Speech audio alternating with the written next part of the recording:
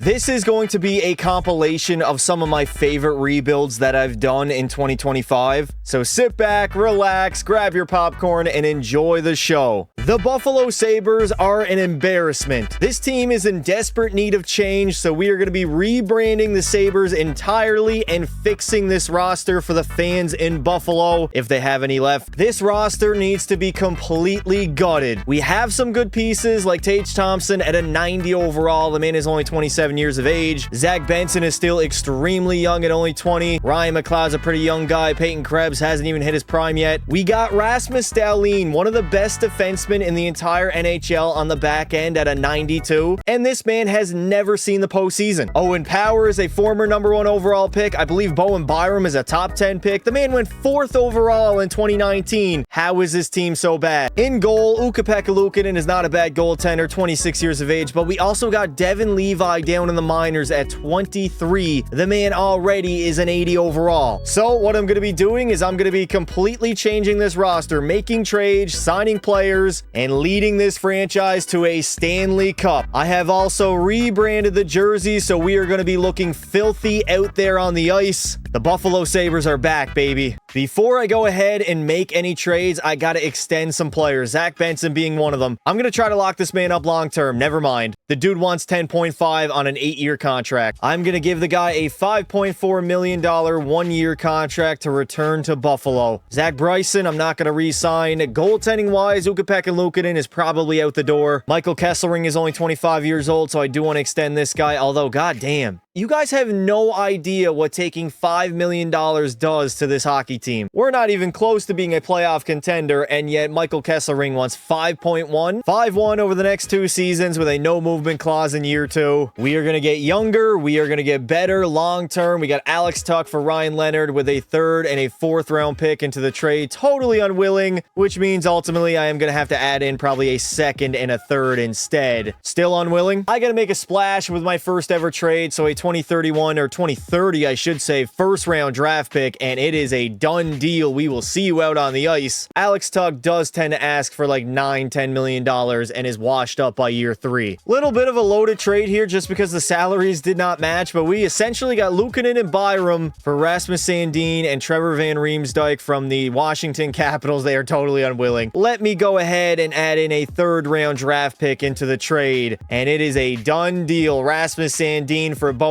Byram swap. We got rid of Luukkonen. The dude is not going to be our starting goaltender moving forward anyways. Rosen, Dowd, a 4th and a 5th for Burrow and Ridley Gregg from Ottawa. Bang, there we go. I am wheeling and dealing, and I am trying to improve this roster moving forward. Getting rid of the Josh Norris contract, a 2nd and a 3rd into the deal for Matt Savoy and Mangiapane from Edmonton. Totally unwilling. I'm getting rejected again, but that is not going to discourage me. I'm going to add in another draft pick to try to make it go through. Maybe another 2nd rounder from 2031 will do the job, and it is a done deal. Matt Savoy is the newest member of the Buffalo Sabres. Building towards the future. This is an extremely young team that is not ready to win just yet. We're going to have to wait a season. The plan is to try to get a top 3 overall pick, maybe even grab Gavin McKenna, but we got Thompson, Benson, and Leonard on our top line. Savoy will play alongside Ryan McLeod and Mangiapane. Kulik, Gregg, and Quinn on our 4th line, and then Josh Doan, Peyton Krebs, and Jason Zucker. Defensively, we got Power and Dahlin, Sandin alongside Kesselring, and then Bryson and TVR. Definitely have to round out that top 6, and then Alex Lyon and Devin Levi as our goaltending tandem. Although I might end up trading Lyon just so Devin Levi can grab the starting position right away. Giving a contract extension to Josh Doan, 2 years, $2 million.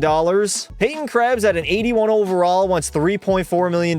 Not a chance. Michael Kesselring is going to accept my offer. Josh Doan accepted. My job is very simple. Bring Buffalo back to being relevant and win them a Stanley Cup in NHL 26 by any means necessary. We got to get back in the postseason. We have to get better, and we have to finally win a Stanley Cup for the city of Buffalo. They have been through enough pain. I would say that I'm surprised that Buffalo started out 0-3 in the regular season, but I'm really not. This team has had expectations since Jack Eichel got drafted way back 10 years ago in 2015, and they have yet to still make the postseason. postseason, although we are 7-6 to start the year. I honestly thought we would be a lot worse than we are, 21, 23-1. We're definitely near the bottom of the Atlantic, but not the basement of the National Hockey League. We're winning a lot more than expected, but I'm trying to get first overall. I want Gavin McKenna to complete this roster and to guarantee a Stanley Cup. Surprisingly enough, somehow the Buffalo Sabres made the playoffs. 43, 31, and 8. We had 94 points on the season. Probably going to have to play Toronto or Florida in the playoffs, as Tampa Bay will win the President's Trophy, Florida second, Toronto third, Edmonton and Colorado to round out the top 5. I wanted to be down here with the Penguins, Blackhawks, and Sharks, man. Oh, we're not getting Gavin McKenna. Shout out to Tage Thompson, brand new career high, 58 goals, 97 points. Dahlin only had 9 goals with 62 points. Ryan McLeod was very nice. Benson's going to be worth that money in a few years. Mangiapane put up damn near 30 goals and 52 points. And then goaltending wise, Alex Lyon started the majority of the games. Levi played 31, had a 9-13 and 4 shutouts. That's my goaltender. Shout out to McDavid having the most points at 146. He's also going to have the most goals at 58. A statement season by 97. Thompson also had 58. Leon 57. Fantilli had 53. And Nikita Kucherov 50. On the point side, we had a plethora of players. Actually, not really. Outside of Draisaitl and McDavid, only Sam Reinhart and William Nylander had over 100 points, and they both had 101. As the Buffalo Sabres get a favorable matchup in the first round, it will be the Columbus Blue Jackets. I gotta be honest, I can't believe we're back in the postseason already. I wasn't even trying to win. I was trying to tank. All right, the Columbus Blue Jackets. Evgeny Malkin is their number 1 centerman. 87 overall between Kirill Marchenko and Sean Monahan. They picked up Mason McTavish, I guess via trade. Maybe they signed him. Did they lock him up? They had to have. $6 million on a 4-year contract alongside Fantilli and Chinakhov. This roster is completely overhauled. Zachary Werenski is a 92 overall, just like Dahlin. They got Severson there at an 86, Provorov 85, and then in goal, only an 82 overall, Elvis Merzlikins. But then we also got to remember we don't have a great starting goalie right now either. This should be a very fun series. I'm not exactly sure how good Columbus is going to simulate now. I mean, they are going to be the higher seed team right now. 3-1 win after 1. Oh my God, we're down 2-0. We're down 3-0. Sabres might get swept. Buffalo's time back in the postseason might be bittersweet. First period, no scores. Second period, we do have the lead. McLeod's got a pair and Mangiapane has 1. Michael Kesselring is going to extend it to 2. And then Peyton Krebs extending our lead yet again, giving us the insurance markers. Mason McTavish, though, on Alex Lyon, but Andrew Mangiapane. Is that a hat trick? I think it is a hat trick for Mangiapane here in the third period. A 6. Oh my God. Are we really? No, Geno Malkin. What the fuck is going on? The Buffalo Sabres collapsing on home ice here in Game 4. We had a 6-3, 6-4, and a 6-5 lead. And now we have to head to overtime in Game 4 with our season on the line. Embarrassment on the line as well. If we get swept after not making the playoffs for 14 seasons, that is just going to add fuel to the fire of everybody shitting on the Buffalo Sabres. Geno Malkin moves it up to Monahan. All we need is 1 shot, though. That is the good news. Monahan into the zone. Monahan takes the shot. Good save by Lyon. Marchenko, he's going to play it to the middle, but a turnover. Dahlin picks it. Rasmus Dahlin, our captain. The other way into the zone, getting pounded. I'd like to get pounded. What? Who said that? Rebound! Come on, bury it, TNT. Ryan Leonard, back to the blue line. Dahlin, D to D. Power, walking in, and a great save by Merzlikins. Monahan and the Blue Jackets the other way. Kirill Marchenko into the zone. Marchenko with a shot. Good save by Lyon. Dahlin's back yet again. Our captain leading us. Where are you going? Oh no, Peyton Krebs. Krebs, wow, you just got bullied by Geno. Absolutely bullied by Geno Malkin. Werenski over to Malkin. In the corner, back to the blue line. Severson with a shot, and Alex Lyon is going to flash the leather. We got Jack Eichel having 5 goals in the first round. Geno's got 4. That's insane. The man is turning back the clock single-handedly and destroying the Buffalo Sabres organization. Provorov doesn't get a shot on net. Good D. Fantilli tries to get one. Chinakhov, backhander, and Lyon with the save. We got 12:45 remaining. Robbie Fabro trying to get a shot on net, but good defense by Buffalo. Here comes Mangiapane the other way. Mangiapane over. Savoy down the middle. Rebound. I don't think we registered a single shot on net there. Both of them got blocked. And here come the Blue Jackets the other way. Turning it over, though. A lot of turnovers by the Blue Jackets. McLeod's got no energy. Ryan McLeod just shovels it on net. Good job, buddy. The computer AI, the absolute goats at generating great scoring chances. Do we have our fourth line out on the ice right now? Let's pick the big boys. The big dogs got to eat, man. Fantilli moves up to McTavish. Mason, he's in the zone. Mason McTavish waiting and then firing one on net. But an easy save by Lyon. Benson, Thompson, and Leonard are out here, trying not to get swept on home ice here in Buffalo. The entire arena has had a makeover. Another great save and another defensive zone draw. To be fair, in order to turn the Buffalo Sabres into something they're not, we had to literally turn them into something they're not. New jerseys, new arena, a new identity, and so far a brand new team here in Buffalo. These guys have actually already broken the curse. Benson to Thompson. Tage Thompson can't bury it. That's our sniper. That's literally our guy. Back to the blue line is a block shot, and Robbie Fabry's going to break that out. Anthony Mantha into the zone. Mantha hesitating over Voronikov, but a great block shot by Buffalo. We have been defending very, very well so far. JVR dumps it in deep. Good job. James Van Riemsdyk making good play after good play. 4:40 remaining here in the overtime period. We have yet to find a winner. Columbus has 48 shots on goal in the middle, and that is number 49. Alex Lyon, historic performance. Yuri Kulik, you have some ice here. Oh my God, Yuri Kulik, buddy, what are you doing? A 3-on-0 the other way. Coyle in, rebound, and they score. Kent Johnson will do it, ending the Buffalo Sabres season as we get swept for our very first time back in the playoffs. After 15 years, we don't win a single game. That is tough. Ryan McLeod was our only point-per-game player, having 2 goals and 4 points in the 4 games. Not really the most successful playoff run for Buffalo. Oh my God. Alex Lyon, I don't know how he had an .886 save percentage. The man made like 50 saves in game 4. The dude got absolutely pelted, and this is a good learning experience for a very young team here in Buffalo. I gotta sit here and watch the Vegas Golden Cheaters win the Stanley Cup, beating the Carolina Hurricanes in game 7. Tragic. Individually, Leon Draisaitl will take home the Ted Lindsay, the Hart, Art Ross, and Maurice Richard will all go to Connor. Evan Bouchard, the Norris, Shea Theodore, the Conn Smythe, Vasilevsky, the Vezina, and Kopitar, the Selke. As we now head to the year number 1 draft, Chicago is going to win the draft lottery. Philadelphia all the way from 13th to 3rd. And the Buffalo Sabres are not going to get a lottery pick unless we trade. Corey Perry, the mom killer, is gone after 448 goals. Logan Couture is going to retire. Goodbye to Shea Weber and Milan Lucic, who I believe beat his wife. What could it possibly take to grab Gavin McKenna from the Chicago Blackhawks? I truly wonder how big is the trade value. It's not that big. This is doable, man. This is 100% doable. Now, our 2027 first rounder is worth a little bit more. We keep our first round from this year. Maybe throw in 2 seconds, a 2029 and 2030. Trying to grab the first overall pick, totally unwilling. We're going to have to very clearly make an offer they cannot refuse to. Otherwise, I don't really foresee Chicago accepting my offer. McKenna, Robrick, Belchi, Stenberg. What about Stenberg? Ranked 4th overall. He's a gem. 18 years old. 1 year till he's NHL ready. Maybe we try to grab him. We will give up 2 first-round picks this season and 2031 for 4th overall. Still not going to go through. We're going to have to add more to this trade. Maybe 2 third-rounders could do the trick. Totally unwilling. A 2nd and a 3rd. And oh my God, can somebody give me their draft pick, please?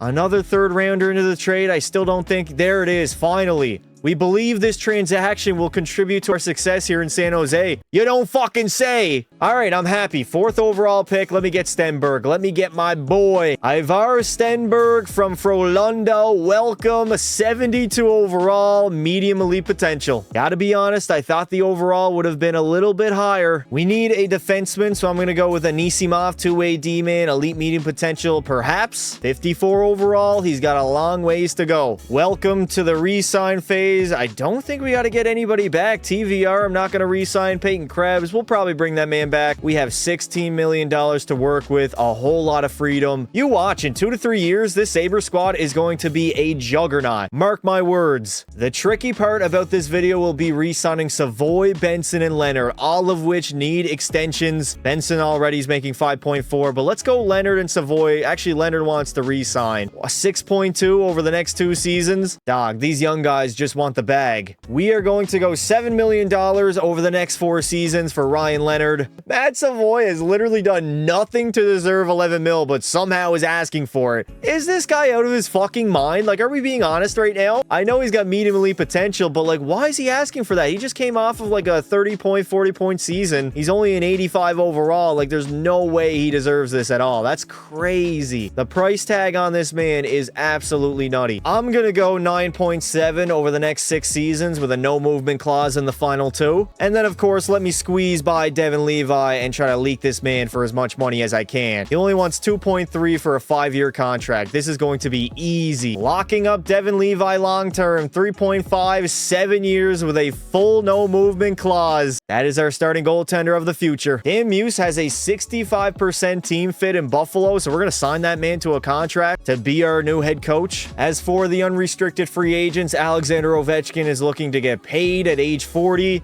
91 overall, wants $12 million. John Carlson's available. Rasmus Anderson. Goaltending-wise, Sergei Bobrovsky. I mean, dude, you're 37. There's no way you're getting 12-4. Not really anybody that fits our timeline. I got to save my money anyways. We got a bunch of young guys that are going to be wanting bags over the next couple seasons. We've really started off on the right foot by you offering me a role. Was it the role or was it the money? I gave you 9.9. You bag-chasing little weasel. Matt Savoy has re-signed long-term here in Buffalo. Ryan Leonard accepted my offer. Not the greatest forward core. We do have Tage Thompson at a 91, but Leonard and Savoy are still extremely young. Kulik, McLeod, and Benson in our top 6. We got Ridley Gregg centering the 3rd line with Doan and Mangiapane. Then defensively, Power and Dahlin, Sandin, Kesselring, Timmins, and Samuelson. And Devin Levi has grown up to an 84 overall. He's our starting goaltender, and the man is locked up at a very cheap contract at 3.4, I believe it was. Zach Benson is the only guy I cannot give a contract extension to. We're gonna have to wait until the re-sign phase. This team is leaving so much on the table. We got 16 mil in salary cap available. We're not gonna be competing next season, but that is okay. Moving forward, there will be a big name free agent. We are gonna build this team properly. Listen, do not worry, do not fear. Matt Savoy is here. The guy's gonna lead us to a chip. Looking at the roster on paper, there's some kinks to work out, but this team is good enough to compete for a playoff spot. You know what? So what? I agree. Let's go conditioning and let's be in shape for the regular season. Although we're probably not going to be great. The Buffalo Sabres had a surprising season last year, winning like 43 games, making the playoffs. We did get swept, and now we're coming back next season. Still very, very young and starting off 3-0. I don't know what it is about me with underperforming rosters that tend to do very well. 5-1 to start the season. We might make the playoffs yet again. I really cannot explain it, but the Buffalo Sabres are 27-8-2 to start the season. One of the best teams in all of hockey with a roster that honestly doesn't really match it. 31-8-2. The chemistry has to be off the charts. I didn't even hop into the trade deadline last season because I didn't expect us to be very good, but here we are with a winning record and a possibility to go far. Quinn Hughes? No. We're not getting Hughes. Why does Thomas Harley never, ever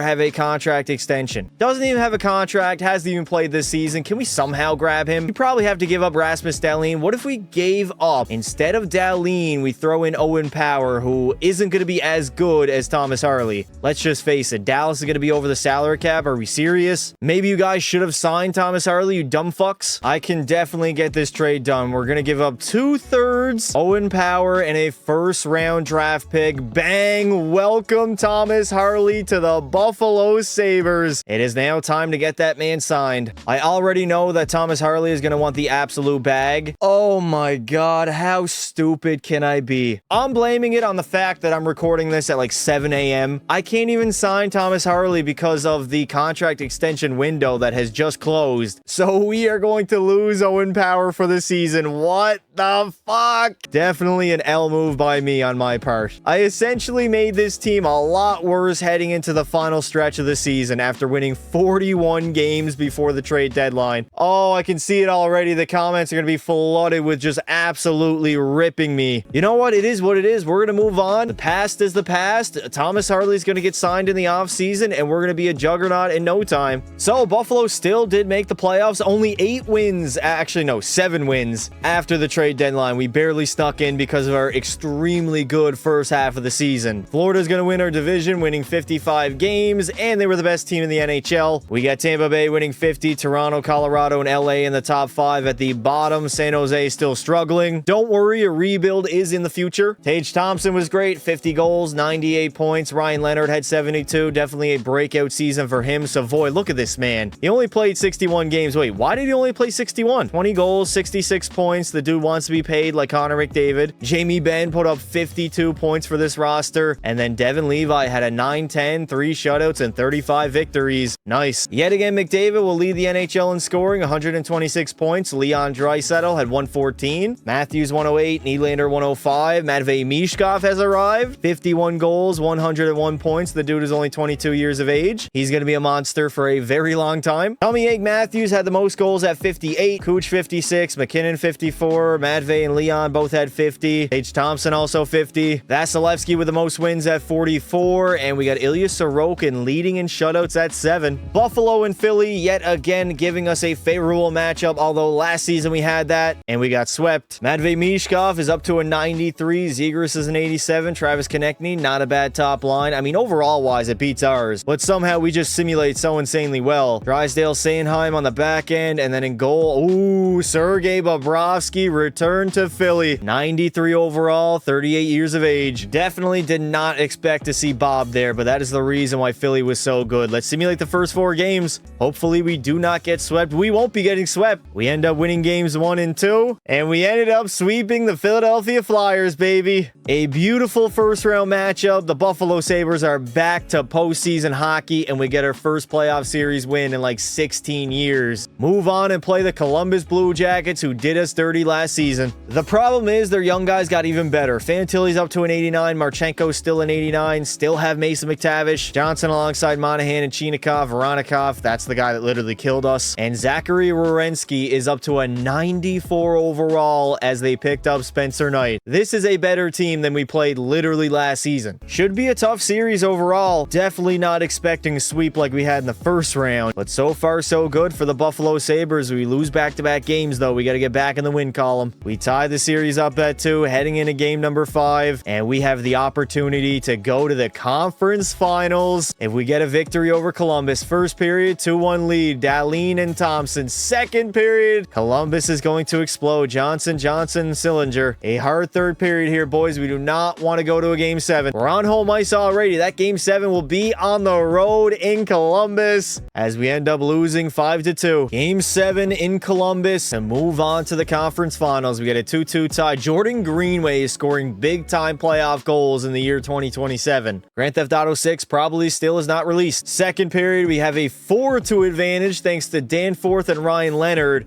And the Sabres less than 20 minutes away from conference finals hockey with a roster that, if I'm being honest, isn't really that great. I am utterly shocked. Wait a minute, Voronikov, he makes it a 1-goal game. This game is not over whatsoever. 5 minutes remaining in the third. Are we going to have to hop in? A minute and 23 away from conference finals action. The Buffalo Sabres, I mean, this team is absolutely unbelievable. Oh no, bad turnover. Mason McTavish. Cross ice to Fantilli. Fantilli's into the zone. All they need is a shot. The CPU shooting in this game is insane. I've upped up the sliders to make sure they can score goals. Marchenko losing it. Empty net for the Blue Jackets. Ridley Gregg, you got an opportunity. It's bumped off the puck. Werenski over to Sean Monahan. Monahan is in, but he gets it turned over as well. 34 seconds to play. All the way up. Yes! Yes! Seal the deal, Peyton Krebs. An empty netter to send this franchise to the Eastern Conference Finals. Finally, a real challenge. The Tampa Bay Lightning in the Conference Finals. They're going to be tough. A dynamite top line of Gensel, Point, and Kucherov. 97, 95, and 91. Then they got a 92 overall Hagel on their second line with Cirelli and Borkstrand. Their top six blows ours out of the water. Defensively, they might be better too. Hedman's a 93, Radish 85. We don't even have Thomas Harley right now. And a 96 overall Andrei Vasilevsky. We are cooked. I completely forgot we don't even have Thomas Harley. We are doing this all without our second best defenseman, who's like a 92 overall. Imagine if he was actually being able to play right now in the postseason. We're down 3-1. Trying to force a game number 6. We got game 5 in Tampa Bay. 3-0 lead after 1. McLeod, Timmins, and Samuelson. It is, oh my God. That lead evaporated quicker than my NHL hopes. We got to lock it down in the third period. This is going to be tough. We're only down, or we're only up by 1, I should say. Shots are 30-23. Tampa Bay had a power play. They get another one. Yes, shorthanded goal by Jamie Benn on Andrei Vasilevsky. Let's send us to game 6. Complete dogs. We are like Scattaboo and Jackson Dart, just complete dogs right now, trying to will this franchise to a Stanley Cup Finals. Can we force a game 7? Down by 1 after 1. Still down by 1 after 40. This is doable, man. We're barely getting outshot, barely getting outscored, and the Buffalo Sabres get a power play in the third period. We do not capitalize. That is a killer.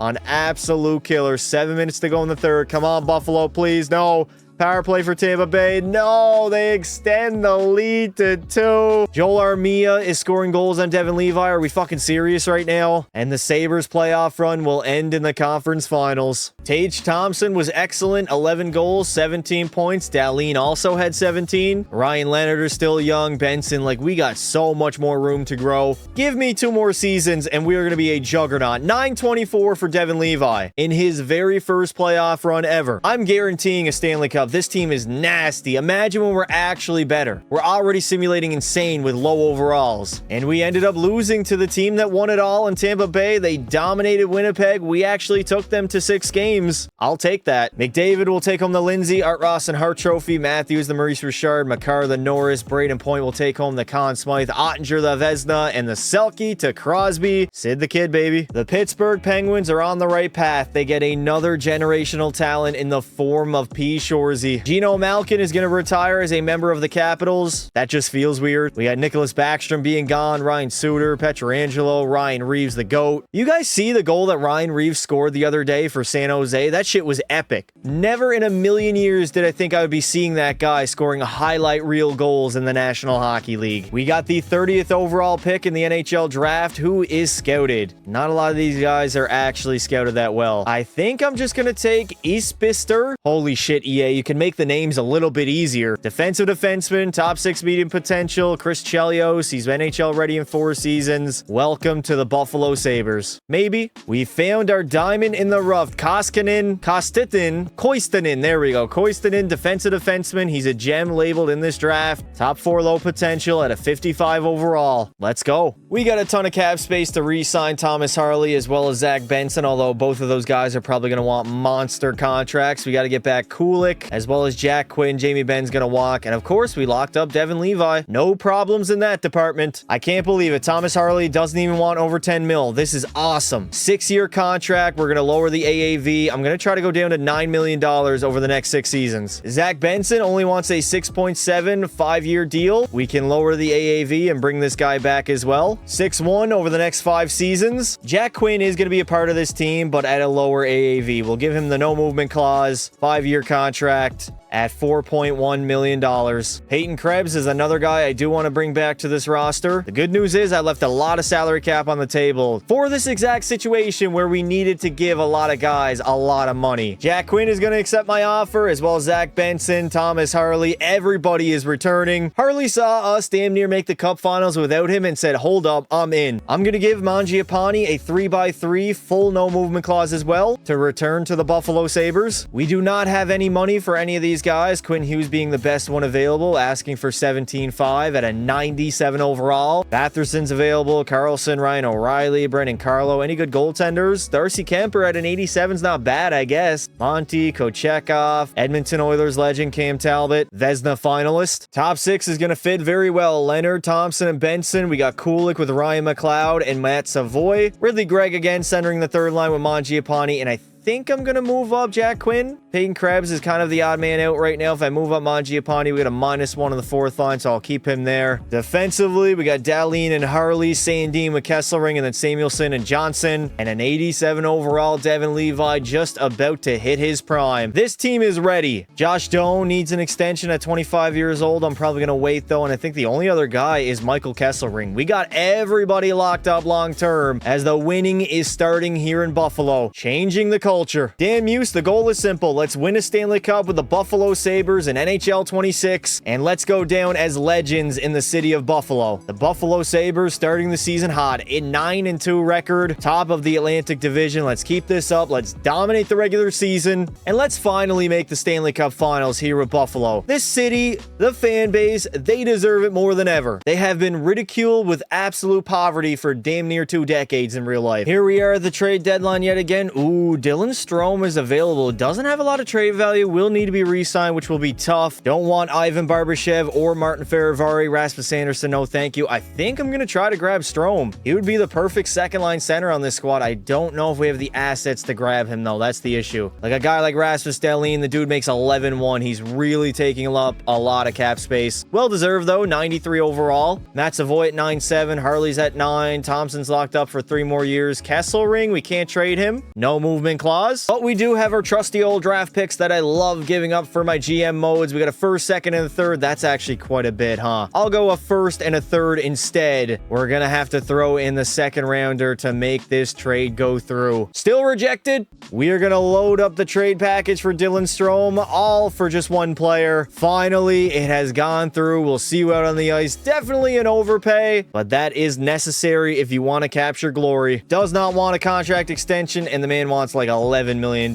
We are not going to be able to re-sign Dylan Strome. We only got 6.9. I'll offer it to him, but I know he's going to decline. We have to get it done here in the postseason. Yeah, it's safe to say Dylan Strome was not interested in that extension. He got absolutely lowballed. Solid season, 53, 23, and 6, 112 points. Only Tampa Bay was better in our division. And for the entire NHL, we were second overall. Columbus is good again. Florida, I mean, goddamn, the Eastern Conference right now is a bloodbath. Mr. TNT himself exploding his load on the National Hockey League. 55 goals, 104 points. Benson had 98, Savoy 84. I mean, dude, you are a -14. I'm expecting a lot better than that. Leonard had a 31 goal season. Dahlin 76. Strome had 71. How many in Buffalo, though? That is the question of the puzzle. Ooh, 3 goals and 9 points in 18 games. That ain't good. Ryan McLeod had 6.7. Harley 63. Kulik 5.4. And then Devin Levi, yet again, 9.15 save percentage. The man had 3 shutouts and 44 wins. We are set up to go all the way. We got Nikita Kucherov leading in points with 125. Braden Point had 116. Fantilli 112. Matthews 110. McDavid 107. Sidney Crosby is still playing. Not only still playing, but performing at a high level. 28 goals, 106 points. The dude hasn't hit 100 points, I believe, since 2019. Yes, a decade ago at this point. Shout out to Devin Levi, tying Spencer Knight for the most wins at 44. And we got Jake Ottinger leading in shutouts at 8. Also had a 924. The guy's probably going to win the Vezina, and well deserved. He had a crazy season. The luck of the draw, it will be the Florida Panthers in the very first round. The Dynasty Panthers, Reinhart, Barkov, Kachuk, Verhaeghe with Lundell and Samoskevich. Still running back Marshy and Bennett on the third line.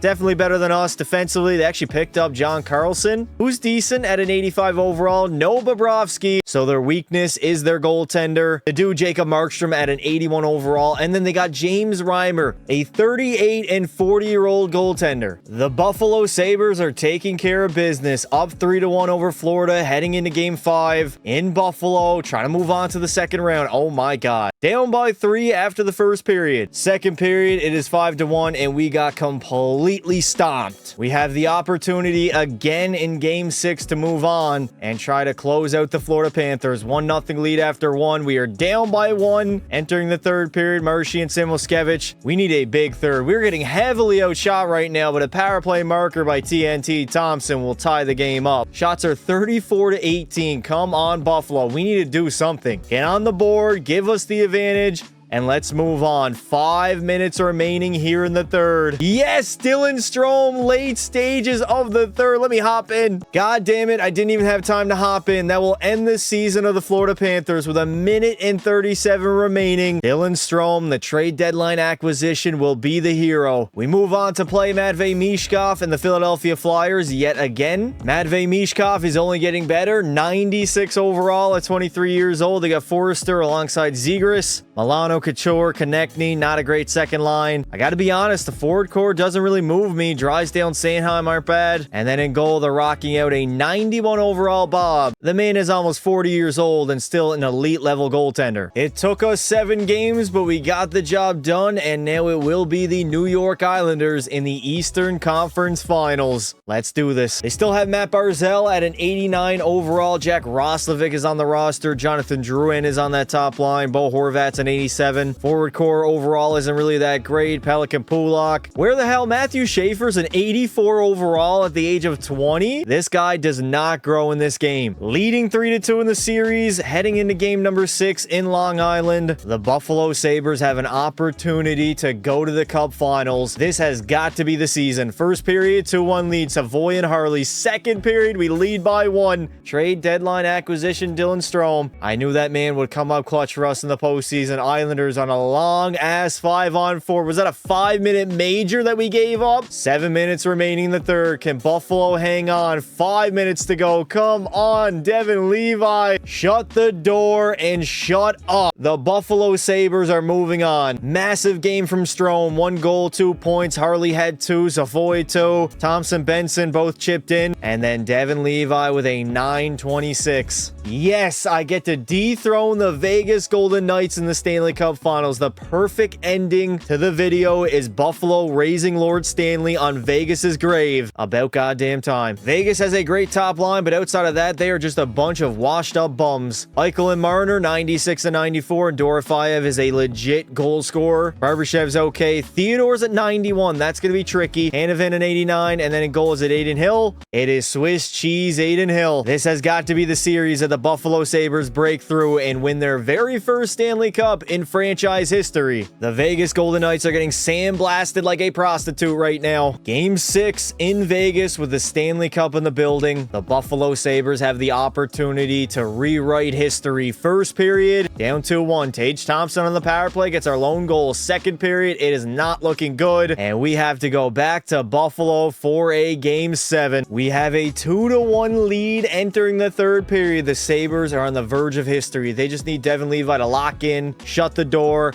and win us a goddamn cup. Oh my god, a power play for Vegas, another one. Why are we giving up so many penalties right now? What in the world is going on? Can Buffalo extend their lead? The Buffalo Sabres are Stanley Cup champions, 3 years under GM Pasta, and I have brought this city a Stanley Cup. We completely rebranded the team to black, gray, and red. Rebranded the culture, brought in some new players, younger guys that we locked up long-term, Devin Levi being one of them on a very team-friendly contract. Everybody bought in, and Matt Savoy, one of the guys we traded for, 13 goals, 33 points, a Conn Smythe to his resume, leading the Sabres to a Stanley Cup in NHL 26. The icing on the cake is that we get to win it here in Buffalo. The entire arena got demolished. We built a brand new one here in Buffalo, and the city, the fan base, the entire franchise can now celebrate as the Sabres are Stanley Cup champions.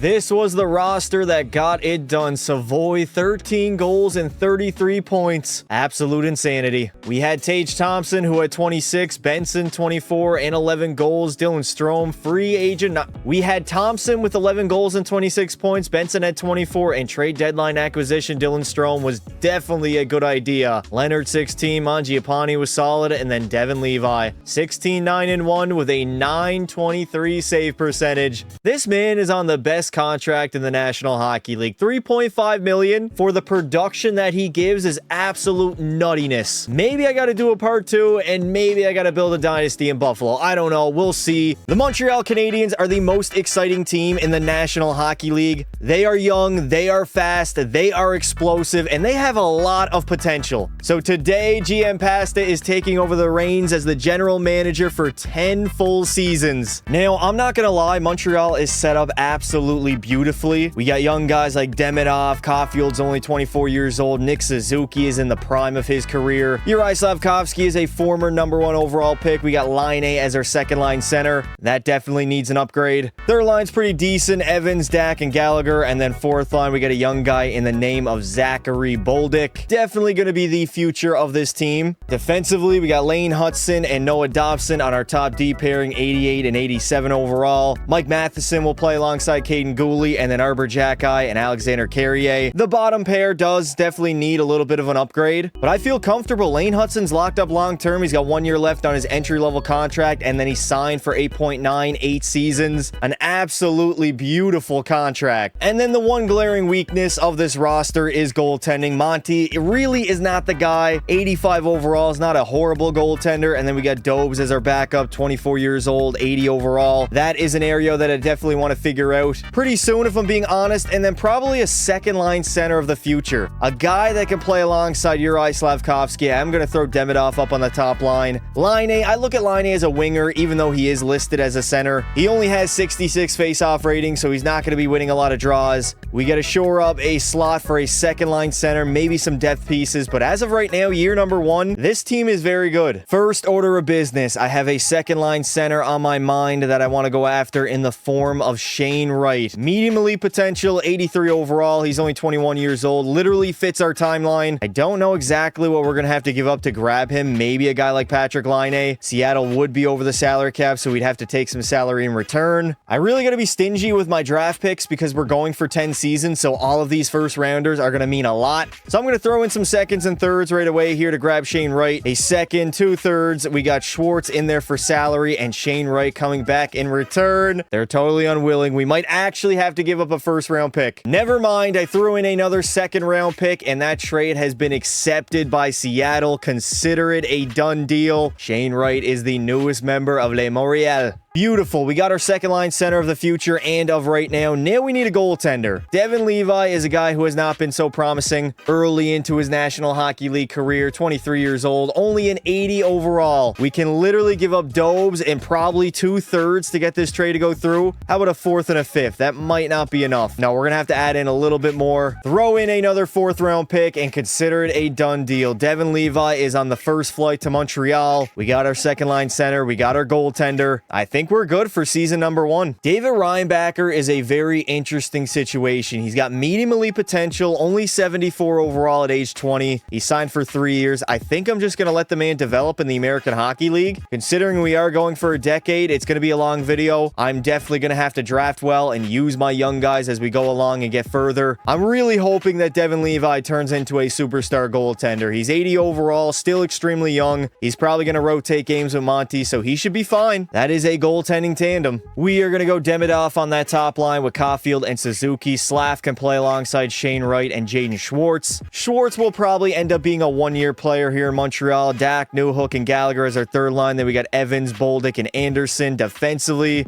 I don't know why EA is insisting on scratching Lane Hudson. This is absolutely absurd. Lane is our best defenseman. He's playing on that top line. Gooley and Matheson, and then Arbor Jacki. Whoa. Jacki literally has X factors? Definitely did not expect respect that. And then we got Monty and Devin Levi between the pipes. The year number 1, Les Montreal des Canadiens. Oui, oui, oui. Contract-wise, Mike Matheson has been offered a contract extension. We'll see if he decides to re-sign. Kirby Dack wants like $5 million, so I'm going to wait until the re-sign phase. Schwartz, I'm not bringing back. I think Arbor Jackeye needs a contract. Bolduc, I am praying that man re-signs. Joe Valeno is another guy that needs a contract extension, so I think we're fine for season number 1. Marty St. Louis is the guy to lead us to a Stanley Cup. He's got 2 years left on his contract. I fully believe in his coaching abilities. I just got to make sure my scouts are on point and my assistant and associate head coaches fill the roles that are needed for power play and penalty kill. We locked up Mike Matheson for the next 3 seasons here in Montreal. Zachary Bolduc has resigned as well. GM Pasta already is cooking. As we march along the regular season, we're going to simulate up to the trade deadline, evaluate our team, see how we're doing, and see if the Montreal Canadiens can make the playoffs for the 2nd consecutive season. Esti da tabernac. Pretty decent season so far, 35, 22, and 7. We are chucking along the regular season, entering the trade deadline. Probably not going to make any moves. I mean, I got to be wary of my draft picks. I can't just sell consistently at the deadline and go all in. This is not a 5-year video. We got to go 10 years in this hoe. Shout out Derek Lewis. Vince Dunn is available. Gaza Spear, Rasmus Anderson. Alex Tuck kind of regresses a little bit too early. Yeah, I don't think I'm going to go after anybody. We're just going to ride out season number 1 into the postseason. Montreal already has a very good team. I realistically don't have to make a ton of moves to make us into a Stanley Cup contender. Time and development is probably going to be the biggest factor considering our team is still very, very young. And already we are looking like a playoff team. End of the season record isn't really that impressive. 43, 30, and 9. We barely made the postseason in a loaded Atlantic division.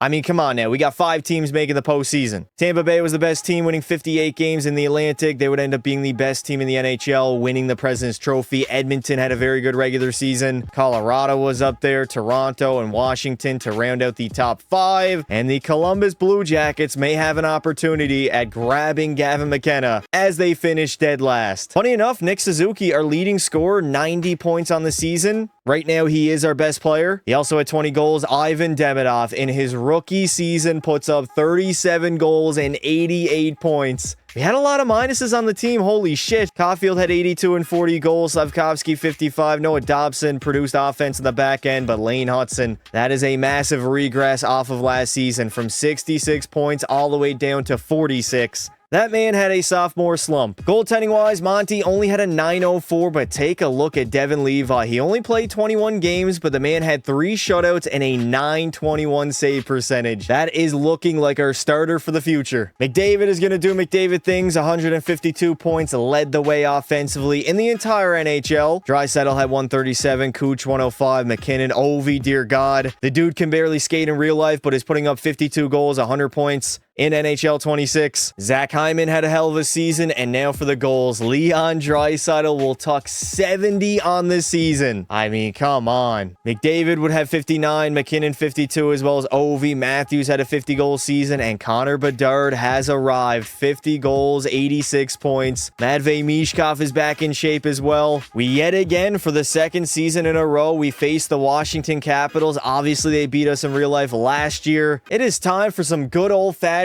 ass-spanking revenge. They got a very similar roster to last season. Wilson, Strome, and Ovi on that top line. Alexei Protas is centering his own line between PLD and McMichael. That is a very good top 6. Bottom 6, I'd say, is pretty even with us, although Ryan Leonard, not yet, but the man is going to be very good, probably in the high 80s, low 90s. Defensively, Gudas and Chicky is their top line D pair. Ferravari's great alongside John Carlson. Yeah, their D-core definitely clears ours. And then in goal, they got an edge with Logan Thompson, 87 overall. The best Canadian goaltender as of right now. Are you watching Team Canada? I swear to God, if we go back-to-back seasons where Logan Thompson does not make the Canada team, let's see how the Montreal Canadiens fare. Back-to-back playoff series against Washington. I think it was a 5-game series last year. I literally can't even remember. We are leading 2-1 after the first 3 games, heading into a very pivotal game number 4 that we get a victory in, go up 3-1, and have an opportunity for the first time since 2021 to win a playoff series. First period, we are leading by 1. We got Newhook and Demidov. Second period, Washington is going to tie it up. The greatest goal scorer of all time is going off. The man has a hat trick in this game already. That is 3 goals for Ovi and the lead for Washington in the third. Montreal can't get anything going on the power play halfway through this third period. Can the Canadiens tie the game up? Can we somehow gentlemen sweep the Capitals? Or are we headed back to Montreal for game number 6? It is the icing on the cake by Connor McMichael. Montreal has yet to show the ability to close out a series. First period, we got no score. Second period, oh my, shit ain't going well. Nicholas Dowd and Dylan Strome. It is a 2-0 lead for the Caps. Are we going to blow a 3-1 series lead against Washington? Oh my god, the Canadiens are still extremely young. 11 minutes to go here in the third. Shots are 28-22. This is not looking good at all. 3-0 lead. PLD will put the final nail in the coffin, and now we got to go on the road in game 7 and somehow find a way to win. We are just not scoring enough goals. Offensively, ranked 12th out of 16 teams for goals for per game.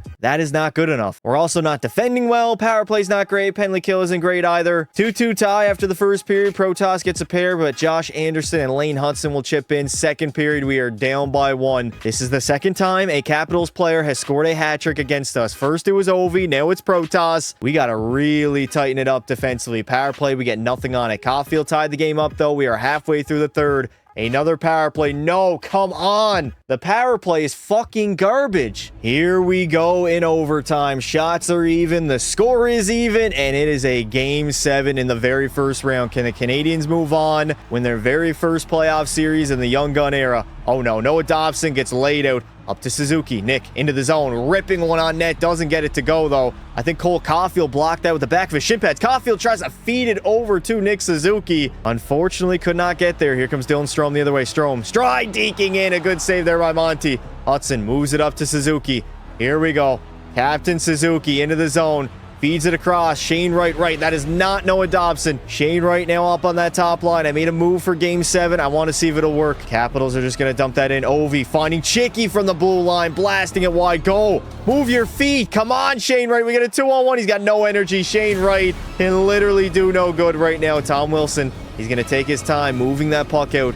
All the way up to Dylan Strome. Strome entering the zone. By the defenseman. Gets it back. Strome will absolutely bury it. Dylan Strome's first of the game will seal the deal and eliminate the Montreal Canadiens as the Capitals complete the comeback. Down 3-1. They force a game 7 on home ice and they get the job done. That's absolutely embarrassing, man. We were up 3-1. How did we not close out that series? Yeah, offensively, we really struggled. Suzuki didn't score a single goal and had 5 points in 7 games. That was our leading scorer. Lane Hudson, oh my god, Lane had 3 goals as a defenseman. Demidov wasn't really that great. We couldn't put the puck in the back of the net. And then Samuel Montembeault, 3 goals against per game. 909's not horrible. Devin Levi had to come in relief one time. We'll get better the longer the video goes. I fully came into this realizing year number 1 was not going to be our Stanley Cup window. This team is still extremely young and inexperienced. Back-to-back first-round exits. We know what playoff hockey is like now. We know what we got to do to close out a series. We're going to be better because of it. All right, EA, the Winnipeg Jets are Stanley Cup champions. They swept the Tampa Bay Lightning in the Stanley Cup Finals, only in NHL 26. Connor McDavid will take home the Ted Lindsay, Art Ross, and Hart Trophy. Leon, the Maurice Richard. Bouchard's going to win the Norris. We got Demidov, the Calder. Scheifele, the Conn Smythe. Vasilevsky, the Vezina. And Anze Kopitar, in his final season, will win the Selke. Actually, he tends to probably play until 42, 43 years old. He is not done after this year. Now, the important part. We got to simulate to the draft. Draft well. Columbus, they won the draft lottery. Unfortunately, Gavin McKenna is going to have to live in Ohio. So obviously we are not selecting first overall. We got the 22nd pick right now. Maybe I can make a few moves, move up into the draft, build an even younger core that we have in Montreal. But I mean, we are pretty much set up. Noah Dobson, I don't like that contract. I'll be honest. 26 years old, makes 9.5. It is an 8-year deal. He's an 88 overall. We already have our offensive defenseman in the form of Lane Hudson. So maybe I can flip him for a defensive defenseman, a shutdown guy that I can pair alongside Lane, and we can have like the best D pairing in the entire NHL. I'm going to go ahead and try to cook up a trade here. I want to sell on my 2nd and 6th round pick for this draft. I'm probably going to have to add in a later, maybe a 2031 3rd rounder into the trade. Doesn't have a lot of value, but we're going to go Dobson, a 2nd, 6th, and 3rd for Jake Sanderson from the Ottawa Senators. Basically a 1-for-1, and it is a done deal. Sanderson already is better. He makes less. He's locked up long term. I think that's going to serve Montreal very well for the future. There is my big trade that I'm making at the draft, and now we got to select a prospect. Lars Steiner, elite medium potential, top 9. Nah, I'm not going to go top 9. The dude's a bust. The scouts have not really gone to work in year number 1, so I'm just going to take the best available guy here. Top 6 medium potential, 63 overall, not bad. Now we have hit the re-sign phase. Demidov in preseason. Oh my god, the dude is up to franchise medium potential. Oh yeah, we cooked. We got $8.8 million in salary cap to spend. Kirby Dach will try to bring back. Jaden Schwartz probably not going to return. We only got to worry about those 2 guys. Devin Levi's another guy in preseason I'll want to extend, but right now I'm just focused on bringing back Kirby Dach. He is a restricted free agent, so we can't qualify him. Nice. He went from like 5.2 now to 2.9. I'm going to give that man a full no movement clause, and I'm going to lower the AAV just to grab him at the lowest price possible. I'm going to go 2.5, 3 seasons, no movement clause in year 3. Joe Veleno, I'm just going to qualify. Sammy Blais, I'm not going to bring back. Arbor Jack guy, I'll qualify him, I guess. Although I can probably find a better replacement in free agency.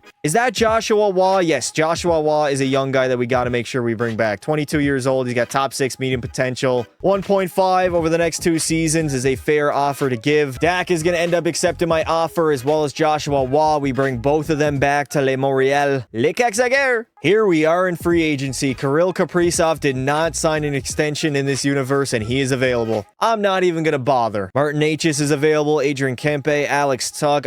Probably a defenseman would be a guy that I would go after. We could technically sign Rasmus Anderson. Actually, I don't think we have the space. No. Radko Gudas is available. Connor Murphy's only 33. I mean, Connor Murphy wants damn near $6 million. It'd be like a Ferraro. I'm going to try to lock up Charlie Coyle 2 years at 3.1. He does want to come to Montreal. He's an 85 overall. There is a possibility that he does regress. I'm going to take that chance. Unfortunately, Charlie Coyle rejected to go with Le Edmonton, and then Mario Ferraro is headed to the Maple Leafs. I literally struck out in free agency. Those were definitely the 2 guys that I wanted. UFAs, let's take a look at forwards. Any depth guys we can bring in? Oliver Borkstrand, no. What about Vladimir Tarasenko? He's a sniper, 34 years of age, 2.4 on a 2-year contract. Bring that man in. And then we should probably grab a defenseman like Brett Kulak, 32 years old, 82 overall. Over the next 2 seasons, he accepted my offer. Heading into season number 2, Demidov now is up to a 92 overall alongside Suzuki and Caulfield. That is a very lethal top line. We got Slavkovsky alongside Shane Wright and Kirby Dach. Jonathan Toews we signed in the offseason. Our bottom 6 honestly isn't really that great. It's filled with a lot of low 80 overall guys. I would love a second line winger to put alongside Wright and Slavkovsky. Somebody who could put the puck in the back of the net.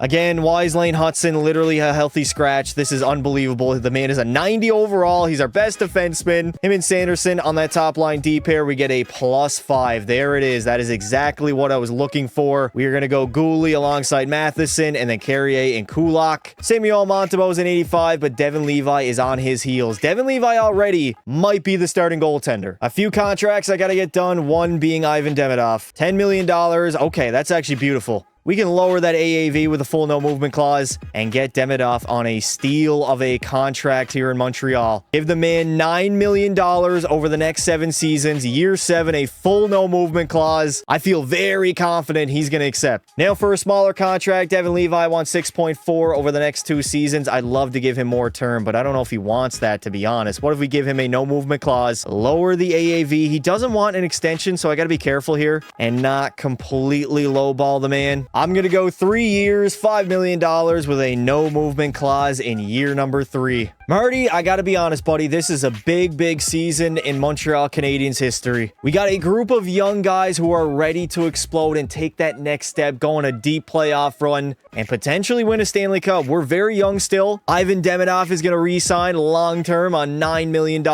That is going to be the best contract in the entire NHL. And we got Devin Levi back over the next 3 seasons as well. We got everybody locked up under contract. This team is going to be a dynasty. There's no in-between. Now Now heading into season number 2, I'm expecting a very dominant regular season by the Habs and then a playoff run for the ages. If you guys have made it this far into the video, make sure to hit that like button and subscribe to the channel as we are on the road to 50K and we are on the road to a Stanley Cup, bringing the Stanley Cup back to Canada for the first time since 1993. Book it. Starting out pretty good, 23-12-2, but the problem is the Atlantic Division is a bloodbath. There are like 6 or 7 teams that are absolutely good right now, and it's going to be tough consistently making the postseason. We are right now 3rd, I believe, in the Atlantic. Winning the division is going to be extremely challenging. Somehow Vancouver has Quinn Hughes available at the trade deadline. I guess he said he's not going to re-sign. The man is headed to Jersey. Drake Batherson is available. Tyler Toffoli. I don't think I'm going to make any moves. Jesper Wallstedt. We have our goaltender, though. I can't get too far ahead of myself. We still got like 8 more seasons to go in the video. I gotta take my time. I can't be going all in early on. This is for later in the video when we are Stanley Cup or bust every single season. Back-to-back sub 50 win seasons as we went 49, 28, and 5, 103 points. Oh my god. We gotta play the Florida Panthers in round number 1. That is going to be a nightmare of a matchup. We got Colorado winning the President's 55 win season. Tampa Bay was very good. I mean, we were top 4 team in the entire league. I'm not going to get mad at that. Seattle had a good season. Edmonton was up there. And at the bottom, the Ottawa Senators have the opportunity to grab P. Shorzy. That would definitely bolster their roster. Nick Suzuki was so close to hitting the century point mark. The man finished with 32 goals and 99 points. Demidov had 95. Hudson had a comeback season, 14 goals, 78 points. Cole Caulfield is a perennial 40-goal scorer at this rate, and Juraj Slafkovsky has been putting up 60 points. Never mind, it is his first time putting up 60 in his entire career. The man is slowly but surely improving in the NHL. Shane Wright had a good year. Dak was very solid as well. Jonathan Taves chipped in offensively. Monty's going to play way more games than Levi. Levi didn't have a great season at all. An .886 save percentage and Monty a .908. I'm just waiting. Devin Levi, give me the word, buddy. I need you to grow 86, 87, and you are the starter. Matvei Mishkov, funny enough, is going to lead the NHL in scoring, 119 points on the season. The most goals also tied alongside another Russian goal scorer by the name of Alex Ovechkin. Who the hell is that? David Pastrnak had a 60-goal year. McKinnon was great. Draisaitl, Connor, Bedard. Where the hell is Macklin Celebrini? Celebrini is nowhere to be found, although he should be near the top. The dude is literally leading the NHL in his 2nd season in points.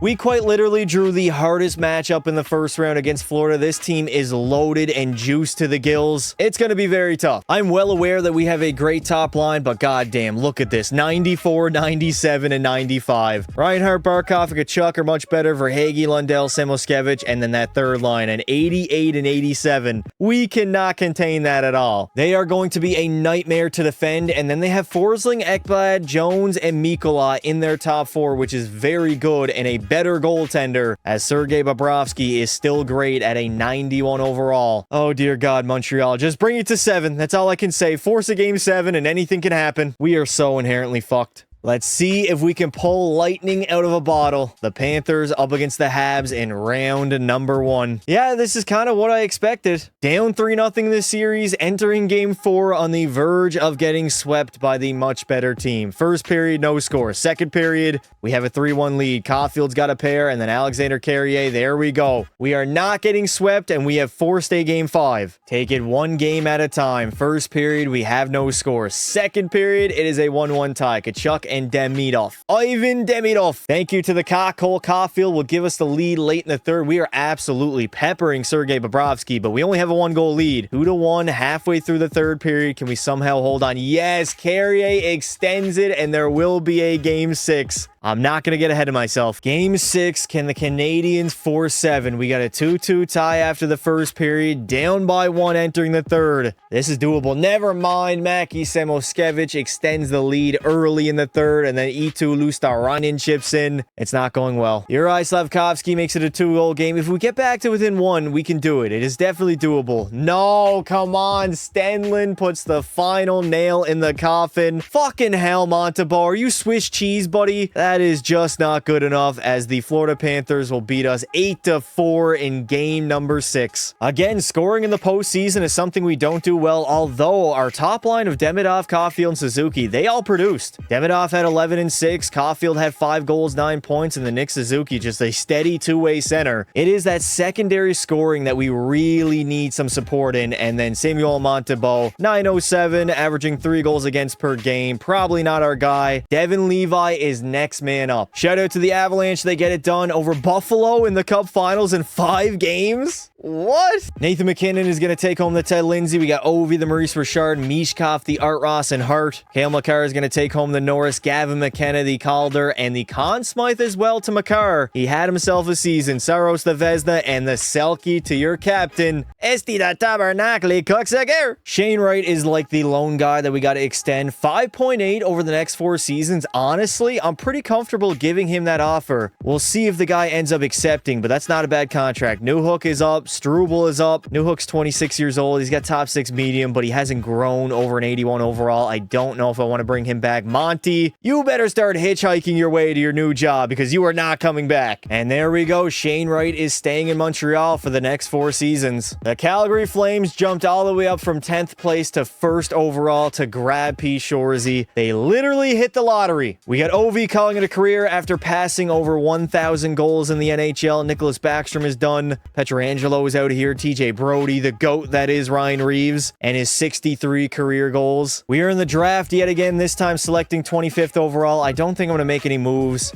Obviously, I believe Shorzy went 1st overall, if I'm not mistaken. Yes, 92 overall. DuPont is headed to Anaheim. Oh, come on. That's fucking unfair. No way the Ducks got Landon DuPont 2nd overall. Ooh, what about Kurt Riddle? Elite low, two-way defenseman. He's NHL ready already. NHL ready already. What the hell am I saying, dude? There it is. Elite low, 76 overall. That is a potential defenseman of the future for Les Montreal. My scouts are not really doing their job right now. I will take the goaltending prospect in Zach Murphy. I have no idea where he's from, but he's got fringe starter, and the dude is only a 51 overall. Why am I even paying my scouts? Pretty much everybody's locked up. We only got 4.4 in salary cap to spend. Newhook, I am going to offer a contract. Carrier, I want to bring back as well. Brendan Gallagher, unfortunately, I think his time is up in Montreal. I can definitely lowball offer Alexander Newhook. I'm going to go like 2.1 over the next 3 seasons with a full no movement clause. Carrier, he wants to return, but we do not have the salary cap space available. Although, full no movement clause,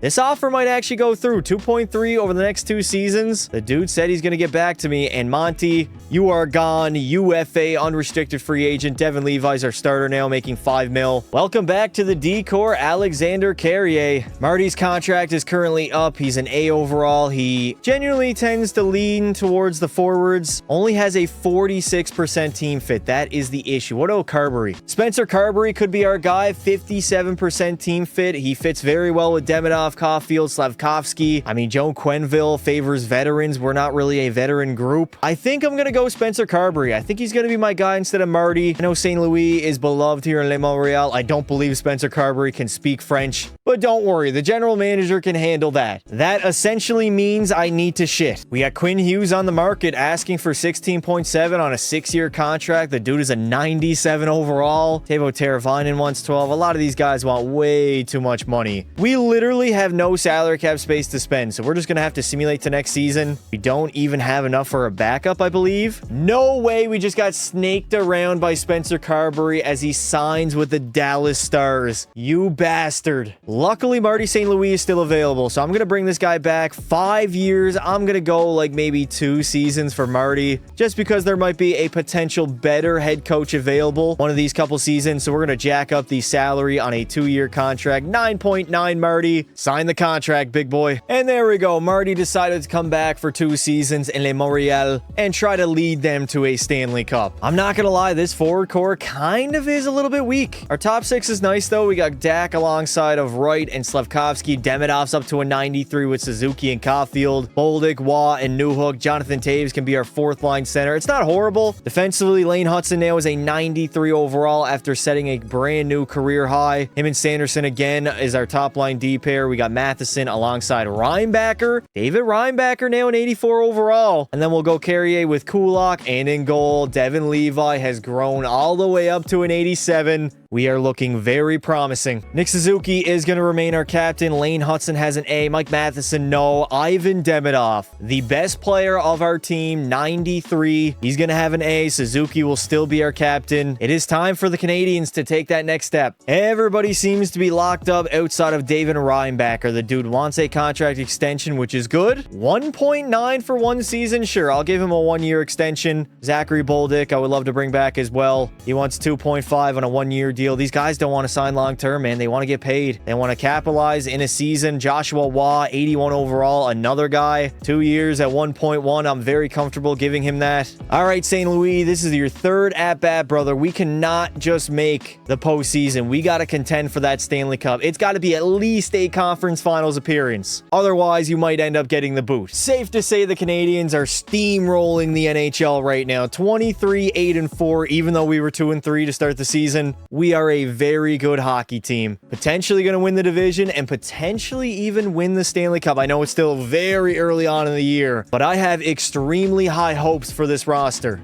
Dustin Wolf is available, but the guy needs a contract extension. Philip Gustafson is here. Travis Sanheim, class protected. Capo Caco wouldn't be bad. 87 overall power forward. Ivan Barbashev, I got to remember, man, I still got like 7 years left. We got a long ways to go. I don't think I'm desperate enough to grab anybody at the trade deadline. We don't have salary cap space. We got everybody locked up. I'm just going to go ahead and trust the process. Basically trusting what Ken Hughes and GM Pasta have built here in Le Montreal. A very solid season by the Montreal Canadiens. 52-22-8, 112 points on the year. Only Tampa was better in our division. And if we take a look at the entire NHL, I mean, the top 2 teams reside in the, actually top 4 teams are all in the goddamn Atlantic Division. The best division in hockey, the hardest division in hockey. It's going to be tough to make it out. Calgary, again, they suck. Even with Shorzy, that cannot save them from being an ass franchise. Ivan Demidov's going to set a brand new career high, 47 goals, 126 points, 347 shots. Nick Suzuki had 102, Caulfield 99 and 51 goals. That top line is probably the best in the entire league. Lane Hudson was damn near point per game. Slavkovsky almost had 60 points. Shane Wright kind of struggled. Bit of a down season for him. We got Dak and Bolduc both chipping in. And then for Devin Levi, he had a .909 save percentage, 3 shutouts, and 43 wins his very first season as a starting goaltender. Honestly, not bad. He's only going to get better. The dude is what, an 87 overall? Connor McDavid, most points in the league at 138. Draisaitl had 136. And Ivan Demidov, third place. That is our superstar. Leon, dear God, 70 goals on the season. He's going to lead the way, obviously. TNT at 55. McKinnon, 54. Bedsy was up there. Dude, is Macklin Celebrini even a part of this universe? I've not seen this guy at the top of any season yet. Let me go all the way down to the San Jose Sharks. What is this man putting up? Okay, 34 goals, 83 points. It's not terrible. At 62, 76. Yeah, he's not really been playing well. The guy is struggling. Finally, a favorable matchup in the first round. We got the Sabres, baby. Buffalo, Le Montreal, round number 1. It's time to get our very first series victory. Now, don't get it twisted. The Sabres are probably going to simulate pretty well. They got Thompson at a 91 alongside Benson and McLeod. Zucker, McCann, Kulik is their second line. Chris Kreider, they picked him up. Josh Stone hasn't really developed that much. I mean, it's not a bad forward core. This is where they shine, though. Dahlin and Power are a great defensive pairing, 94-91. Bowen Byram's an 85. Michael Kesselring's not a bad D-man either. And in goal, Ukko-Pekka Luukkonen, Jacob Dobes is their backup. Remember, we gave him up for Devin Levi. We do not want to be the losers of that trade. Third season of the video, we have yet to win a playoff series. Can that all change in round number 1 up against the Buffalo Sabres? Are you kidding me? A 5-game gentleman sweep by the Sabres, and Le Montreal again struggling come playoff time. Can somebody tell me what the fuck that was? Losing is one thing, but to get dominated like we did and barely put up any offense is embarrassing, dude. With all the talent that we have on our team, that is not good enough, and Devin Levi, he was not good. An extremely disappointing end to overall a very good year for the Habs. It's going to end in disappointment. I guess you could say the silver lining was we lost to the eventual champs in Buffalo as they defeat Winnipeg in the Cup Finals. Fuck off, EA. That literally should have been us. There's no excuse why we were not a better hockey team than the Buffalo Sabres, and they just end up beating everybody, I guess. David's going to take home the Lindsay, Art Ross, and Hart Trophy. Leon, the Maurice Richard. Bouchard again, the Norris. We got Tage Thompson, the Conn Smythe. Andre Vasilevsky, the Vezina. And Adam Fantilli, the Selke. The Los Angeles Kings are going to win the draft lottery and select first overall. We got Anze Kopitar calling it a career at the age of 40. The dude played 1,700 games. Marshy is out of here. Eric Carlson is gone. Brent Burns, Corey Perry. A lot of legends are calling it a career, as well as James Reimer. Wasn't the guy's nickname like the Rye Minister of Defense or some shit like that? James Reimer on Toronto was legendary. We are selecting 24th overall in the entry draft. Caden Connolly is the guy that is starred, although he's not really that scouted. NHL ready in 3 seasons. I think we just go with the centerman. Top 6 medium potential. Not bad, I guess, for a first-round draft pick. We got a goaltender that has been scouted, Christian Othman, although he's NHL ready in 5 seasons. He could have some trade value that I can use. He's a hybrid goaltender. We are going to draft that man, and he is a 47 overall. The goaltenders go wild in the NHL entry draft, man. They're usually in the high 40s, low 50s overall wise, but they got great potential. What about a two-way guy? Harrison, he's NHL ready in 5 seasons as well. Is there any gems available? Let me check. No gems available, so I'm just going to take the guy that I have scouted the most. Top 6 medium, 52 overall. Not bad. You got to think the odds are going to play out, and I'm going to hit on one of these guys, right? If my scouts do their job, the wingers, the centermans, the goaltenders, whoever I take, somebody's going to turn into an NHL player. We really don't have to worry about re-signing anybody. Everybody is locked up, besides like Brett Kulak and Jonathan Taves, Lars Eller. We can bring those guys back if we want. We only got 6.1 to spend, so not a lot of money to go around.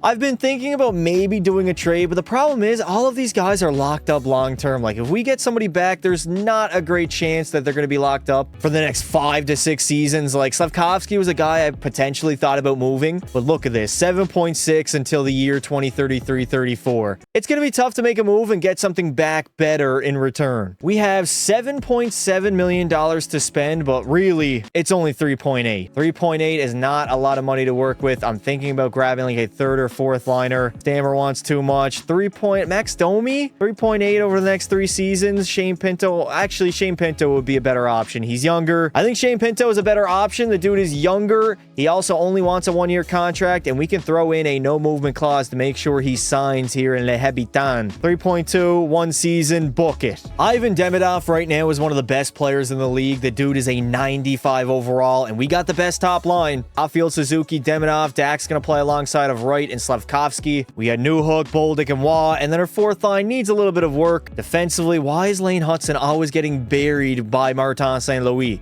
Ryan Backer alongside Caden Gooley, and then we'll go Carrier and Mike Matheson on our 3rd line. And then is Devin Levi's crease, still an 87 overall. We got Jonathan Quick as our backup. I'm expecting a very big season. We got Dak, Pinto, Bolduc, and Jake Evans contracts all coming off the books this season, as well as Alexander Carrier and Mike Matheson. So we're going to have a lot of money to spend after this year to potentially make us a little bit better. But of course, the biggest order of business, we can't. Why can I not offer David Reinbacher a goddamn contract extension? His entry-level deal is up. EA is straight up fucking me in the ass. The season goal is simple. Win the Stanley Cup. We are now entering that cup or bust territory where we're good enough in the regular season to make the playoffs every single year, but we're not good enough to go on a run. As of right now, though, the Montreal Canadiens are flying. 23, 4-3 to start the season. That is a very good record. I don't want to go all in at the deadline and become a full-on buyer. I mean, we got guys like Tyler Toffoli, Neil Pionk, Svechnikov is available. That cap hit is way too high. We don't have the most salary cap available. Spencer, no. We got our goaltender. Kevin Fiala wouldn't be bad. I think I'm just going to ride with the team that we have right now. Less is more. Finally, in the bloodbath that is the Atlantic Division, the Habs finally win it. 55-19-8. We had 118 points on the year. Pretty good season. Florida had a good season. Boston. Boston was up there, as well as the Buffalo Sabres. We got Montreal at the top of the NHL. This has got to be the season. We need a long, deep playoff run. The unfortunate part is Florida's still a very good team. Chicago with Bedard now are very good. We got the Stars, Bruins, and Sabres all at the top of the league. And then at the bottom, back-to-back dynamite seasons for Demidov, 39 goals, 122 points. This guy literally is our best player. He bolstered up to franchise medium potential literally after his rookie year, where he put up 37 goals and 88 points. Back-to-back seasons having over 100. He is the best player on this roster. Nick Suzuki, 95. Caulfield had 53 goals. I mean, that's our best goal scorer. Lane Hudson had a good season, 75 points. Uri Slavkovsky was great. Shane Wright chipped in as our second-line center. Everything seems to be going well, and there it is, finally. 43 wins, 5 shutouts, and a 9-12 for Devin Levi. That is the guy I traded for back in season number 1. Connor McDavid led the league in scoring, 123 points. He's done that like 3 years so far. Matthews had 122, as well as Demidov. Leon's still up there. Reinhardt had a good season at 106. Speaking of goals, we got Matthews, the most... Oh my God. Austin Matthews on the Pittsburgh Penguins? 64 tucks on the season. Matvey had 58. One guy that has been very, very bad so far throughout the video has been Macklin Celebrini. He's been like a barely 8-point per game guy this season. 43 goals, 80 points. The dude is slacking. And now for the postseason, we got the Tampa Bay Lightning in round 1. Not as easy of a matchup as Buffalo supposedly should have been last season. They still have a great top line. Cooch, Point, and Gensel, although Nikita Kucherov down to an 89. Braden Point is still great at a 95. Hagel's a 92. Yeah, this roster is definitely still dangerous. Not as deep as they used to be. Oh my, Victor Hedman. Buddy, it might be time to hang him up. 83 overall. That decor is looking pretty dicey. And then luckily for them, they have Andrei Vasilevsky, 93 overall starter. It is put up or shut up for the Montreal Canadiens. 3 consecutive seasons, actually 4 straight years of not winning a single playoff series. It's time to get it done, and it's not looking hot right off the bat. We are down 0-2 to start the series. Down 3-zip in the series. I mean, the Habs are just struggling come playoff time. First period, we got a 2-1 lead. Slav and Matheson. It is a 2-2 tie entering the third period as Montreal's season is on the line here in Tampa Bay. This would be, what, 4 consecutive first-round exits? We're literally becoming the Toronto Maple Leafs.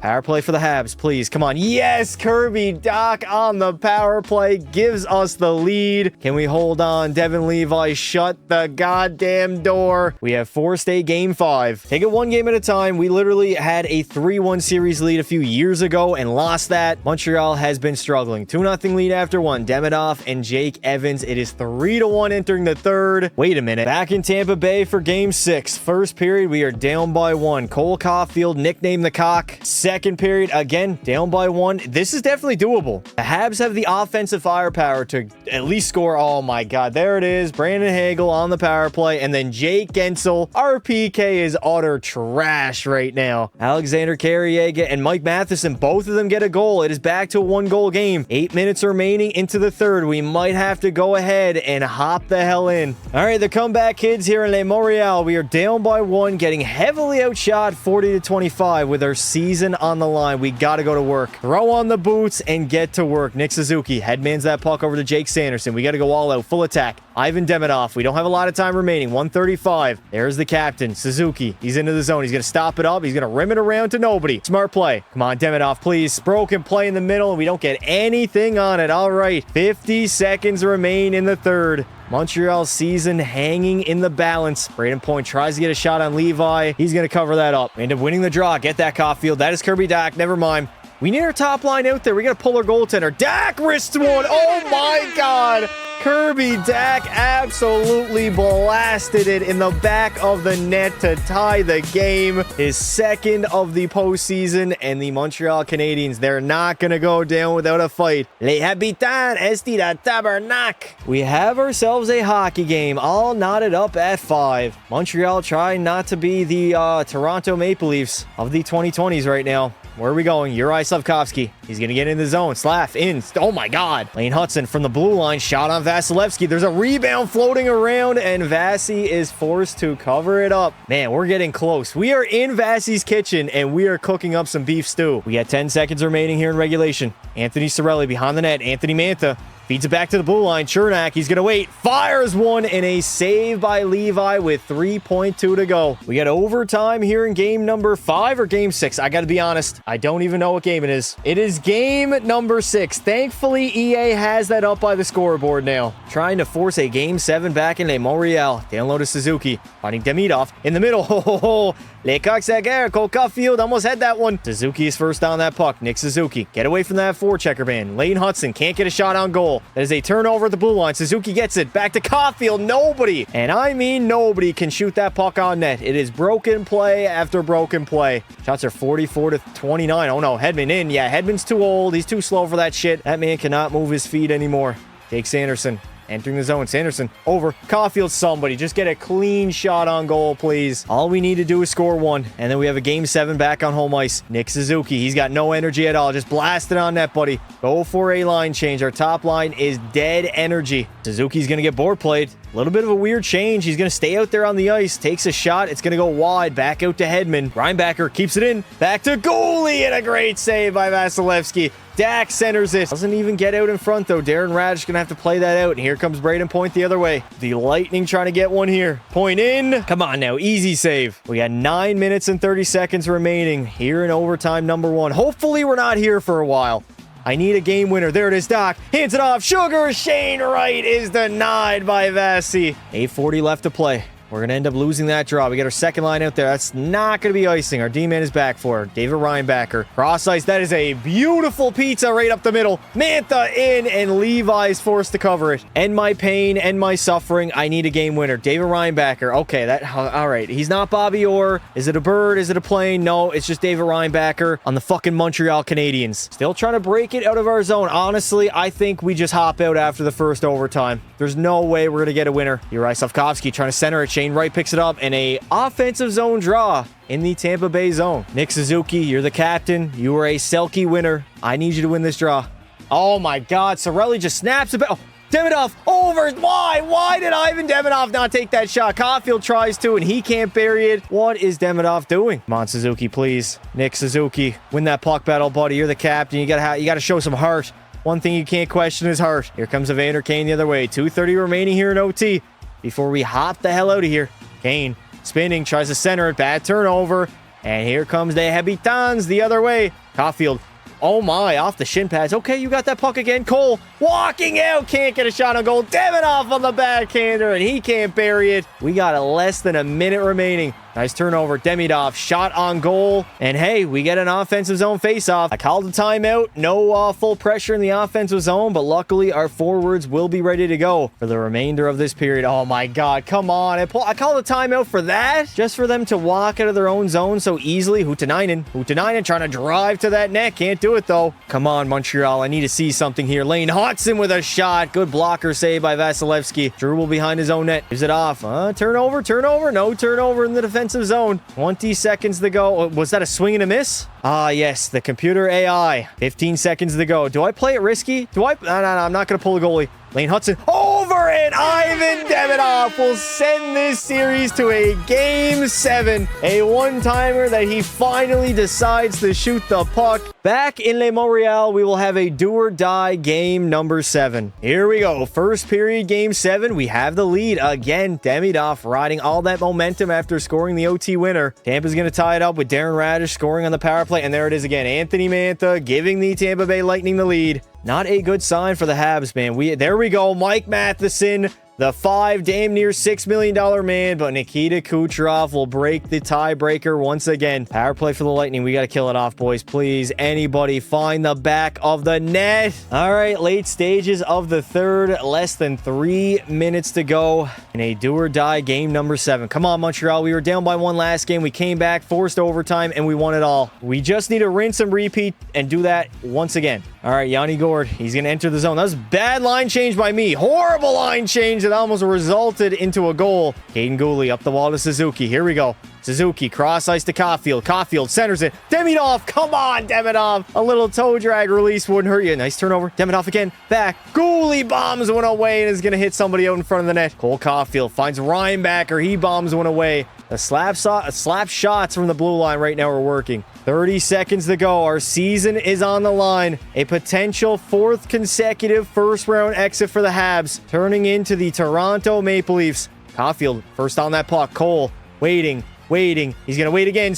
There's nobody helping him out. Where the fuck is my team at? Dude, we got like 10 seconds to go and nobody's... Why are we going for a change? Oh my God, 10 seconds, Suzuki. Can you pull a rabbit out of the hat? Nice. Over. Bolduc. Fuck off. Bury the puck, Zach Bolduc. I pay you all that money for what? Oh, God damn it. The Tampa Bay Lightning are going to get the victory. And that is 4 consecutive first-round exits for the Montreal Canadiens. The President's Trophy winning team gets bounced in round number 1. I gotta be honest. I think some changes need to be made in the offseason. Shout out Lane Hudson. He was our best player, I guess. No goals, but 8 apples in 7 games. Caulfield had 5 goals. Demidov 7 points. Slavkovsky had 7. Nick Suzuki didn't really play that well. And for Devin Levi, come on, Levi, I need you to play better, buddy. On 890 to 357, that's just not good enough. Somehow, some way, Calgary will get it done over the goddamn Blue Jackets in Game 7 of the Cup Finals. Like, is EA on drugs when they're doing this? Let me go ahead and let me re-sign David Reinbacher. The dude wants 3 years. What about 4 seasons? 4 seasons with a full no movement clause, and then we can lower the AAV. $5.4 million over the next 4 seasons with a full no movement clause just in year number 4 for Reinbacher. Praying that the man accepts. Bolduc only wants a 1-year deal worth 4.4. I'm going to try to lower it just a tad.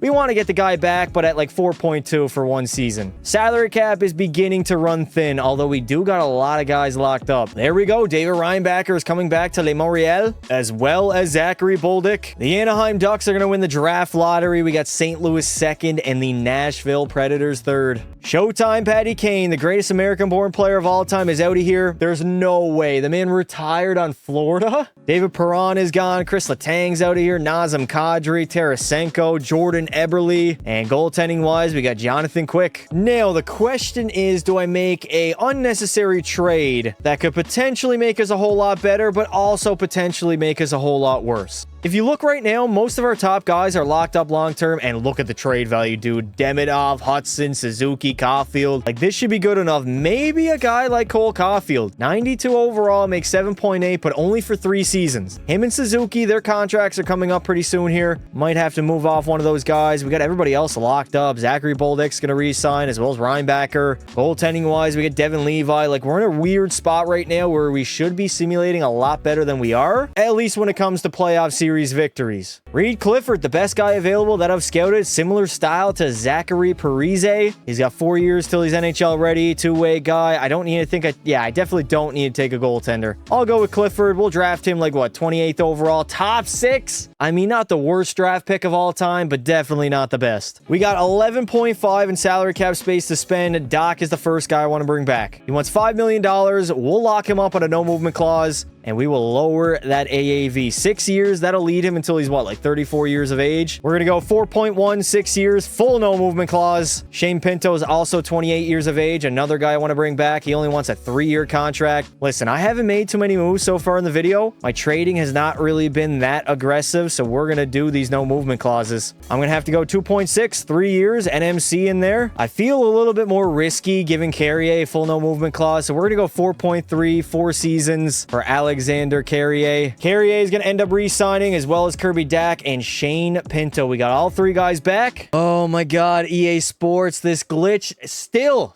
has yet to be fixed. Why does it say Kirby Dack did not accept my offer? Oh my God. All right, we're going to lower this a little bit. We're going to go 4.125, 6 seasons. Who knows? Maybe he'll accept. Maybe he won't. Maybe EA is just going to glitch me out of bringing him back to the roster. All right, EA, you see what it says on screen. Kirby Dack has happily, enthusiastically accepted my offer. Please tell me he is under contract, as well as Jake Evans. Where is he at? Where is that asshole at? Kirby Dack is still an unrestricted fucking free agent. Kirby Dack straight up lying to GM, passed to, is he available? I guarantee he's available. There he is. Kirby Dack, $5 million.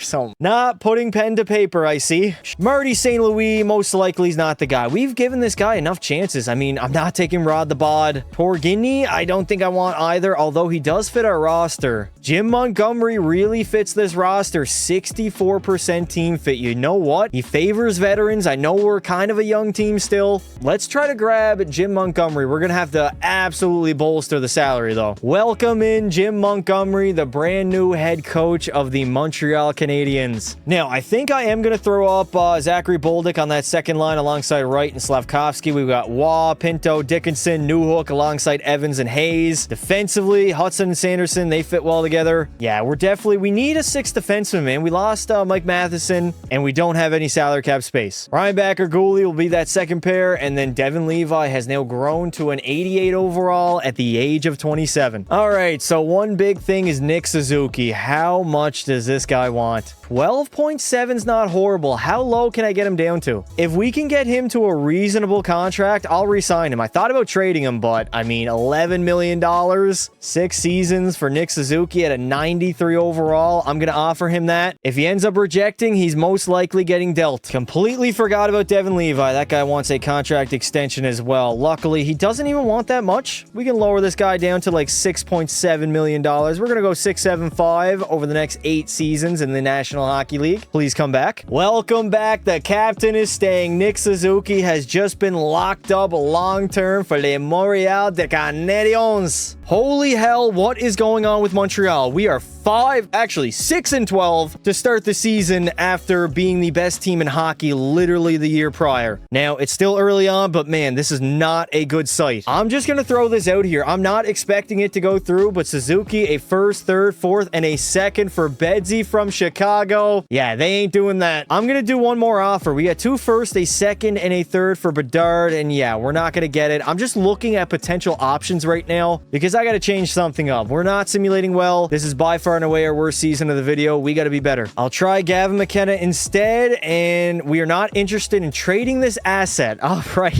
Gavin McKenna is staying. Well, somehow, some way, we actually made the postseason. 42, 33, and 7. By far and away our worst regular season, but we made it in a bloodbath of a division. Somehow we found a way. We got Matvey leading the Flyers to the best record in hockey. 60, 18, and 4. Edmonton at 48 wins. Obviously, Montreal's not even going to be remotely close. We barely even snuck into the playoffs, 14th in the entire league. And if we take a look at the bottom, we have the San Jose Sharks. You know what? Honestly, I'm blaming it on Celebrini. That guy has not showed up, not produced, and not done his part. Well, that might be the reason. Demidov took a massive step back. Only 32 goals, 95 points. Caulfield had 43 and 79, Hudson 74, and Nick Suzuki literally just got paid before the start of the season to what, like $11 million deal? And he is not playing up to that new contract. Zachary Bolduc had 25 goals, 64 points. Shane Wright really is just a borderline 60 guy. And then Devin Levi didn't have the greatest of seasons, only a 904, 3 shutouts, and 40 wins. But hey, he got us to the postseason. The bad news is we play the 60-win Philadelphia Flyers. The Flyers have a very good top line. Zegers, Konechny, and Mishkov. Matvey up to a 95 now. Second line isn't really that great. They don't have the greatest forward core. Sanheim, Drysdale are a great top line D pair. 87 and 89. Andre is there. Cam York still on the roster. And then in goal, Philip Gustafson. 87 overall is not bad. 5 years into the video, this is tough. We got to try to somehow not get completely blown out. We got a 2-1 lead after the first 3 games, playing above our standard, honestly, right now. Philly's going to end up tying the series up at 2 as we head into game at number 5 where we get the victory. And now we have the opportunity to do something we have yet to do this video, and that is win a playoff series. We are down by 1 entering the third thanks to Barkey. Philly holding on to their lead. 17 minutes to spare, getting outshot, but Cole Caulfield, the cock, will tie it up. No, Bergeron. Thankfully, Alexander Newhook ties the game up again. It is a goal-scoring fest here in the third period. Halfway through the third, a 4-4 tie. 7 minutes remaining. Come on, Les Montreal. I need y'all to cook. Late stages of the third period, and the Montreal Canadiens have done it. Our very first playoff series victory.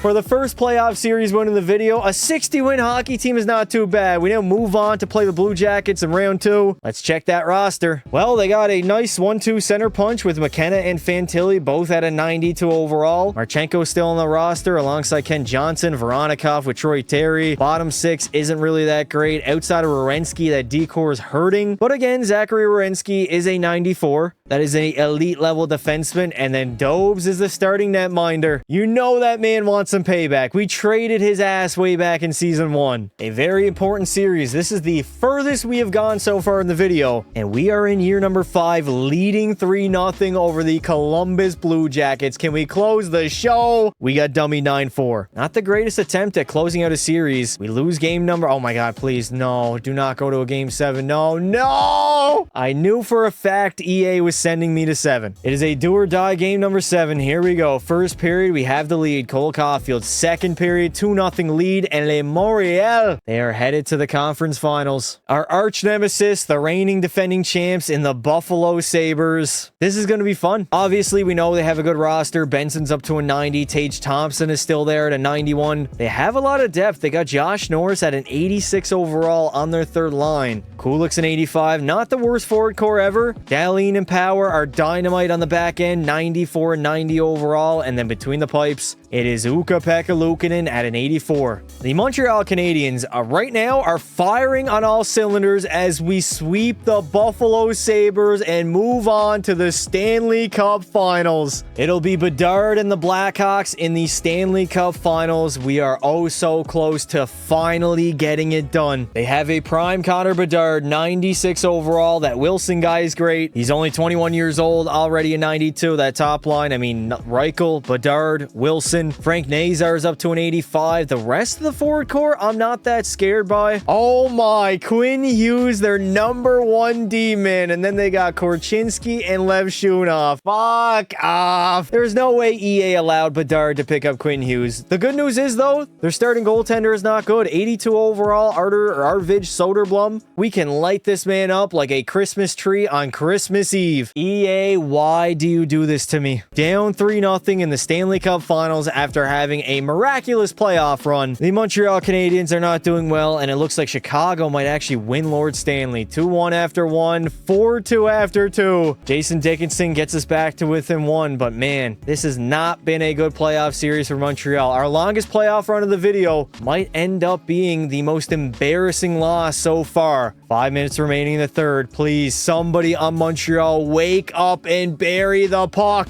Well, we got a minute remaining in the third, and we're only down by 1. Let's see what EA has cooked up for us today. Nick Suzuki's going to win that draw. Over to Demidov. Demidov with a shot. Rebound. Suzuki. Stick on the ice, laddie. I had enough of it. I had enough of the computer AI. I've had enough of this god-awful Montreal team that never plays ball come playoff time. We finally have a playoff run in the Cup Finals, and we're just getting absolutely fucking embarrassed. Can you guys name the last time somebody got swept in the Cup Final? It literally doesn't happen. Teams are so good when they get there, they at least win a game. Oh no, Cooley hands it off to Reinbacher, over to Shane Pinto. Pinto into the zone. He rips a shot on goal. An 82 overall Soderblom is going to stop us from reaching our goals and winning a Stanley Cup halfway through in year number 5. Hughes, is that not offside? Somebody take the fucking head off of Quinn Hughes right now. That man is incredibly disrespectful, and there it is. It's not going to matter. The Blackhawks are going to do it. A 4-game sweep in the Stanley Cup Finals, and Connor Bedard already is a Stanley Cup champion. 5 years, actually 7 seasons into his National Hockey League career. He gets it done, leading the Blackhawks back to the promised land as the Montreal Canadiens fall in the most embarrassing way possible. God damn it. Ivan Demidov, I cannot get mad at him. 15 goals, 32 points. One of the best playoff runs in Montreal Canadiens history. Caulfield had 18, Hudson 17, Suzuki. That contract is not looking good. 1 goal in 21 games. For reference, if we go back to 2021, when I believe he was a rookie or like a second-year player, the dude had 7 goals and 16 points. Like, come on now. Absolutely unacceptable. Goaltending-wise, Levi, 901, 3 shutouts. Ah, for fuck's sake. Devin Levi, not up to standard. Bolduc wants 7.5, and we do not have that to give him. So it looks like he's probably gone in the offseason. Jake Evans needs a contract. Newhook, Dickinson. We might have a brand new looking Montreal Canadiens heading into year number 6. Mishkov is going to take take home the Ted Lindsay, Art Ross, and Hart. Actually, no, the Hart's going to go to Trevor Zegers and Maurice Richard to Kyle Connor. Cale Makar is going to win a Norris. We got Bedard the Conn Smythe, Gustafsson the Vezina, and Connor McDavid the Selke. Shout out to the Preds in the community winning the NHL draft lottery. We got the GOAT, Jamie Benn. He's going to retire as a member of the Iowa Wild. Stuff down in the AHL. Matt Duchene's going to call it a career. Ryan Nugent-Hopkins is done. Ryan O'Reilly's out of here. Zuccarello, Huberto, Yossi, and Granlund. And then Frederik Andersen also is ending his National Hockey League career. We are going to be selecting 31st overall. God damn it. Can we get anybody? Elite low? I think I got to take the elite low playmaker. Or I get Novikov, defensive defenseman, top 4 medium potential. I think I am taking the defenseman. There we go. 71 overall. Bang. Nicholas Sedin from Sweden. Two-way defenseman, medium elite potential. He's NHL ready in 5 seasons, so he's going to be a work in progress, but man, he could be here eventually. This is where the issues begin. We got 3.2 for Zachary Bolduc. He wants 8.6. That guy is not coming back. We can try to bring back like Jake Evans or maybe Newhook, some of these fourth liners, but man, salary cap is running thin, as well as my patience. Does Alexander Newhook think I'm made of money? Like, I don't have $2 million to spend. Get the fuck out of here, buddy. Welcome back, Jake Evans. He is returning to Montreal, as well as Alexander Newhook. I absolutely love when EA Sports tells me I have $10 million in salary cap space to spend, but I really have 2.2. You gotta love it, man. You got to love it. The top 6 is going to remain the same. We got Wright with Pinto and Slavkovsky. Demidov is a 96 alongside, oh no, the aging and regressing Nick Suzuki. Down to a 90 overall now. I definitely shouldn't have signed that guy. I should have traded him. Why? I let the intrusive thoughts win. Bottom 6 needs a lot of work to do. We still got Hudson alongside Jake Sanderson. Reinbacker's an 88 overall. We got Caden Gooley still on the roster. And then in goal, an 88 overall, Devin Levi. Cole Caulfield is on the block. 91 overall, 29 years of age. I think I'm not going to make the same mistake that I did with Nick Suzuki. He wants 13.3. Let's try to move him for a younger, potentially better player. We can definitely keep Caden Gooley and just lower his AAV, get it down to maybe... Oh, we can actually get it under 5. 5.9 or actually 4.9 over the next 5 seasons for Caden Gooley to remain in Le Montreal. I had to go ahead and get them to retain salary on both guys, so I don't think they're going to end up doing this. But we got Caulfield, a first, 2/3, and a second. Seriously? We are getting Cole Caulfield the hell out of Montreal. Add in a draft pick. I don't care. 3 young guys on their entry-level deals. Throw in a first-rounder. Craig, Salio, and Robrick, welcome to the fuck. I really did think they were going to sign. All right, we're definitely not going to get 3. I think we got to get rid of Robrick, and then that trade should probably end up going through. There we go. Bang. It is a done deal. 2 for 1. And we also saved a lot of salary cap space. Okay, so we got to rearrange our lineup a little bit. This young guy, Craig, I'm throwing him up on the top 6. Salio is the other guy. He's only 79 overall, playing on the 3rd line. We'll still go Slavkovsky, Demidov, and Suzuki. Shane Wright can center his own line. Caden Gooley is going to get locked up long-term here in Montreal, as well as Sugar Shane Wright. And hopefully now trading away Cole Caulfield, we get more space to make more moves and try to make this team better, because let's be honest, we have one lucky playoff run. Outside of that, we have not done jack shit. This is back-to-back seasons where Montreal starts out pretty horribly. We were like, what, 6-11 last year, and we somehow marched towards a Stanley Cup final berth. It is still extremely early, but man, the Habs have been struggling, and GM Pasta is not having a lot of success.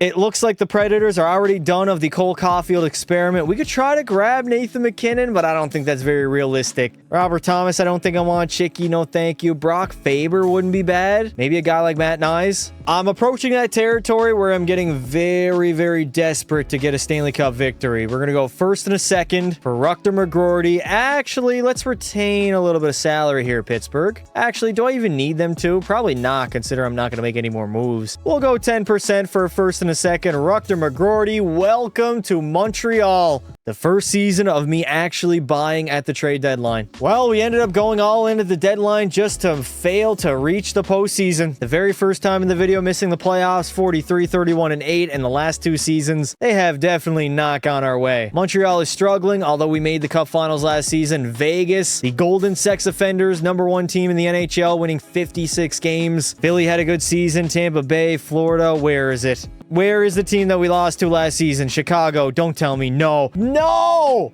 The Blackhawks are fucking frauds. They also ended up missing the postseason after winning the Stanley Cup. Talk about the LA Kings from the 2010s. Ivan Demidov, despite missing the playoffs, had a good season. 48 goals, 112 points. Suzuki would end up with 102 and 31 goals. Lane Hudson had 91. I believe that is a brand new career high. Shane Wright was point per game, also 31 goals. Pinto had a good season. Slavkovsky's been decent. We picked up Rutger McGroarty that we're probably not going to be able to re-sign. And Devin Levi has just not been that guy. Jack Eichel at the age of 34 is going to have a career season, 138 points. And the most goals will end up going to Matvei Mishkov, who put up 72 on the season. Scoring is off the chart. The Seattle Kraken, they have won the draft lottery. We got San Jose second and the Predators third. Man, Macklin Celebrini, get your team out of the basement of the NHL. We got Crosby finally calling it a career. The dude is the only second player ever to have over 2,000 points. Gino's done, Giroux, Stammer, Hedman, Zibanejad, and Taves. I do not think Rutger McGroarty is going to end up re-signing with us. We only have 6.6 to give him, but I'm going to throw in a full no movement clause. 6.675 over the next 4 seasons. That dude is going to reject that so quickly. Shout out to the Tampa Bay Lightning. They get it done in 5 games over the Minnesota Wild. And another season passes where Montreal does not get it done. Eichel is going to take home the Ted Lindsay, Art Ross, and Hart Trophy. We got Mishkov, the Maurice Richard, Dahlin, the Norris, Braden Point, the Conn Smythe, Philip Gustafson will win the Vezina, and Celebrini the Selke. Drafting, I mean, I don't think we've used a single draft pick so far that we have made in the video. Ooh, two-way guy. Gugolev, elite medium two-way. He's listed as a gem. Welcome to Montreal, 56 overall. We got to start trading these guys or something. Rutger McGroarty is not really interested in re-signing, and I mean, can you blame the guy? I pretty much lowball offered him, and he still did not decide to re-sign, so we are going to have a very extremely challenging offseason. McGroarty's probably outie here. We don't have a first-round pick. Philip Nelson, everybody else seemingly is locked up. We can try to give him a $7.3 million contract over the next 4 seasons with a full no-movement clause, so maybe he decides to come back. And there we go. Rutger McGroarty will be a long-term member of the Montreal Canadiens. At least we didn't lose him for nothing after giving up, what, like a first and a second? We gotta hire a brand new assistant and associate head coach, Montgomery. I mean, he hasn't really been that good. We can maybe fire him and bring in a guy like Sheldon Keefe, although he doesn't really fit our system that well. Rod Brindamore wouldn't be bad. I do not believe we have any salary cap space available now. Despite it saying $12 million,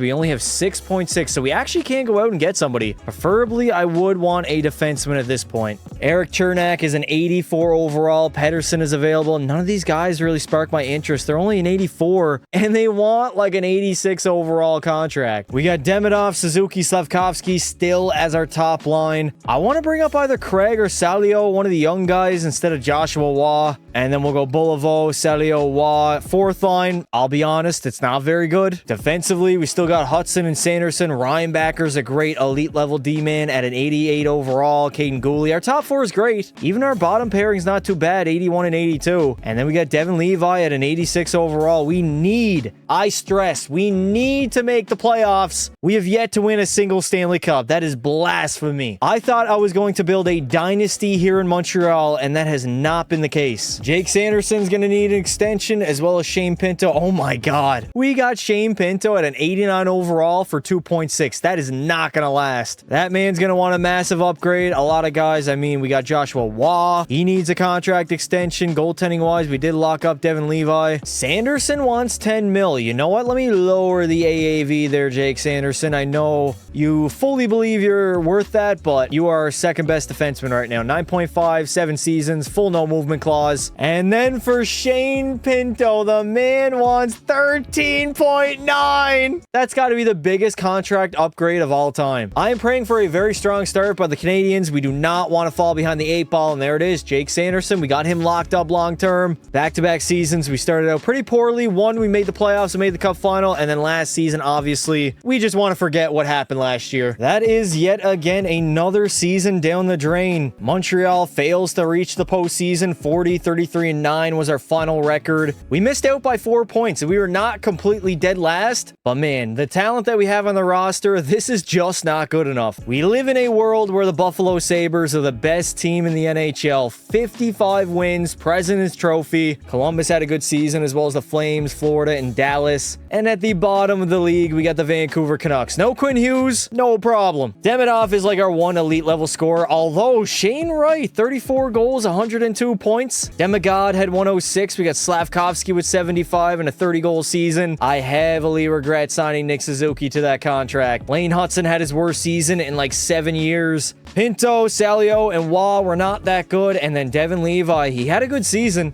5 shutouts, 912 save percentage, and 30 victories. Gavin McKenna is going to lead the NHL in scoring. The man had 139 points, and the most goals in the league would end up going to Adam Fantilli, who had 67. Colorado is going to snag their second Stanley Cup of the video as they defeat Buffalo. Man, I got to be honest, the Sabres have been so good in this simulation. I feel like Buffalo and Montreal should kind of flip-flop. I feel like we're the better team, the better franchise, and we're just not getting that good EA luck right now. Fantilli's going to win the Ted Lindsay and the Maurice Richard. Art Ross will go to Gavin McKenna, and the Hart to Fantilli. Makar again, the Norris. We got Pekka Pasta, the Vezina, Nathan McKinnon, the Conn Smythe, and your mom's a hoe, Sebastian Aho will take home the Selke. We got to try to somehow re-sign Shane Pinto. I don't think it's gonna... We got to somehow re-sign Shane Pinto, although I don't think it's going to work out. Joshua Waugh, he's going to want a slight little upgrade, although he's only an 82. None of our young guys, man. None of the guys that I drafted really have become NHL players. I think that's where we're going wrong. The Vancouver Canucks are going to win the draft lottery and be able to select first overall. We got Tyler Seguin calling it a career. I literally remember a time where it was Taylor versus Tyler. JT Miller is going to retire. Sean Monahan is out of here. Vinny Trocheck, Tara Vinen, Morgan Riley, and Shaq Hyman. I don't even know at this point if the NHL draft matters that much. We select 79th overall. We don't have a first rounder. We ended up giving that away, and now we got to worry about drafting some guy that's probably not going to have much of an impact on this roster. We'll take the 48 overall goaltender. If only he was drafted in like year number 2. He's got elite high potential. We got to bring back Shane Pinto. He's 31 years old, does not want to come back, and the dude wants 8.3. That is not happening. This is at a point now where we probably should have our young guys be NHL ready that I drafted in like the first 3 seasons, but none of those guys really shaped up to be anything. We got Waugh. I'm going to re-sign him, 28 years old. Probably not going to want a lot. 2.4 is more than I expected, especially on a 1-year contract, but I'll lower the AAV to like 2.1. 1-year contract, full no movement clause. And there we go. Joshua Waugh is going to return to Le Montreal. Dylan Holloway is available in free agency. The unfortunate part about that is we got 3.8 to spend. Not enough money to bring in a guy that's really going to change this team, but we can go ahead and bring in like a 4th third liner that doesn't want a lot of money, although these like 85, 84 guys. Look at this. Hanzik at an 84 overall wants 5.8. Get out of here. Dalibor Dvorsky, I'll offer you a contract, buddy. 3.2, 2 seasons. Let me give you a full no movement clause to make you sign. Welcome to the team. I'm beginning to question whether I should even sign any of these scouts because none of these guys are working. I really don't think any of these guys that I drafted even made their NHL debut yet. I've been kind of slacking on signing some of them, but that's because they're so low overall, man. They're like 6-7 years until they're NHL ready. We are now entering the final 3 seasons of the video. We got to get at least 1 Stanley Cup or this has been an absolute disaster. So at this point, if you guys are still here, hit that sub button and pray for me bringing a Stanley Cup to the country of Canada because at this point, we're going to need it. Nick Suzuki has already begun to regress, 33 years old, and the man is down to an 87. That is where we went wrong. I should have traded him. I never should have gave him this contract. $11 million over 4 seasons. I think it was over like 8 at the beginning. Shane Wright already is better. We got Demidov still at a 96 with Slavkovsky. Salio's up to an 87 with Dalibor Dvorsky. Craig really hasn't grown that much. I believe both of them are going to need a contract extension. Sanderson and Hudson yet again. The decor has rarely changed throughout the entirety of this simulation, and Devin Levi is still the guy at an 88. I believe Uri Slavkovsky is going to want an upgrade. We got Salio. He's a restricted free agent, which helps us out.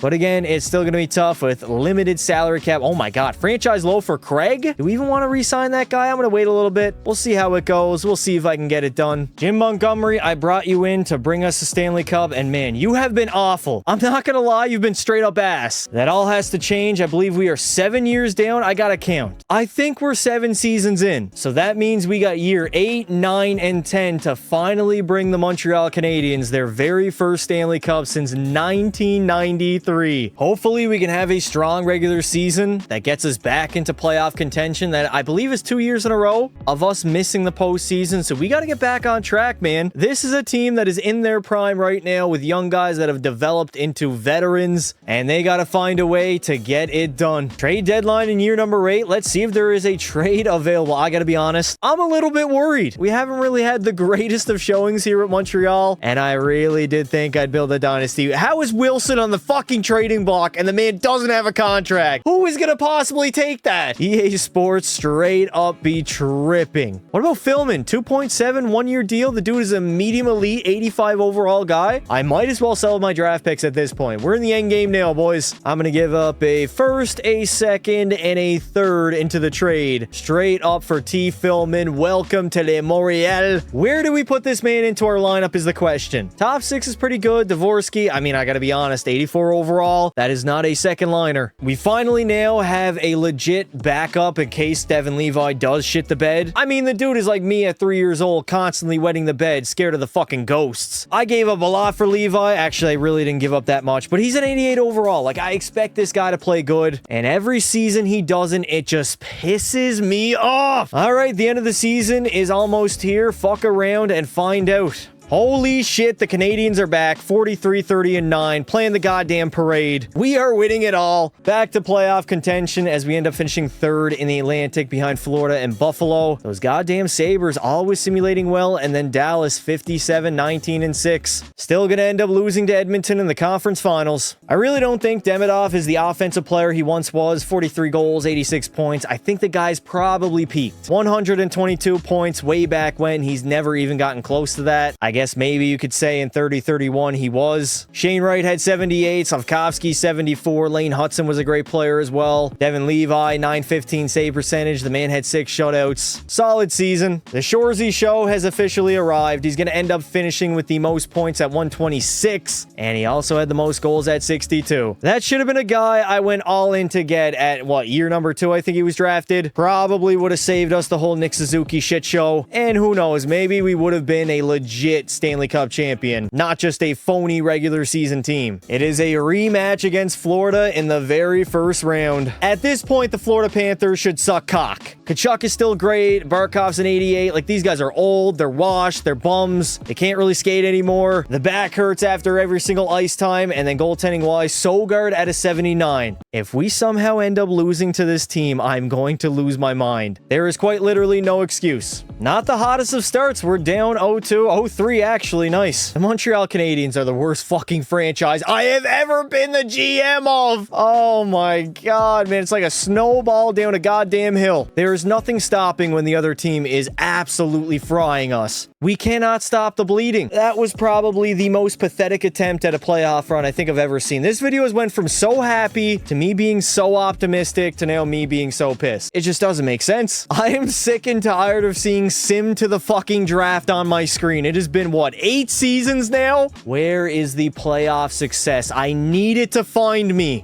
To top it all off, the Colorado Avalanche get their 3rd cup of the video. Again, with the goddamn Sabres making the finals. EA is staying here sucking off Buffalo as they made, I believe, their 3rd Stanley Cup finals of the entire video. Yet the Montreal Canadiens only made 1, and we have yet to win a cup. Shout out St. Louis. They are going to go from 11th place to 1st, winning the lottery. The dog, Nathan McKinnon, is going to call it a career. Almost hit 2,000 points. Braden Point is done. Breadman is out of here. Scheifele, Eichel, Gensel. I mean, all of these guys realistically are not going to have this amount of points. The injuries are off, therefore the scoring is on steroids. Yeah, we're probably going to have to end up paying Raymond Salio. His contract is up. He wants 7.5 over the next 4 seasons. I mean, realistically, it is a fair contract, but man, the salary cap is tight right now. Thankfully, I locked up Ramio Salio. The man is going to be returning to Le Montreal. Slavkovsky, Reinbacher, they both need to be re-signed. Violin, I mean, we got some work to do here in the offseason. I'm gonna have to cook. Oh my god, Philman, maybe we bring him back? This guy's legit. shit, 24 years old. Do we sell? We can't sell on Carter Hart. Uri Slavkovsky is looking to cash in. We only got 12.7 in salary cap space to spend, and this dude wants like $10 million. It's essentially us choosing him or Reinbacher. We are definitely not going to be able to sign both. You know what? I think I'm going to go with David Reinbacher instead. We'll lower his AAV down to like 7.2 maybe. 5 seasons, no movement clause. That'll give us more money now to go out in free agency and potentially get a forward. $9 million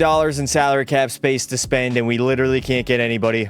We also lost David Reinbacher. That's why we had so much space. Kyle Connor, $9 million on a 1-year contract. Sure, at this point, who gives a fuck? Well, this is definitely not looking like a Stanley Cup champion roster. We got Shane Wright alongside Demidov and Kyle Connor. Actually, Salio, you're going up there on the top line. Connor, Suzuki, Dvorsky. Bottom 6 is pretty rough. We still got Hudson and Sanderson. They fit well together, but the rest of the D-core, dear God, EA Sports, what have you done? And then, of course, Devin Levi and Philman are our goaltending tandem. Even though Philman literally said he was going to Minnesota to me during the offseason, I guess not. Nothing in this game even works. Demidov and Hudson are going to both need to be re-signed. I doubt we're going to get either of them back. Maybe we can get one. Kyle Connor, I'm not going to bring back. Dalibor Dvorsky needs to be re-signed. Oh, dear God. It is going to be trouble in paradise here in Le Montreal. We might end up missing the playoffs again, and then we are really screwed for the 10th and final season. I'm going to try to get Lane Hudson at $9.6 million. Demidov is going to make like 10-4. 9-6 for Hudson's not that bad. Those are definitely the 2 best players on this hockey team. Paul Maurice is our brand new head coach trying to lead us to a Stanley Cup. He did it in Florida. Can he do it in Le Montreal? The clock is ticking on a Stanley Cup coming back to Canada. 2 seasons remaining for the Montreal Canadiens and GM Pasta before I get the boot. It has definitely been a whirlwind of a decade. Well, the playoff drought in Montreal is going to continue. 41, 37, and 4, 86 points on the season.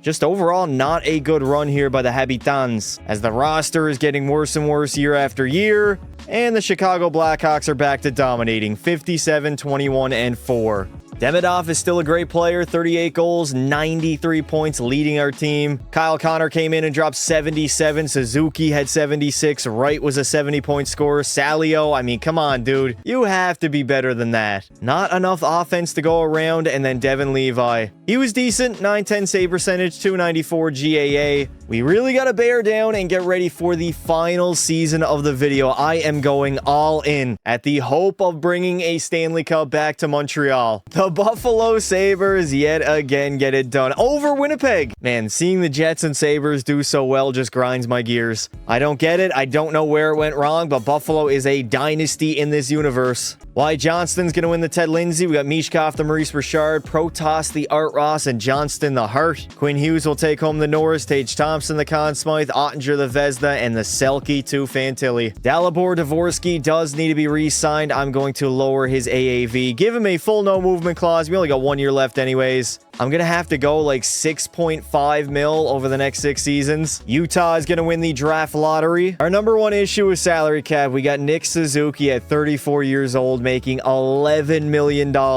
I should have traded that man. I don't know why I didn't. I let the intrusive thoughts win, and now we are definitely paying because of it. The final free agency of the video, and we got $3.9 million to spend. I'm not gonna lie, 3.9 is pretty useless at this point. Everybody's asking for like $6-7 million.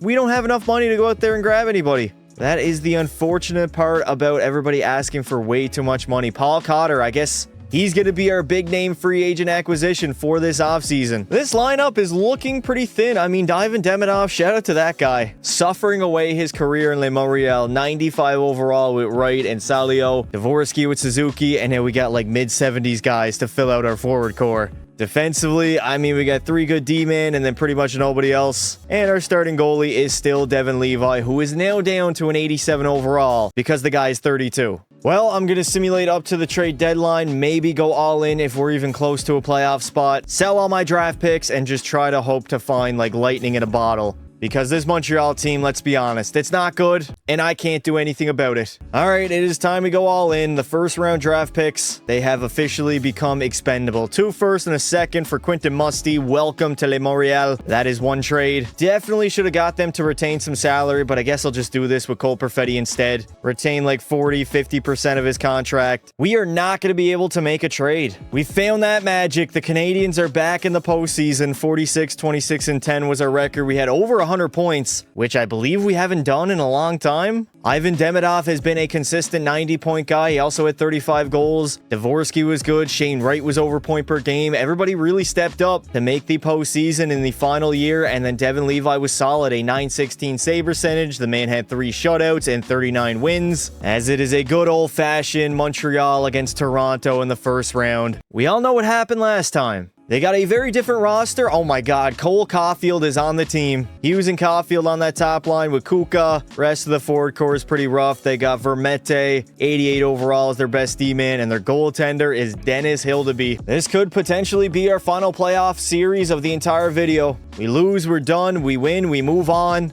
There we go, baby. We're moving on. We are going to play another divisional rival in the Ottawa Senators. When was the last time Ottawa and Montreal actually played a playoff series against each other? It feels like it's been forever in real life. But in the big 2035, they're going to go at it as the Canadiens have an opportunity to move on to the conference finals, and we get it done. We got the Flyers in the Eastern Conference Finals with an opportunity to head back to the Stanley Cup Finals for the second time. Oh my God, I don't believe it. The stars have finally aligned. We got Montreal up against the Flames in the Stanley Cup Finals to finally bring home the cup. EA, I'm begging you, do not screw me. The Montreal Canadiens have an opportunity, the biggest opportunity on home ice in game number 6. With the Stanley Cup in the building, here's our chance. First period, we got a 2-2 tie. No, I forgot Shorzy is on the other team. And we got ourselves a hockey game entering the third. All knotted up at 2. The Flames on the power play. A very long power play, and they get nothing on it. We are getting outshot, getting outplayed. Killing off the penalties, which is good, though. 7 minutes remaining here in the third. It is still a tie affair in Le Montreal. We got overtime with the Stanley Cup on the line. The pressure doesn't get any more big than this.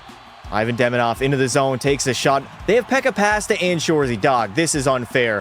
Why is that the team that I got to go up against in the Stanley Cup final? Hudson from the blue line. Good save by Pekka. As the Flames are going to break that puck out. Here comes Shorzy the other way. Tries to center it into the middle. Demidov picks it off. The Habs trying to break out of their own end. Here we go. All the way up to Jake Sanderson.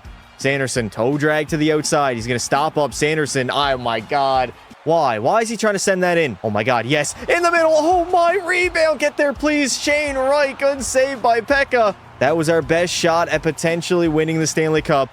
Here comes Shorzy the other way. He's going to hand it back to Protas. Over. Oh my God. Well, there it is. The Calgary Flames have forced a Game 7 back on home ice. Down the drain goes all our hopes. The biggest game of the entire video. First period, we got a lead. Salio on Pekka Pasta. Second period, no! Alexei Protas, that bastard. We are down by 1 entering the third period. This does not bode well. It has disappointment written all over it right now. Power play, yes! Caden Gooley on the power play will strike. And then Calgary, of course. Shorzy's got to get his back. Giving the Flames the lead. 7 minutes remaining. Come on, Montreal. Strike on that power play again. No, please. Don't do this to me. This game is literally unforgiving. What the fuck was that? A Game 7 loss in the 10th and final season. The final game possible, and we don't get it done. Individually, Ivan Demidov might have just had the greatest playoff run of all time. 17 goals, 47 points. Literally the reason, I mean, maybe not the only reason, we had a lot of 20-point scorers. Colorado has one playoff series victory since winning the Stanley Cup in 2022. So today, I'm going to be rebuilding the Avalanche until Nathan MacKinnon decides to retire. Looking at this roster, it would be hard to believe they have struggled come playoff time. With a 97 overall Nathan MacKinnon, a 90 Martin Necas, they got Val Nichushkin there, a Tori Lehkonen with Brock Nelson and Olofsson. Once upon a time, Mikko Rantanen and Nazem Kadri were on the roster. Obviously not anymore. They have arguably the best D pairing in the entire league in Devon Taves and Cale Makar, 96 and 89. A young guy in Girard who is only 27 years old. Josh Manson's an 85. And then a decent starting starting goaltender in the form of Mackenzie Blackwood, 87 overall, 28 years of age. This roster is set up to win long term and of course to win right now. Introducing GM Pasta and introducing a dynasty. The first order of business is to re-sign Martin Necas. Now in real life, the man probably is not going to re-sign. We'll see. He's had a hot start to the season, but there have been some rumors that he might not want to re-sign in Colorado. I honestly don't blame him. So I'm going to give the guy a $9.6 million contract over the next 6 seasons with a full no movement clause. We are currently in a win now mode, so these first rounders are not going to mean a lot. I got Josh Manson and a first for Pavel Mintyukov. Totally unwilling. I got a better trade in mind. Manson, 2 firsts and a third for Josh Morrissey from the Winnipeg Jets. It is going to be tough to try to make this go through. Since we can't make a blockbuster deal for a young or even established defenseman, I'm going to go after my go-to, which is Martin Fehervary. Josh Manson's contract will come off the books, and we will have a brand new decor out there on the ice. Manson was a little bit older. He was 31 years old. Fehervary fits my timeline a little bit better. We probably have a solid 10 years, I'd say, with Nathan MacKinnon. The dude is 30 years old, so I'd imagine he's going to be good until he's like 36, 37, and then a few washed up seasons before he decides to retire. This Brock Nelson contract is absolutely horrific. Now, in real life, they obviously cannot trade him, but in NHL 26, I want to try to grab Dorofeyev from the Vegas Golden Knights. We are going to have to take back some salary because Brock Nelson is making north of $7 million. We got Nelson, Dury, a first and 2/3 for Dorofeyev and William Karlsson, and they are totally unwilling. Am I going to have to slot in a second rounder to make this work? How about a second and a third to Vegas? Come on! This trade is just not going to go through. We're not going to have the assets to acquire Dorofeyev. We're going to have to find a different suitor for Brock Nelson. But one thing is certain, we got to get this deal off the books.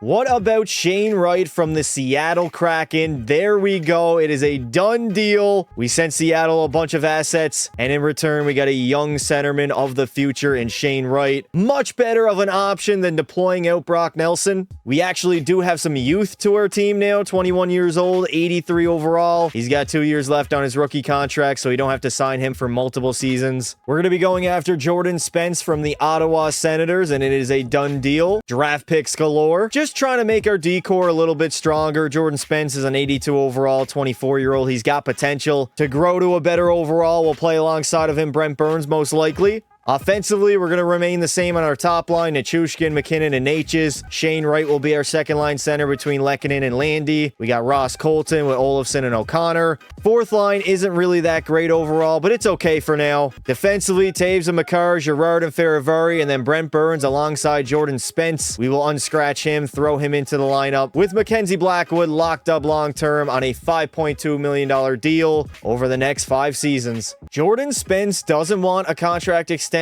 but I would very much so want to lock this guy up for at least a couple seasons.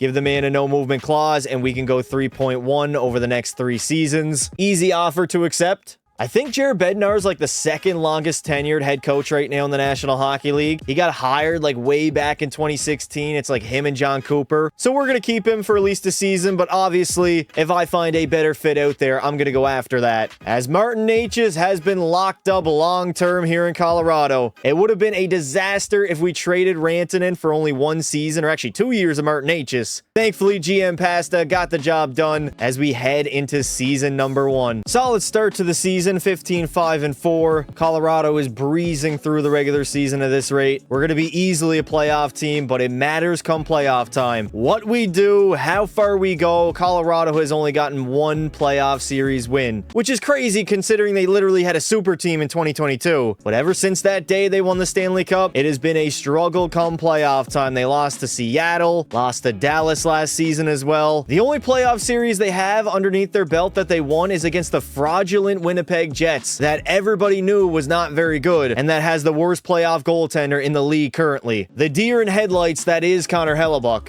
41-15-6 entering the trade deadline. The Colorado Avalanche are ready to add to this roster. Vince Dunn is available and we have salary cap. Do I give up all my draft picks? I gotta remember that this is most likely going to be like an 8 to 10 year sim, so I'm gonna need those draft picks later on. This is not a 5-year and done video. We are going to be drafting for many seasons. chance. Right now at this point, I don't really care. I want to go all in and guarantee a Stanley Cup, although our first rounders are pretty much meaningless. I don't think we're going to get this trade to go through. A first and 2 seconds, they have rejected. I might have to add in a defenseman. The only guy I could really give up would be Girard. I mean, Spence we locked up long-term. Ferravari is going to be here. Devon Taves. Girard only has 2 seasons left at an 86 overall. I think I'm going to leave him there.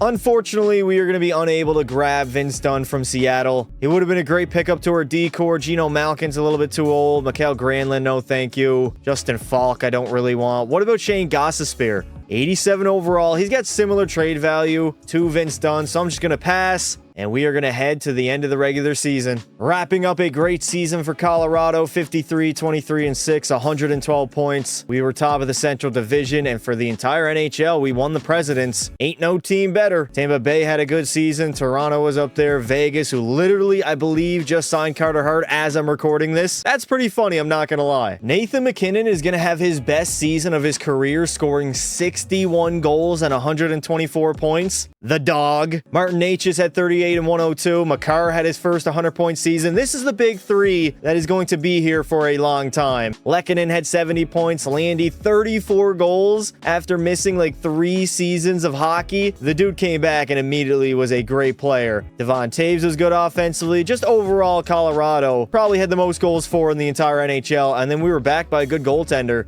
47 wins, 5 shutouts, a .912 save percentage. Mackenzie Blackwood did his job. Kucherov is going to have the most points in the league at 136. The most goals will go to Nate at 61. Matthews had 60. Kuch 57. Jay Gensel 54. Gensel's a sneaky pickup in franchise mode. This guy sims well. Tage Thompson was good. Crosby hit 50 goals at the age of 38. Blackwood will have the most wins at 47 by any goaltender. And Jacob Markstrom, the most shutouts at 8. As we have a rematch up against Seattle, we lost to them back in 2023. It is time to get some revenge. The Kraken should not be able to contain our offense. Jarrett McCann and Matty Beniers are decent at an 86 overall. Jordan Eberle's kind of washed up. They do got Brock Nelson. Remember the trade. Right for Nelson. Offensively, though, they don't really rival us. Defensively, we're a lot better, too. And in goal, we have a better starting goaltender. The start of the Dynasty here in Colorado. What can we do against the Seattle Kraken? We end up dropping game number 1. Luckily, we win game 2 and game number 3. Do not get upset by the Kraken yet again. We can't have that happening when I'm trying to build a dynasty here in Colorado. A quick 5-game series as we move on and play our arch rivals in the Dallas Stars.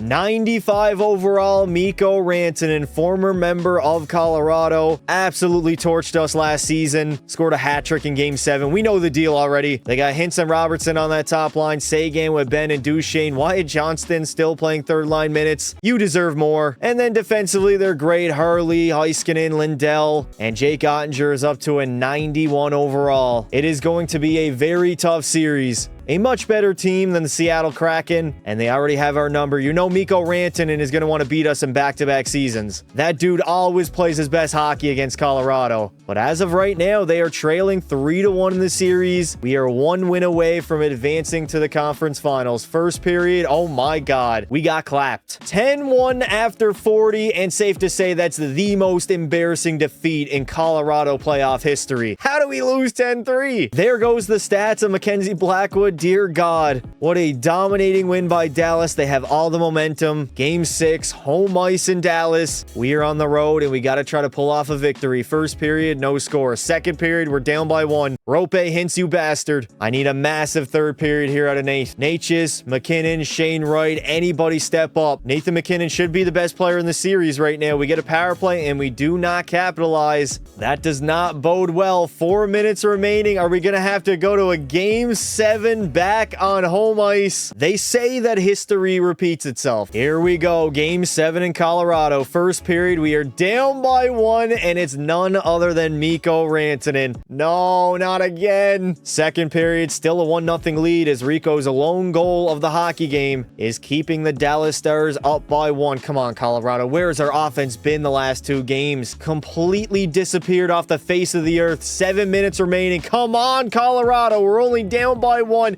Yes, Ross Colton ties the game up, and he is going to force overtime here in Game 7. Here we go, Game 7 overtime. A lot on the line for Colorado. This would be back-to-back playoff losses to none other than Mikko Rantanen and the Dallas Stars. And speak of the devil, there he is. He's got the lone goal for Dallas in this hockey game. Luckily, Ross Colton has one as well. Cross ice to Landy. Landy getting bodied off of that puck. We get a turnover. Martin Necas over to Devon Taves. Taves finding Makar. Over to Nathan MacKinnon. MacKinnon is in. Takes a shot, and Rantanen, or not Rantanen, Jake Ottinger will make the save. Mikko Rantanen is living rent-free in my mind right now. I can't believe it. That name over and over again we had to hear last season in Colorado. And this year we can rewrite the wrong. What is that, a new push animation? Whoa, whoa, whoa. Did I just see a brand new pushing animation on the face-offs? Rope Hintz, I've never seen. Oh my God, did they just add that into the game?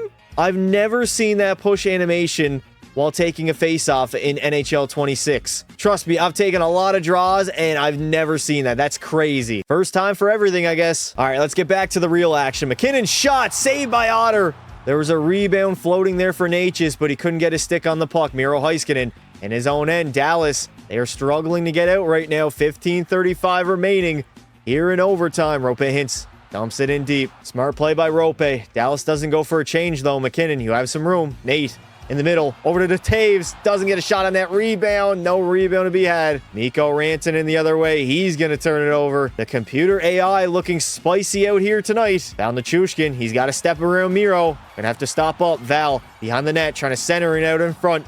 The Chushkin back to the line. Makar is going to rip a shot on goal.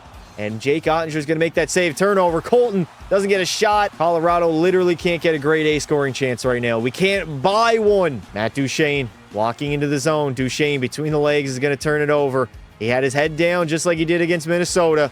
Here comes Nichushkin. Val over. What a save by Ottinger. Makar has it. Over to Lehkonen. Lehkonen in the slot, and he doesn't get it to go. Val Nichushkin playing soccer instead of hockey. And then, what the fuck was that, Val Nichushkin? Come on, buddy. Nice. Val in the slot. He can't bury it either. Less than 8 minutes remaining. Here comes Duchene the other way. Losing the puck to Cale Makar, the best defenseman on planet Earth. Here comes Makar into the zone. Rips a shot on goal. Good save by Otter. It has been a back and forth overtime thus far. Why Johnston just going to dump it in. Nice dumping, buddy. Great dumping chase by the computers. Shane Wright. Coming in, right, over, Lehkonen can't get it to go. We're getting some chances now. We got full pressure in the offensive zone. As Matt Duchene leads the rush for Dallas, he's going to take a shot on goal. 4 minutes remaining here in OT. Makar pushes it up the wall. Babushkin gets laid out. Nice. Artturi Lehkonen hard on the forecheck right now. Causing turnovers left, right, and center. Thomas Harley has no energy. Nobody on Dallas is healthy right now. Am I really going to have to sit through multiple overtimes? I'm not going to do it. We got a long simulation ahead of us here. Lehkonen into the zone. Artturi Lehkonen off the pad of Jake Ottinger. Olofsson down low to Sugar Shane Wright. Shane Wright on the backhand. 53 seconds remain. MacKinnon against Owen Beck.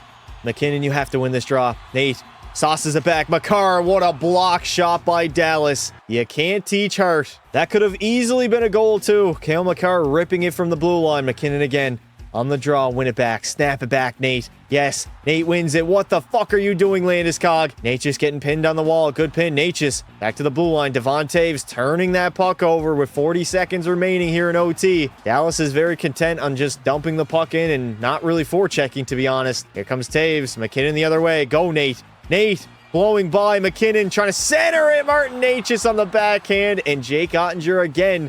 He's made 41 saves in the hockey game. I don't know what Dallas' strategy is right now. Just trying to hold off the onslaught of Colorado. Oh, God. Nathan MacKinnon got laid out in the middle of the ice. Landy, push that puck up, Landy. Go. Landy, keep skating. Cross ice. Necas! Martin Necas, the man that got traded for Mikko Rantanen, will send us to round number 2 with a beautiful snipe on Jake Ottinger. And the Colorado Avalanche will not lose back-to-back seasons to Mikko Rantanen. Beautiful. The Vegas Golden Knights in the conference finals. Jack Eichel and Mitch Marner are both a 94 overall. They probably have a slight edge offensively, maybe. We tried picking up Dorofeyev. He's going to be good. Defensively, Theodore's an 88. Defensively, we have them for sure. And then in goal, there's a massive difference between Mackenzie Blackwood and Aiden Hill. Also, the last time we played, I'm pretty sure Colorado spanked them in game 1 and then proceeded to lose like 4 in a row or something like that. And then Nathan MacKinnon was absolutely livid at the post-game press conference. We are going to have to face elimination in game number 6 on the road in Vegas. Come on, Colorado. First period, 2-1 lead. Nichushkin and Olofsson. Second period, Vegas is going to tie it up. I believe it was Jeremy Lazon. We are getting heavily outshot, but Brent Burns, the old man, hashtag Unk, is going to give us the lead here in the third period. We need Mackenzie Blackwood to shut the door now. 31 shots on goal. Vegas is not generating a lot of offense. As soon as I fucking said that, man, I should have shut my goddamn mouth. I don't know why I insist on saying stupid shit, but man, I should have just kept my mouth shut. We'd be going to a game 7. We got a power play though. Okay, we got the man advantage. Nathan MacKinnon causing a turnover. Nate Dogg in the middle. Lehkonen off the crossbar. Come on, Ettore Lehkonen. That was our chance. I don't think we're going to get a better shot than that. Lehkonen all the way up to Natchez. Oh, Natchez, what are you doing, bud? I got to improve the CPU passing. I think I got to give them more power. Natchez over Lehkonen again. This dude is just teeing it up like Happy Gilmore. Nathan MacKinnon working for the turnovers. Makar bombs one wide. And Colorado cannot find the back of the net right now. Makar again into the zone of the man advantage. In the middle, Nathan MacKinnon. How many fucking crossbars are we going to hit right now? Lehkonen over to Makar. Makar walks in. Saved by Aiden Hill. Finally makes a save. Back to the blue line. Makar again. Can't get a shot on goal. And the Vegas Golden Knights are going to clear that puck down the length of the ice. We are back to 5-on-5 hockey. Martin Ferravari all the way up to Shane Wright. Shane Wright. How was that not high sticking on Braden McNabb? That I will never know. Here comes Vegas. They're going to turn it over, though. Girard to O'Connor. O'Connor in. Back. Ferravari walks down Main Street and hits nothing but shin pads. Literally nothing but shin pads. Get it in, boys. We cannot have a turnover at the blue line. Gabriel Landeskog leading the postseason in hits right now. And he's going to take that face-off up against Jack Eichel. 15-40. We win the draw. Cale Makar's going to walk it. Bombs it away. And Cale Makar will send this series to 7. It all comes down to this. Game 7 conference finals to go back to the cup finals. First period, we got the lead. Brent Burns and Nathan MacKinnon. Second period, Vegas will respond. We got Mitch Marner scoring in Game 7. EA, really? This is going to be a nightmare. But never mind. Never mind. It is not a nightmare of a third period. Cale Makar, oh my God. The Colorado Avalanche, they have the lead right now. I'm going to shut my mouth. Power play for Vegas. They don't get anything on it. Halfway through the third. Shots are 27 all. 5 minutes remaining in the third period. And the Colorado Avalanche are going back to the Stanley Cup Finals. Fucking A. Well, we got a perfect matchup in the Cup Finals in the form of the Toronto Maple Leafs. Without Mitch Marner, the Leafs are going to go as far as they've gone in the last, 67 years. Nylander and Matthews are both great. Nye's on that top line. Tavares is an 88 overall. They got Riley and Tanev. Decor, I think we have the edge. But goaltending-wise, it's pretty similar. Both Stolars and Blackwood are an 87 overall. It's going to be close. The Stanley Cup will be in the building for the Toronto Maple Leafs. They hold a 3-2 series lead over Colorado. First period, we strike. Colton, MacKinnon, and O'Connor. Second period, 6-0. There will be a Game 7. We know the Leafs do not handle pressure well. Game 7 Cup Finals, this is the most pressure possible. First period, we're down by 1. Second period, 2-0 lead for the Maple Leafs. Machelli and Ryan Strome have the goals, while Devon Taves got our lone goal in this hockey game. Come on, Colorado, please find a way. Find a way to beat Anthony Stolars. We're getting outshot, but not by much. Down by 1 late in the third period. Can the Avalanche somehow tie the game up? It's over. Losing in Game 7 is an absolute nightmare. Trust me, I've been there before. Individually, Cale Makar led the way, 10 goals, 31 points. MacKinnon had 16 goals and 29 points, although he was a -6. Landy had 20, Devon Taves 20, Martin Necas was kind of under the radar, to be honest. And Mackenzie Blackwood, I don't know if we're going to get a better playoff run than that. A 925? That ain't happening again. Kucherov is going to take home the Ted Lindsay, Art Ross, and Hart Trophy. Trophy, Nathan MacKinnon, the Maurice Richard, Makar the Norris, Willie the Conn Smythe, Vasilevsky the Vezina, and your mom's a hoe, Sebastian Aho the Selke. Philadelphia is going to win the draft lottery, which means they will get Gavin McKenna. I don't believe we have our first round pick. We do not. We pick 63rd overall. We might as well simulate until that pick, and here we are. My scouts are going to have to do an incredible job. What about Caleb Mitchell, 2A defenseman? He's NHL ready in 5 seasons. I'm going to take a risk on the good old Canadian boy. Top 6 medium, not really the greatest. We only had 1 pick in the entire 2026 NHL draft. Next season is going to be a big one. We got to give Cale Makar a contract extension as well as Girard. But as of right now, I mean, Olofsson I'll probably let walk. Brent Burns I'm not going to re-sign. Kuravanta, no thank you. We can find another backup goaltender. We got close to $9 million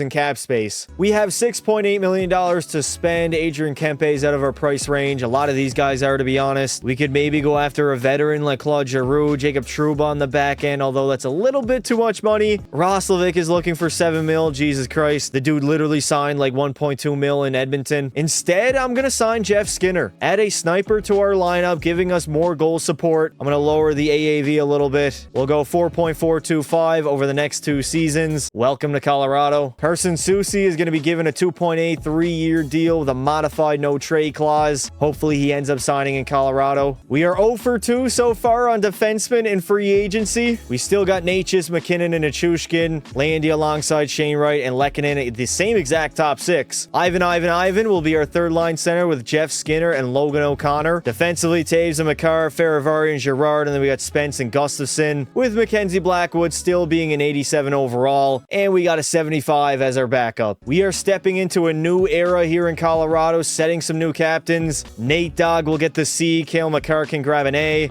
and out of respect for Gabriel Landeskog, I will also give him an assistant captaincy. It is time for a new era in Colorado. All right, let's start with Cale Makar. This guy needs to get signed, and he wants like 15 mil. Dear God.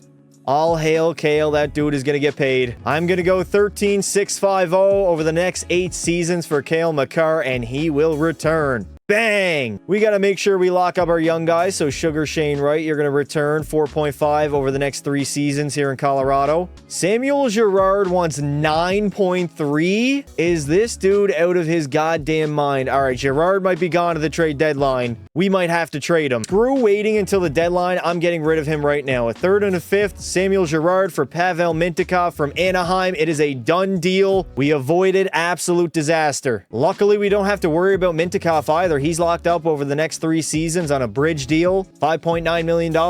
The goal, of course, of pretty much every single season is to win a Stanley Cup. We are on borrowed time with Nathan MacKinnon. The man is 31 years old and needs another cup to his resume. Shane Wright decided to reject my offer because we don't have cap space to sign him. It was the Mintyukov trade that did it, and now Shane Wright wants 6.3. We got to sign him in the re-sign phase. There's no way that we are going to lose him for literally nothing. I traded for him. He's the future of the team. Hopefully our second line center for many, many years to come. We have a very solid record at the trade deadline. Maybe I go all in, maybe I don't. I've yet to make up my mind. Oh, hey, Samuel Girard. Funny to see you here, buddy. Not. Dougie Hamilton's available. Drake Batherson, no thank you. A lot of these guys just want way too much money. I mean, Batherson, no, we can't sign him anyways. I think we just head into the postseason with the team that we have right now. I'm gonna have many more cracks at the can. Don't worry about it. Did we just have the exact same record as last season? 53, 24, and 5? Oh, we're gonna be the second best team in hockey behind Tampa Bay, our bitter rivals. We got Florida still being good. Edmonton's up here. Toronto somehow after winning the cup. Those bastards got lucky. Nathan MacKinnon having a down season. 51 goals is nice, but only 94 points. Makar had 86, Natchez 77. We did not have the offense. Oh my God. Jeff Skinner, though. Career revival. 41 goals, 73 points at age 34. Shane Wright had 67, 24 goals, 6-7 points. Lehkonen 60. And then Blackwood between the pipes. It was solid. 912 save percentage, 3 shutouts, 44 victories. Can't Can't complain about that. Matthews is going to lead the NHL in scoring with 122 points and the most goals at 61. A bunch of scoring across the National Hockey League. Nathan MacKinnon was third, though, tied alongside Eichel and Kyle Connor, all three having 51. As we have the Los Angeles Kings in the very first round. LA has a 90 overall. Byfield now at 24 years old. Kopi's a 90. Still playing hockey. I mean, overall, their forward core is not great. Defensively, Doughty's an 87. Clark is up to an 87. Still have Mikey Anderson on the roster. And then Darcy Kemper at 36 years old is an 87 overall. And if your memory serves you well, he was the starting goaltender of Colorado back in 22. Although you probably could have had Malcolm Subban between the pipes and that Avs squad was still going to win the cup. They were just that good. I will gladly take a 4-game sweep. I'm willing to bet that the Minnesota Wild are going to be a much tougher challenge due to the fact they got Kirill Kaprizov at a 96. Rossi's an 89. Zook 88. Boldine, Eriksson, Ek are great. Third line's not too bad either. They have some X factors. The top four of the D-core isn't that bad. Faber's an 88. Brodin 88. Bium's an 86 overall. And then in goal, Philip Gustafsson at an 88 and backup Jesper Wallstedt. This team is loaded. Also, for the future, Jesper Wallstedt, would you like to come to Colorado? They're going to have to re-sign him, and they're going to have a lot of trouble doing so. But of course, as of right now, we don't really care about him. We are focused on winning the Stanley Cup and beating the Minnesota Wild. Game 7 of the second round. Minnesota against Colorado. First period, a 3-1 lead. McKinnon, Mintyukov, and Skinner 5-1 after 2.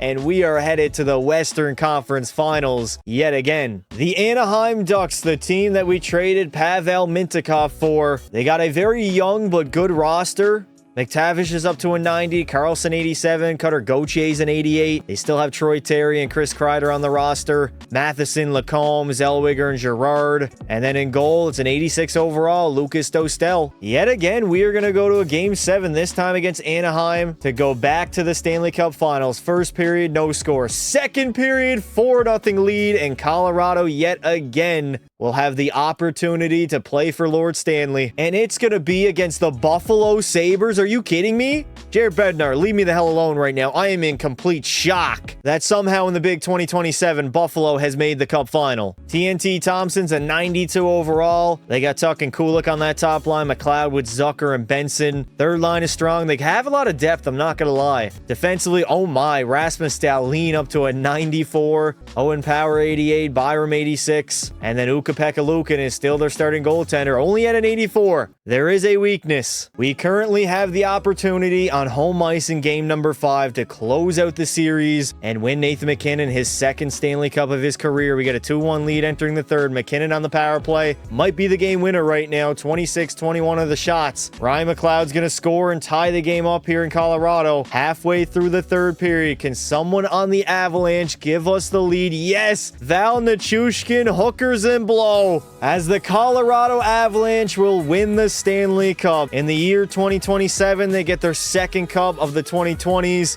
over the Buffalo Sabres in 5 games in the Cup Finals. Nathan MacKinnon gets ring number 2. Landy gets another one. Pavel Mintyukov and Shane Wright still early on in their careers. Martin Necas captures glory for the first time ever, as Martin Necas will be the Conn Smythe winner. 5 goals and 23 points, and that is now back-to-back cup runs that Nathan MacKinnon does not win the Conn Smythe. That does not bode well for his legacy, as the Stanley Cup will be raised here in Give Your Balls a Tug Arena, the mile-high city of Colorado, and Captain Nathan MacKinnon in his very first season as the captain in Colorado will win Lord Stanley and get it done yet again.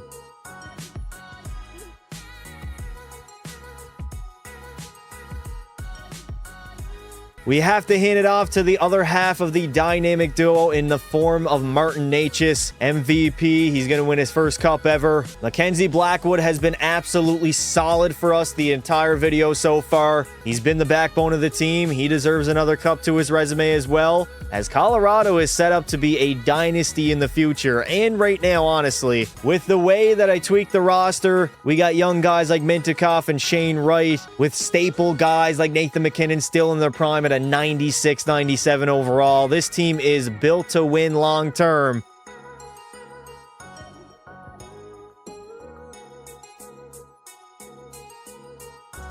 Funny enough, Nathan MacKinnon had the same amount of points and more goals than Martin Necas. but did not win the Conn Smythe. Cale Makar had 22, Shane Wright 18. Look at all that untapped potential. The dude is only 23 years old. Val Nichushkin's a little bit older. Tori Lekkonen's probably not going to be here long term. And then Mackenzie Blackwood, he did it again. He proved me wrong. 927 save percentage and 3 shutouts. Barkov's going to take home the Ted Lindsay and Hart Trophy. Maurice Richard and Art Ross to Matthews. McAvoy the Norris, the Conn Smythe to Natchez. We got Bob the Vezina and Matty Beniers the Selke. The Shane Wright extension, I feel like we will be able to get done. I'll probably offload some contracts at the draft. 5.5 mil over the next 3 years. I would gladly give him that deal if I could. Utah is going to win the draft lottery, which means they will get Shorzy first overall. They are in our division. Corey Perry is going to retire, as well as Ryan Suter and Shea Weber, the GOAT. This is a tough one. I'm not going to lie. Giving up our longtime captain, Gabriel Landeskog, for Bennett Seneca and Chris Kreider from Anaheim. We're going to be offloading the Chris Kreider contract. We just had to throw him into the trade. Otherwise, it would have never worked. We are going to send Chris Kreider to the Boston Bruins for like a 5th round pick, maybe. How about a 3rd rounder? 3rd should be fair, no? Yeah, they're going to reject that offer. We're probably going to take like a 6th or a 7th. I will take a 7th rounder in return. Still doesn't fit our team needs. What if I add in a draft pick as well into the package? Bang, there we go. Consider it a done deal. Contract-wise, McKinnon's locked up long-term, as well as Natchez and Makar. Devon Taves has 5 more years left at 7.3.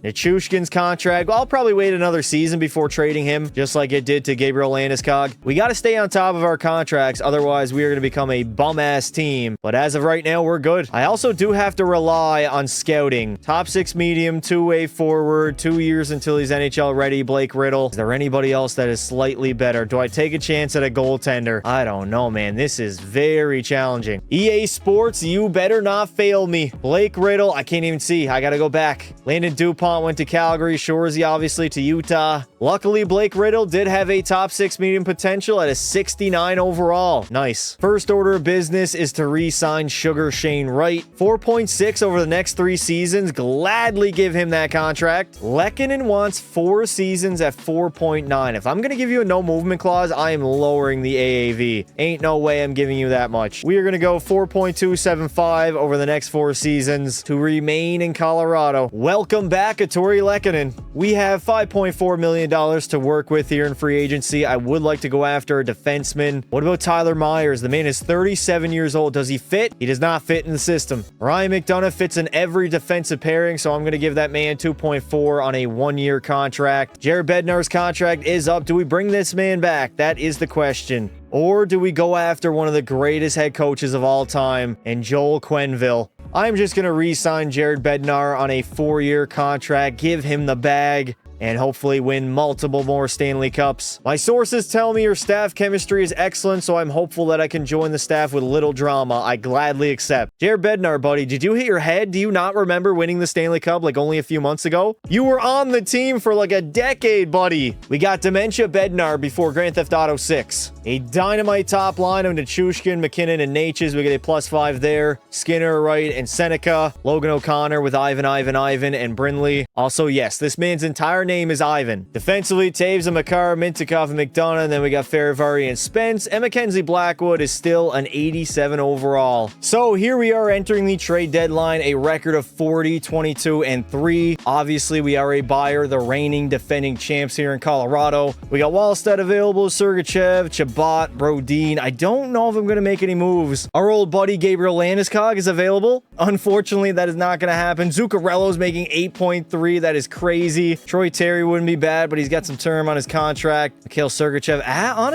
Honestly, I think I am going to go after Troy Terry. The trade value is not too high. We can maybe get them to retain. He could be a core piece of like our top 6 for the next couple seasons. We'd have to give up a guy like Val Nichushkin making 6.2 over the next 3. That is the issue. I don't know if I want to do that. I'm not going to be making any moves, and instead, we're just going to simulate until the end of the season. We are going to finish with a record of 51, 26, and 5, 107 points points on the season. Only Winnipeg was better in our division, and we were a top 3 team in the National Hockey League, so say what you will, Colorado is ready to go back-to-back. Finally, Nathan MacKinnon has returned. 62 goals, 135 points. He had a down season last year with only 94 on the year, but this dude has been a consistent 100-point player since the 22-23 NHL season. Funny enough, that was literally the first time ever him hitting 100 points. The dude had 97, 99, and 93 from 2017 to 2020. Talk about coming close. Cale Makar is going to have 102 and 25 goals. Martin Necas was point per game. Jeff Skinner, 35 goals and 68 points at the age of 35. What a pickup. We got Val Nichushkin having 61, Seneca 55. Shane Wright is going to be on this team long term. And then in goal, Mackenzie Blackwood had 45 wins, 4 shutouts, and a 9-15. Nathan MacKinnon will go ahead and lead the NHL in scoring. The man had 135 points, and he's also going to have the most goals at 62. That's my dog. Kyle Connor had 57. Cole Caulfield, nicknamed the Cock, had 56. Don't ask me why that's his nickname. Who knows? Maybe he's got a massive schlong. Leon was good, unlike in real life. Crosby had 53. TNT was okay. If we take a look at the goaltenders across the NHL, Mackenzie Blackwood leading in wins. The man had 45. And the most shutouts will go to none other than Arthur Sheloff, who had 6 on the season for the Pittsburgh Penguins. The Pens might be back. We are going to be facing the Nashville Predators in round number 1. Easy matchup. They got a pretty decent top line of Marchessault, Stamkos, and Tolavainen. Philip Forsberg's on the second line with Kopp and Hartman. And I mean, I got to be honest, forward core isn't really that great. Defensively, they're probably, they're old, they're slow, and they are just not a great hockey team. UC Saros is still an 87, though. Potentially could cause some issues in the first round, but overall, Colorado should absolutely smoke these guys in like 4 or 5 games. If not, I'm just going to blame EA and move on. That's the way we do business. Luckily, we do get by them in 6 games, moving on to the second round to play the Dallas Stars. We beat them en route to a Stanley Cup last season. The Stars have a dynamite top line. Wyatt Johnston now is up to a 92 overall. They got Rantanen with Robertson. Chris Kreider is on the roster with Rope Hintz and Tyler Seguin. Maverick Bourque is buried on the third line. They got a damn good fourth line as well. Defensively, the top 4 is very good. Heiskanen, Harley, Carlo Lindell, and then in goal, Jake Ottinger is up to a 91 overall. We know they're a good squad. The record right now is 2-1 against us in the last like 4 years, I believe. It's time to tie that bitch up. I fully believe in our offense to strike a lot in this series, although Ottinger is a 91 overall. We did well against them last season. We dropped the first 2 games. We're down 3-0. The defending champs in Colorado are on the ropes right now. First period, 1-0 lead. Thank you, Martin Necas. Second period, 3-1, and we will force a game number 5. GM Pasta does not get swept. I at least win 1 game in a hockey series. I can guarantee that for all the franchises that I take over. Game 5, here we go. First period, we got a 2-2 tie. Makar and Necas. Second period, go up 4-2. And all of a sudden, all the momentum is on Colorado's side. Take it 1 shift at a time, 1 game at a time. First period, we got a 3-2 lead. Brindley, MacKinnon, and Taves. Second period, it is 7-3, and we have absolutely filled the net on Otter. We got a game 7. This would usually be the time that we end up losing because of the EA sim engine. First period, 1-0 lead. Second period, Dallas is going to tie it up. Colorado down 0-3 in the series, clawed their way back to get to a game 7 as Captain Nathan MacKinnon will give us the lead, and then Ross Colton, the GOAT, will extend the lead to 2, and Colorado straight up reverse swept the Dallas Stars. Suck my nuts. Colorado right now is the best team in the NHL. I don't want to hear any other answer. Been in the Cup Finals 2 years in a row. We're the reigning defending champs, and now we play the Edmonton Oilers, who in real life are struggling to score goals. But of course, in the game, a 99 McDavid, 98 Draisaitl with an 88 overall Matt Savoy. That is going to get it done. That blows out our top line. The rest of their forward core, I don't think is better, although Ike Howard is up to an 87. Ekholm's kind of washed. Jake Wallman right now is their best player, and they got Bouchard playing third line minutes next to Johansson, who is coaching the Edmonton Oilers right now. Starting goaltender is still Stuart Skinner at an 84 overall. Fedotov as the backup. Well, definitely the best team we played so far, and in the conference finals, it will go to a game 7 on home ice in Colorado to go to our 3rd consecutive Stanley Cup Finals. 2-2 tie after 1. Shane Wright and Devon Taves 6-4 lead after 2, and the Colorado Avalanche have a shot at going back-to-back. We are going to end up playing the New Jersey Devils, I believe, as they beat Buffalo in 6 games. It is Jersey. Jared Bednar, what do you want, buddy? I re-signed you. I was confident in your abilities, although I damn near tried to sign signed John Cooper and Chris Knoblauch. We're not going to talk about that. Jared Bednar is our guy. They got a 94 overall Jack Hughes as their best player. Meyer and Bratt on that top line. Philip Heedle's on the roster. Dawson Mercer's kind of washed. They don't really have the greatest forward core. Luke Hughes is up to a 90. Pesce 86. Siegenthaler's still great at an 88. And somehow Dougie Hamilton at 34 years old is aging very, very well. While Pyotr Kochetkov at an 84 is their starting netminder. Let's see how our third consecutive Cup final goes. Colorado has gotten close year one. Went to a game 7, I believe. We ended up winning last season. Can we go back to back? We have an opportunity in game 6 in Jersey to raise Lord Stanley. First period down by 1. Thank you, Jesper Bratt. Bastard. Second period, we will tie the game up. It is none other than Sugar Shane Wright. And we are at a standstill right now. It is a Mexican standoff. Out shooting New Jersey 34-29. 5 minutes remaining in the third. Can somebody get the go-ahead goal late in the period? All right, we have to go to overtime. We get 2 chances to win Lord Stanley tonight in New Jersey and then maybe Colorado game 7. But I got to be honest, I don't want to go to a game 7. I want this series to be done tonight here in Jersey in the Prudential Center after Edmonton literally just lost. Nathan MacKinnon taking it in the zone. MacKinnon over. Nichushkin, what a save there by Kochetkov. MacKinnon getting board played down low. He's going to turn that puck over. Jack Hughes on the counterattack. Coming through the neutral zone. Hughes, he's going to stop. Oh my God, Hughes, nice play. Timo Meier over, and a great save by Mackenzie Blackwood. The Devils still have it, and we're forced to cover it up. Defensive zone draw. Shots are 37-32, and we are all tied up at 1 in the Stanley Cup Finals. Hughes walking the line, and an easy save by Blackwood. Nathan MacKinnon against Jack Hughes yet again. Come on, Nate Dogg. I need you to win this draw. We got to have a clean breakout. And we got to get the game winner. Oh, no. Pesce rips one, and again, Blackwood saving our bacon. 15-39. Hughes on the draw against Nate. Nate's going to snap it back. Cale Makar all the way up to Martin H's. Here we go. Offensive zone, baby. Martin H's making a deke. He's going to stop off. Hands it off. Oh, my God. Is Cale Makar trying to injure his own teammate, just ripping off the back of the shin pads? That changed by the Devils. Uh-oh. Turnover, maybe? Martin H's hands it off to Ross Colton. He had a big goal in the postseason. Colton trying to get into the zone. Takes a shot and buries it. Ross Colton, game winner, Stanley Cup winning goal. And the Colorado Avalanche will indeed go back-to-back. They made the Cup Finals every single season so far of the video, and we now have gotten Nathan MacKinnon his 3rd ring of his NHL career. Things are going well. Nate is still in his prime. We are still a juggernaut of a team, winning back-to-back Stanley Cups, this time over New Jersey in 6 games in the Cup Finals. Shout out Nate Dogg. He's going to win the Conn Smythe for the first time in his career. 18 goals, 41 points, one of the greatest playoff runs of all time.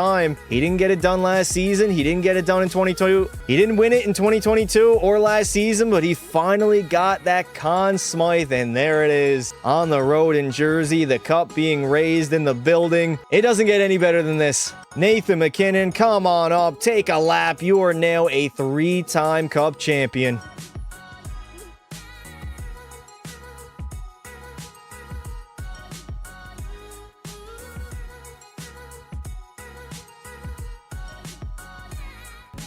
Shout out Nathan MacKinnon. He was by far and away our best player. 18 goals, 41 points. Makar had 30, right? 10 goals, 26 points. He's the future. Jeff Skinner. Oh my God. Jeff Skinner had 16 goals in the postseason. Talk about an addition. That dude was insane. Seneca had 23. Natchez 23. Devon Taves 20. A lot of offensive support. And then Mackenzie Blackwood was great. 16 wins, 1 shutout, and a 9-14. That is back-to-back Stanley Cups for the Colorado Avalanche. A clean sweep on all the individual hardware. We got Rasmus Dahlin winning the Norris, Matt Savoy the Calder, Arthur Shelov's going to win the Vezina, and Fantilli the Selke. Interesting. As we now sim to the NHL draft, the Montreal Canadiens are going to win the lottery. Calgary 2nd, Vegas 3rd. We are still many seasons away from the potential of Nathan MacKinnon retiring. Goodbye to Gino at 41. Brent Burns is gone. Roman Josi going to retire pretty early. He's only 38. These guys last forever in NHL 26. Now, I am recording this a day later. Jeff Skinner needs to be extended. I'm just trying to jog my memory on what my contract situation currently looks like right now. It really is only Jeff Skinner. Everybody else is locked up. He played great for this roster, so I'm going to give him a 2-year contract to lower the AAV to 3.85. 2 years, full no movement clause. Hopefully he comes back. Do we have our first overall pick? We do. We picked number 32, obviously, because we won Lord Stanley. We got Kyler Aginla. Don't tell me Iggy has another kid. We could take Francois Bouchard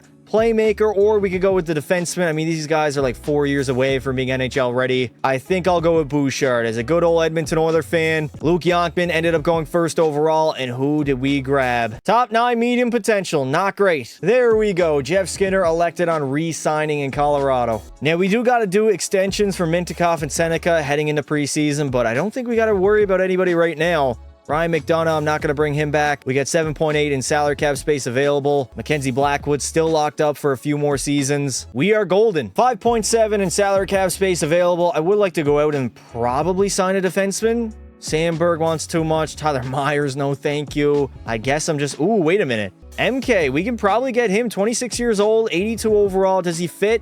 He fits on every single defensive pairing. This is the guy. No movement clause. Lower the AAV a tad. 3.1 over the next 3 seasons for MK to join, and he is going to be a member of Colorado. We got to sign Benedict Seneca right now. The dude's up to an 87 overall and only wants $5.8 million for the next 5 seasons. That is a deal I would gladly give to the man. I'm going to lower the AAV, though, of course. 5.150 over the next 5 seasons. Should be an easy contract to return, and then it's Pavel Mintyukov on the back end. He's probably going to want more. 9.7 on a 3-year deal. That is crazy. I'm going to give Mintyukov 8x850, 4 years, no movement clause in the final 2. And hopefully that man is going to re-sign with the Avalanche. Mackenzie Blackwood's only 31 years old. He's up to an 88 overall now. We are looking good long term. Benedict Seneca has accepted my offer enthusiastically. Good to know. And I don't think we have enough salary cap available in our extension dollars. No, we got 7.5 for Mintyukov. We can try to give this man that contract. 7.5, 3-year deal. I don't think he's going to accept. We can try, but I don't know if it's going to go through. Yeah, that is not going to be enough money to bring back Pavel Mintyukov. Unfortunately, we'll have to move some salary around and get something done during the season. We get a +5 on our top line of Seneca, McKinnon, and Natchez. Shane Wright centering his own line with Skinner, Nichushkin, Colton, Brindley, and O'Connor. Fourth line doesn't look bad either. Defensively, Makar is still a 97. Devon Taves hasn't regressed yet. Pavel Mintyukov, we desperately got to bring that guy back. He's going to play alongside Spence. And we got Farivari and MK and Mackenzie Blackwood at a career high 88 overall. The man between the pipes. Mintyukov is going to be wanting a full 9.7. So we either got to trade somebody away, somehow create some salary cap space. Otherwise, we are not going to get this man signed. No way, no how. We can try to give him 7.9, but I believe if they reject, they end up wanting more money in the long run. So I don't even know if I want to go through with this and offer him that amount of money. I went out on a limb, I took a risk, and I brought back Pavel Mintyukov at 7.9, I believe. An absolute steal of a contract. We are now the defending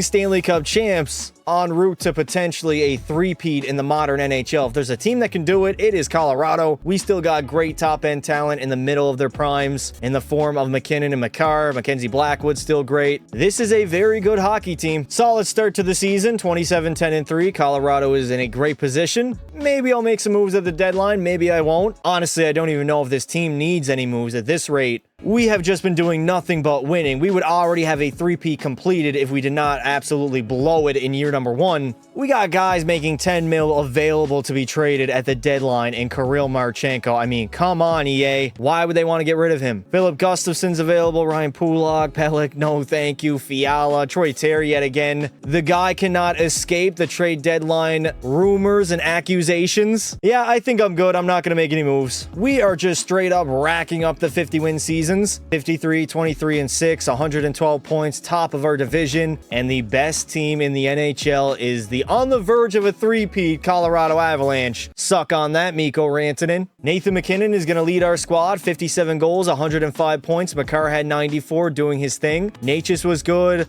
Benedict Seneca. This dude played on the top line and had 17 goals. I mean, it is a career high up to this point. He's only going to get better the longer we go, but I did expect a little bit of a better season playing on the top line. No complaints about Blackwood, 44 wins, 4 shutouts, and a 918. The dude is good. Leon Draisaitl will have the most points at 122, and the most goals will go to TNT, Tage Thompson. The man had 69 goals on the season. Nice. Shorzy had 62 and 99 points as a rookie, or actually no, he's a second-year player on Utah. had 46 last season. Leon Draisaitl had 57, Kaprizov 57. Fantilli's going to be a great player, as we know. He simulates insane in this game for shutouts. Vasilevsky and Decord are both going to tie at 6, and the most wins will go to Mackenzie Blackwood for yet again another season. This dude's going to be a Hall of Famer at this rate. He might even be a Hall of Famer already. The Preds in the community, the Preds in the postseason, and for back-to-back seasons, I'm not really that scared. They picked up Ovi, a 43-year-old Alexander Ovechkin. That dude probably can't even skate anymore. Max Domi's on the roster, Kemmel, Miles Wood, defensively, no more Roman Josi. That decor is looking very rough, but they do got an 87 Saros, who got destroyed last playoff run. We will see if anything changes in the first round against the Preds. Did that really happen? We got swept in the first round by the Nashville Predators. All right, no 3P for Colorado. I don't even know if I want to look at the player stats right now. McKinnon had 6. He was a -3, though, in 4 games. Martin Necas had 5. Seneca 4. Like, we had some scoring. It wasn't completely horrible. Oh, my God. Blackwood with some of the worst statistics I've ever seen. 837 and a 501. I don't know. Maybe I've been glazing the guy a little bit too much. I got to start shitting on him again. The Buffalo Sabres get over the hump and win the Stanley Cup. You know what? I'm happy for them, honestly. Colorado didn't have a great playoff run. We didn't have any playoff run, not winning a single goddamn game. No 3-peat for the Avalanche. We have the Ted Lindsay, Art Ross, and Hart Trophy to Leon, Tage Thompson, the Maurice Richard. McCarr's still going to rack up Norris's. TNT will win the Conn Smythe. Blackwood again, the Vezina. Selke to Beniers. Mackenzie Blackwood is a Hall of Famer now. Funny how he wins the Vezina Trophy and then just completely falters come playoff time. The Pittsburgh Penguins get another #1 overall pick. The greatest American-born player of all time, Patty Kane's going to retire on Nashville, but in the minors. Claude Giroux is gone. Matt Duchene's out of here. Ryan O'Reilly, hashtag Tim Hortons. Erik Karlsson, and then goaltending-wise, Jonathan Quick, the best American-born player and the greatest American-born goaltender. We picked number 28th overall, even though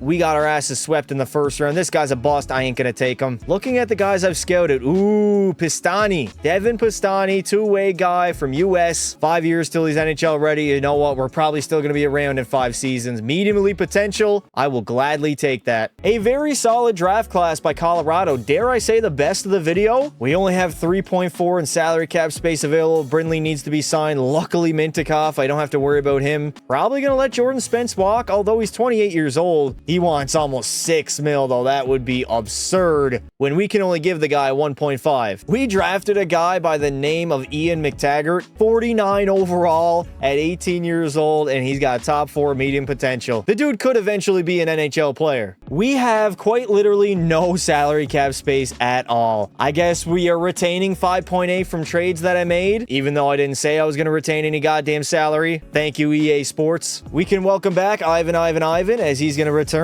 Well, never mind. It looks like Ivan has been glitched. That man is going to return yet again, even though he said he was coming back already. He's probably not here. Never mind. We have a fantastic top line of Necas, McKinnon, Seneca. Jeff Skinner's kind of getting washed at this point. Shane Wright is kind of stagnated at like an 85 overall. I should probably trade Val soon. Bottom 6 isn't great, but obviously we got a few maybe down seasons ahead of us. But I feel like we can definitely come on strong nearing the end of the video where I regroup, I draft well, and we win a few more Stanley Cups. Val Nichushkin is in his final season with Colorado. Shane Wright needs to be extended. Do we have any cap? We got $18 million in extension money. He wants a 2-year contract. What if we want to lock you up long-term, brother? I think we just agree with him. We keep the salary a little bit lower, give him a short-term contract. We can go down in the 4s. The dude is only an 85 overall. I don't want to give him like a 6 or not a 6. The dude wanted like an $8 million contract. Instead, he's going to get 2 years at 4.6 mil with a no movement clause. You're welcome. Mackenzie Blackwood will be the tricky one. The dude wants like 7.8. I can lower that AAV. Can I get in the 6s? We will go 6.850 over the next 4 seasons. That'll lead him until he's 36 years of age. Blackwood's going to be our guy. There we go. Mackenzie Blackwood will be our starter for the next 4 seasons. We're not going to be able to move him anyways. We're still a threat in the Western Conference, but just not as good as we used to be. This is definitely going to be our down season, so I'm not even going to make any moves at the deadline unless we have like a crazy record where it is very clear that we're simulating insanely, because I gotta be honest, we might have to take a down year, get some salary cap space, and then regroup next season. All right, I might have to walk back off of my statement. We are 14-3 to start the season. Not a record that I thought was possible, but hey, the Colorado Avalanche simulating like a juggernaut We have definitely come back down to earth a little bit, but we have a great record, 36-12-2. Colorado is looking like that Stanley Cup contender that they might be. I was literally sitting here just downplaying my own roster. 53-22-7. Actually, wait. That was the Winnipeg Jets. My bad. Colorado went 52-24-6, 110 points. Again, at top of the NHL, third in the league behind Buffalo and Winnipeg, the two known dominant franchises. Shout out Nate Dogg. 54 goals, 112 points. Martin Necas at 82. Cale Makar was pretty good. 25-goal season as a defenseman. Now that's not too shabby. Bennik Seneca is just getting better pretty much every season. Shane Wright had 66 points. Mintyukov on the back end. We absolutely lowballed this guy. Locked him up long-term. Wheeling and dealing. Vezina Trophy winner Mackenzie Blackwood has got 43 wins. 2 shutouts, and a .916 save percentage. Back to his usual play. Austin Tomiak Matthews will have the most points at 135, and the most goals will go to Tage Thompson, as this dude might end up going down as the greatest, one of the greatest goal scorers of all time. Just absolutely sniping it. As Colorado will play St. Louis in round number 1. They got my boy Dylan Holloway. Edmonton. Stan Bowman did not cook. What kind of a damn name is that? Defensively, Pareko. Oh dear God. That is one washed up decor. Do they still have Binner between the pipes? No, it's Joseph Wall. Should be an easy series. Unfortunately, we have to go to a game 7. In the very first round against St. Louis, I know. Heavily disappointing by Colorado. First period, we're down by 1. 4-4 after 2. Damn, Joseph Wall is getting shit on. Third period, all tied up at 4, outshooting them 27-23. And Martin Necas will give us the lead in the third. It's looking very bright for Colorado. Never mind. Me and my goddamn mouth. I don't even know why I talk. I should just sit here in silence and not say anything, and maybe I'll win every single Stanley Cup. EA Sports, it's not in the game. Dear God, Val Nichushkin was our best player. 3 goals, 10 points. Skinner had 8 and 5. Where's Nathan MacKinnon? 3 goals, 5 points in 7 games. The dude is our best player, and he's been washed down to a 92. He's 34 years old. The regression is here. Shout out to Vegas for winning the draft lottery. Definitely not rigged. Sidney Crosby's going to call it a career after 1,700 games. Goodbye to Stammer. Jamie Ben's out of here. Marshy the Rat. Damn, did anybody see what Brad Marchand... At this point, when the video comes out, it might be way later, but this dude rips off the bucket of Rasmus Dahlin. Not only does that, heads to the sin bin with it and tears it apart. Just an absolute slime bag. We are at the NHL draft yet again, picking 25th overall. Fresh off of getting absolutely destroyed by the Predators in the first round. I gotta try to make a good draft pick here. Otherwise, we might be cooked for the future. I'm gonna go with Alexei Samsonov, the right winger. Don't know where he's from. I guess Kazakhstan.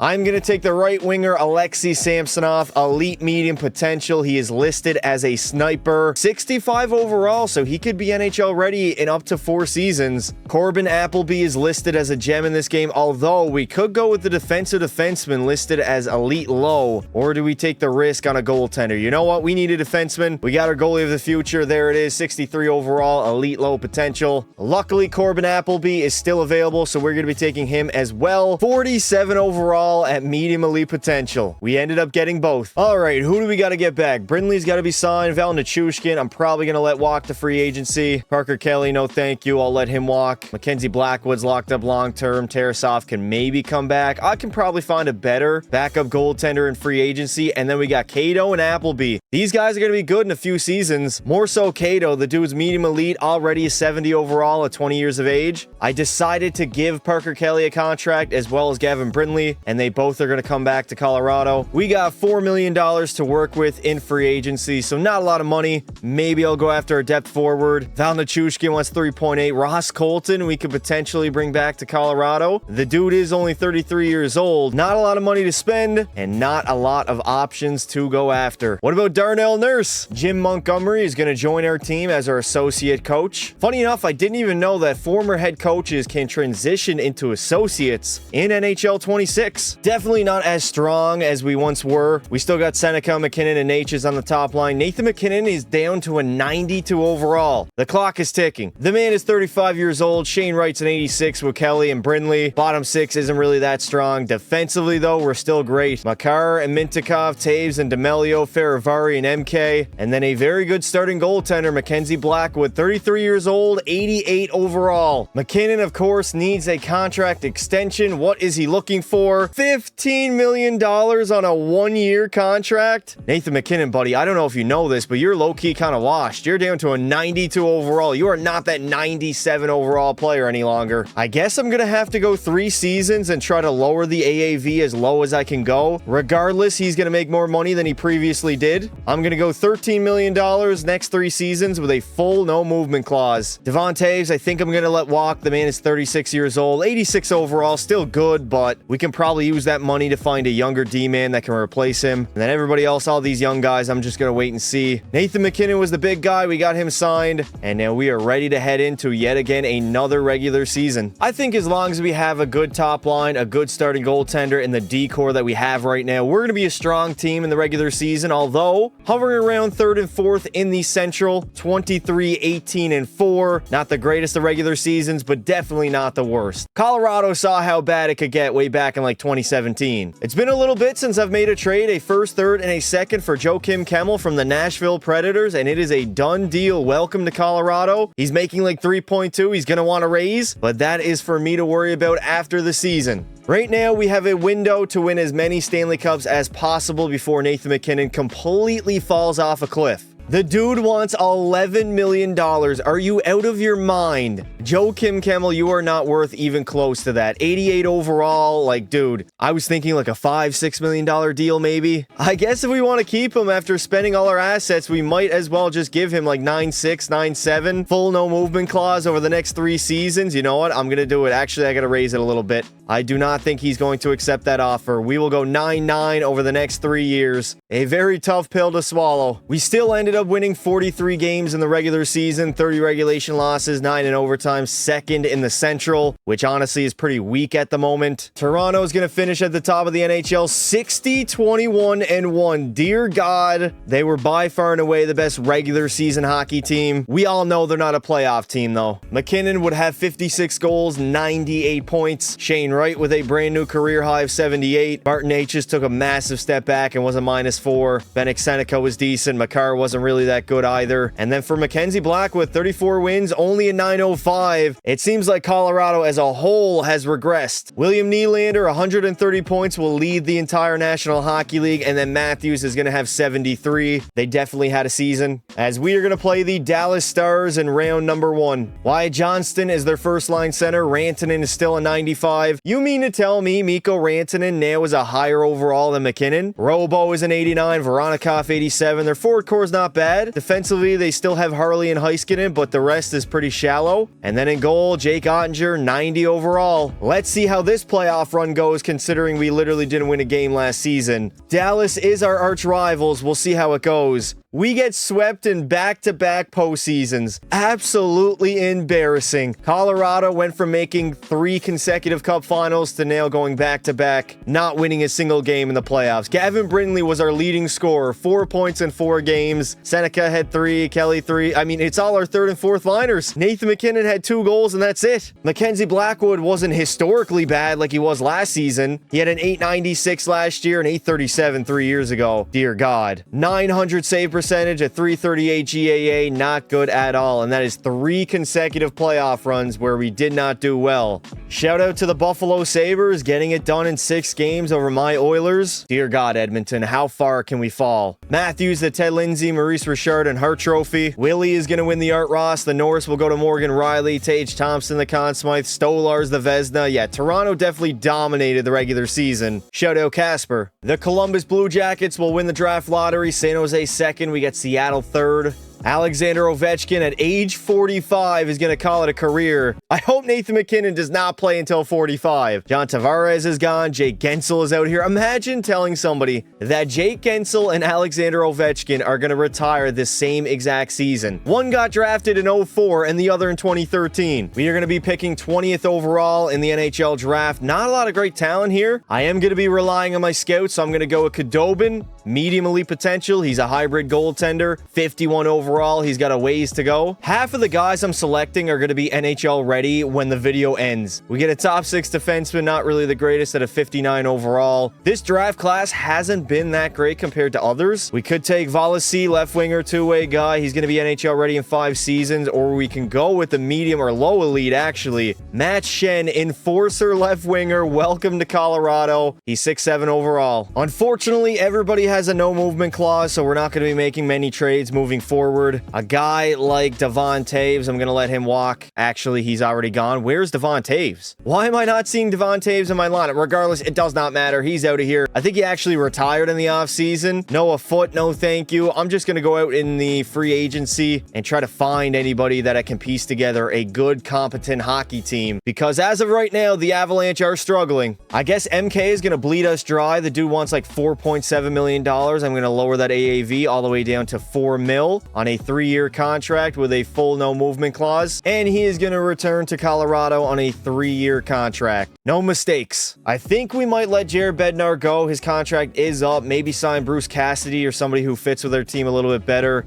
Bednar only has a 46% team fit. We got $4 million in salary cap available, and we got to spend it on a defenseman. We only have like 4 D-men locked up right now. Maybe a guy like Kovacevic, 33 years old, doesn't really fit our system though. The good news is he wants only 3.1 over the next 3 seasons, so I'm gladly going to give him that contract. And that is all that we are allowed to spend here in free agency. Welcome in Ken Grumet Morris. The only reason I signed the guy was because he had the highest team fit. Literally nobody was fitting with the Colorado Avalanche. Everybody was below 50% besides that guy, which is pretty alarming. Marty Necas now is officially our top line center. Nathan MacKinnon down at an 87 overall. I gotta be honest, he probably doesn't have a lot of time left. Maybe 2 to 3 seasons. He's just gonna keep progressing. Probably will be like low 80s next season. I'm gonna bump up Shane Wright to our top line and throw Martin Necas on the wing alongside Kemmel. We will go Brindley, McKinnon, Seneca, Kelly, Ivan, Samsonov. Our young guy finally making his debut. Mintyukov's a 90, Makar 95. The problem is the rest of our decor is pretty shallow, and the Mackenzie Blackwood has already regressed down to an 86 overall. Mintyukov, Necas, and Wright all need extensions. Mintyukov and Wright, I'm definitely going to give it to them. I mean, oh my god. The dude wants 10 mil over the next 7 seasons. Let me lower the AAV a little bit.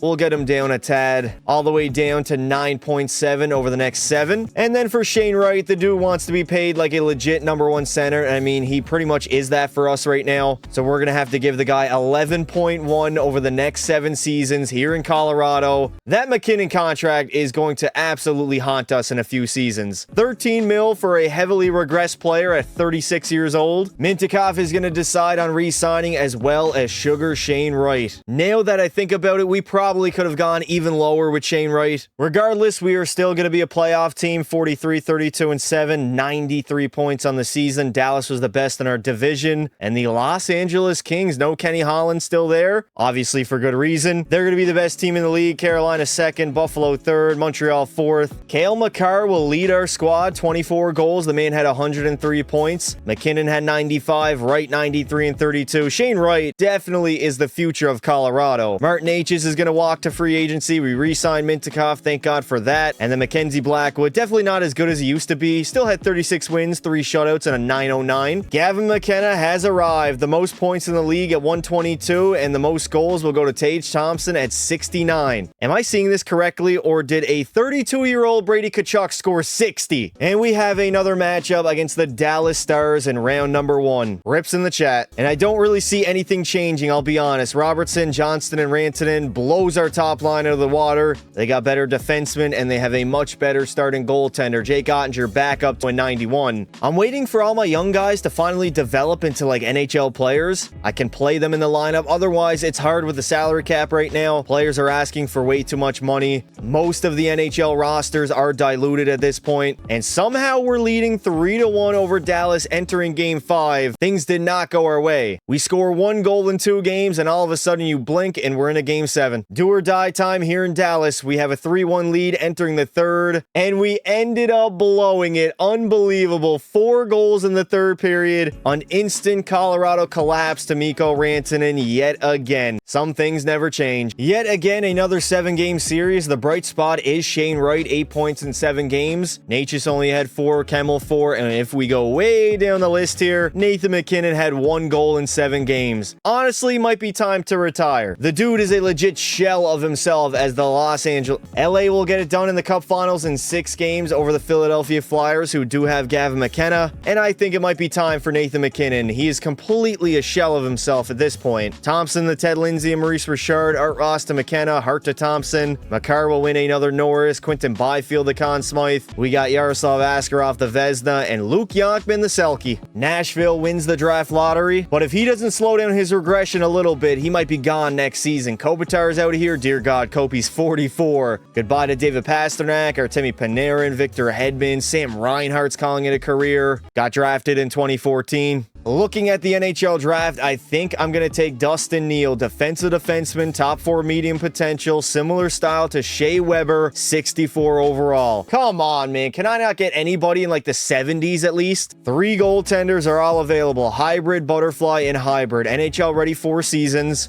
Holmstrom is NHL ready in 4 years, so a year sooner. I think I'm going to go with Per Holmstrom. He's NHL ready in 4 years instead of 5, 59 overall. It can't be serious. I fully believe I have drafted very well so far in the video. Unfortunately, a lot of these guys probably are not even going to end up playing in Colorado. Martin Necas, 89 overall, 33 years of age. I don't really know if I want to re-sign him. I feel like we can probably find a better guy in free agency. Brindley I will bring back. He's only 27 years old. He wants 4.7 over the next 5 seasons. I'm going to lower the AAV, of course. I am not giving Martin Necas a $9.7 million contract. No way, no how. Gavin Brindley is going to re-sign in Colorado as we enter free agency now, and hopefully we find a replacement for Martin Necas. Otherwise, it might be a rough season in Colorado. We only have like $5.3 million to spend, so we're not really going to find a replacement, dare I say. Warren Fogle, 3-5. I think we're better off just grabbing a defenseman. Trying to build a defensive-minded team here in Colorado. Well, the days are long gone of Nathan MacKinnon being that elite-level superstar. We got Wright, Kemmel, Seneca, Kelly alongside MacKinnon, and Samsonov. We got some depth to this team, but not a lot of like top-end talent. Mintyukov, Makar is still great on that top line. Kovacevic. I picked up Noah Hannafin in free agency, and then Blackwood. Damn. The dude is down to an 85 overall. Martin Ferravari needs to be extended, but the dude is 32 years old. I mean, I can lock him up. He's not exactly old. He's got some time left in him at good hockey. He still has some good hockey left in him, so I'm going to go a full no movement clause over the next 4 seasons to lower the AAV all the way down to $5.3 million to return in Colorado. And there we go. The guy's going to return. Somehow at the trade deadline, Connor Bedard is available. 1 year left on his $9.4 million contract. I mean, maybe. I don't think we're going to get him. This would be the hardest trade of all time. We'd have to give up, like, yeah, we don't have anybody to give up. Samsonov, Ferravari, Seneca, none of these guys really hold a jock strap. Hold a jock strap? What am I saying? We do not have enough assets to acquire Connor Bedard, so instead we're just going to simulate until the end of the season. Colorado is still consistently good, a playoff team, 46, 27, and 9, third in our division, where 5 teams made the postseason. Cale Makar is out here setting new career highs at the age of 34. The man had 121 points. Shane Wright had 103, MacKinnon 30 goals and 77 points. Samsonov, oh my God, the dude damn near had a 50-goal season. His second year in the NHL after only having 35 points and 20 goals. That is a major step up. He's going to want to get paid. Kemmel had 56 and 29 goals. Seneca has been absolutely horrible for a few seasons now, and Blackwood is back at his best. 7 shutouts, a 9-15, and 37 wins. Cale Makar is going to win the Art Ross as a defenseman, the first D-man to do so since Bobby Orr, and Tage Thompson had the most goals at 69. We got Colorado up against Minnesota in the first round. They got Kaprizov, who's all washed up at an 88. Marco Rossi, 89. Boldy, 90. Lafreniere's on the roster. Forward core doesn't really scare me. They do have Brock Faber, but we got Cale Makar. Suck on that. And then in goal, if we take a look here, a 90 overall Jesper Wallstedt. We'll see how Mackenzie Blackwood ends up playing. Well, we got smacked in 5 games. I cannot complain about Shane Wright. The man had 2 goals and 11 points in only 5 games. He's legit like Nathan MacKinnon of old.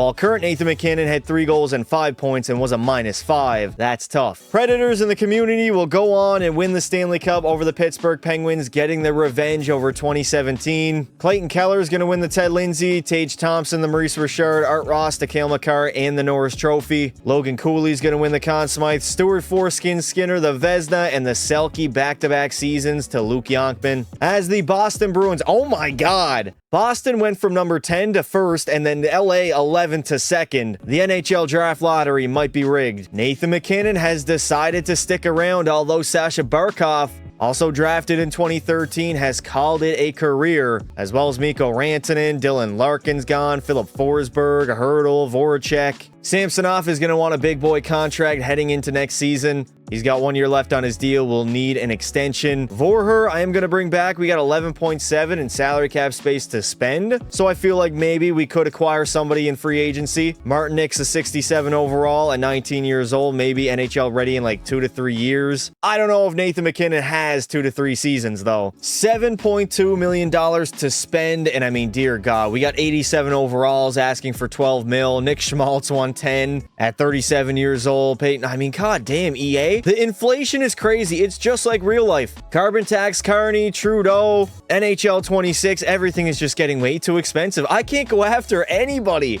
All of these guys want like double figures or like north of 9 mil. We'll try to bring in Olin Zellweger, give him a full no movement clause at 7.2 over the next 5 seasons. Well, the good news is Zellweger will be a Colorado Avalanche for a long time, probably the remainder of the video. Nate Dogg is down to an 82 overall at 38 years of age. This very well could be his final season. He's only got 1 year left on his deal also. Will need to be re-signed. Shane Wright's our top line center. Samsonov's an 86 overall, and he's going to play on the top line. Oh my god, he does not fit, huh? I guess we got to go Seneca, Shane Wright, and Samsonov. Third and fourth lines aren't really great. Depth is not there. Young guys are not growing.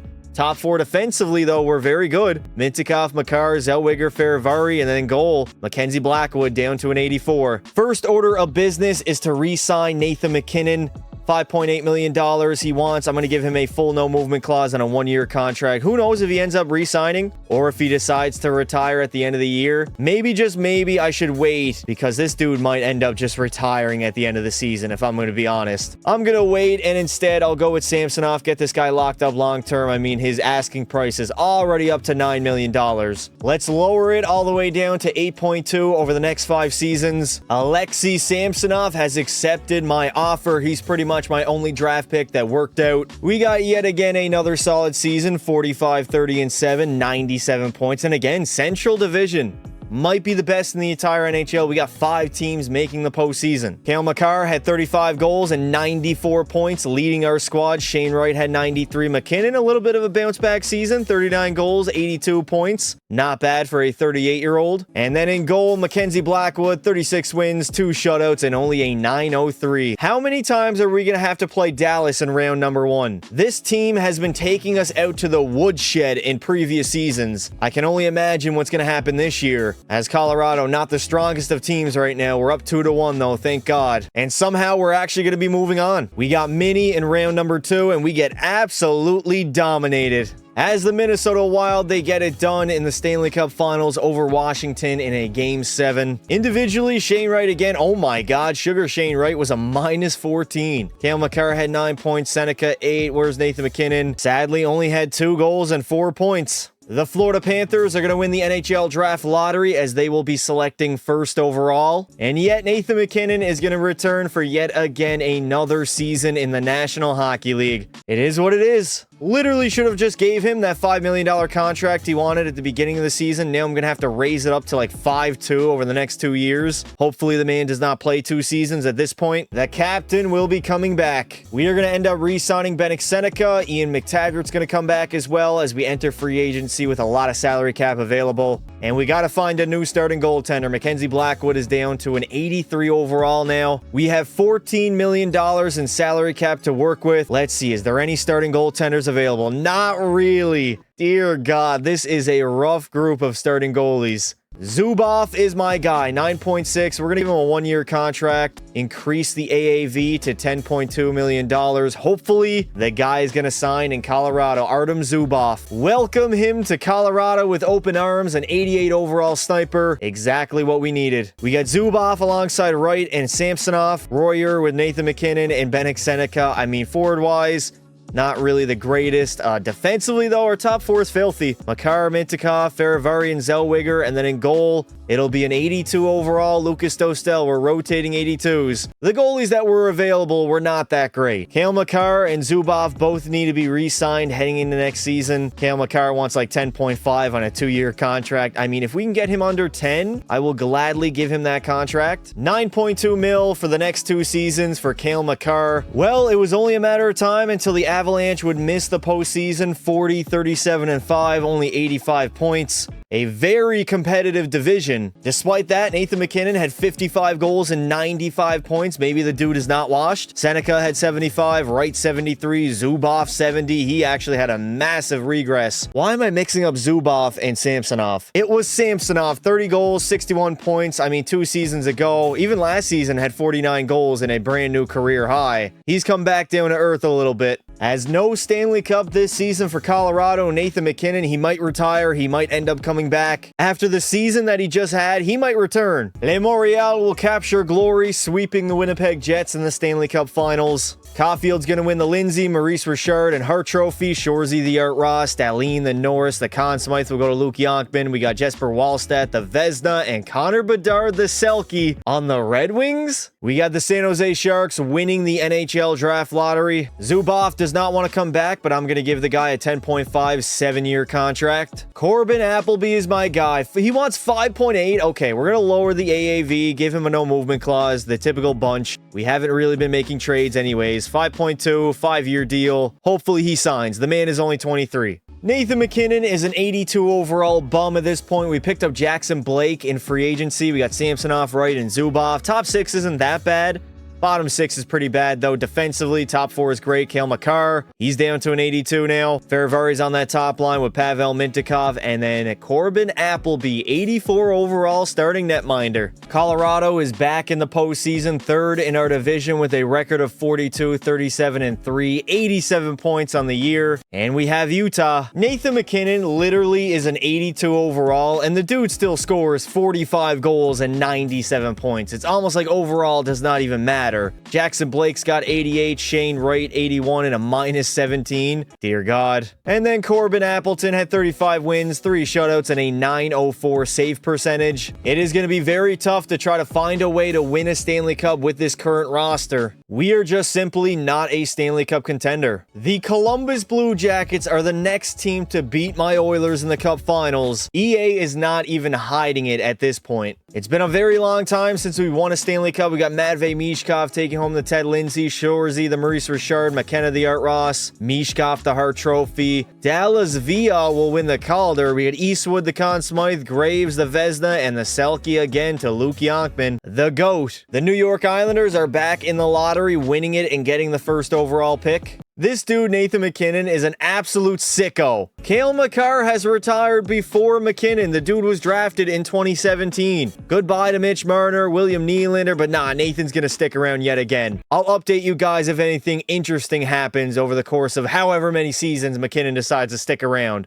I will make sure Nathan MacKinnon does get re-signed here in Colorado. I do not want to see him play anywhere else. The dude is still like a 90-point player at the age of, what, 40? 5 mil, 2 seasons, full no movement clause. Man, this is honestly hilarious. We have Nathan MacKinnon, 41 years old, 80 overall. The computer wants him to play on the top line. We got to go Shane Wright. Shane Wright literally is much better, although he doesn't simulate like it. Yeah, safe to say Colorado is not a cup contender any longer. We are 4-13 to start the season. Still not a playoff team. Finally, after all these years later, Nathan MacKinnon calls it a career. The man scored 957 goals goals for 2,199 points. Connor McDavid is also gone. Kyle Connor's out of here. Kaprizov. McKinnon's going to retire as a 3-time Stanley Cup winner. He's got a Conn Smythe. He's got 2 Hart trophies, 2 Ted Lindsays, an Art Ross, and 2 Maurice Richards. Also got a Calder and 2 Lady Bings. Individually, I mean, I can't complain. The dude was great until the end. Had 70 points in his final season in 82 games. Consistent 90, 80-point guy for the final decade. And then he was a good 100-point player for the prime years of his NHL career. Connor McDavid did it. He re-signed with the Edmonton Oilers on a 2-year contract worth $12.5 million. 12.5 is absolutely diabolical. So today, it is finally time to win this guy a Stanley Cup in NHL 26. This is what the day one rosters will look like for Edmonton. We got McDavid, Draisaitl. I put Matt Savoy on the top line at a 79 overall. He's got medium elite potential. This guy's going to be an absolute dog for us for many, many years to come.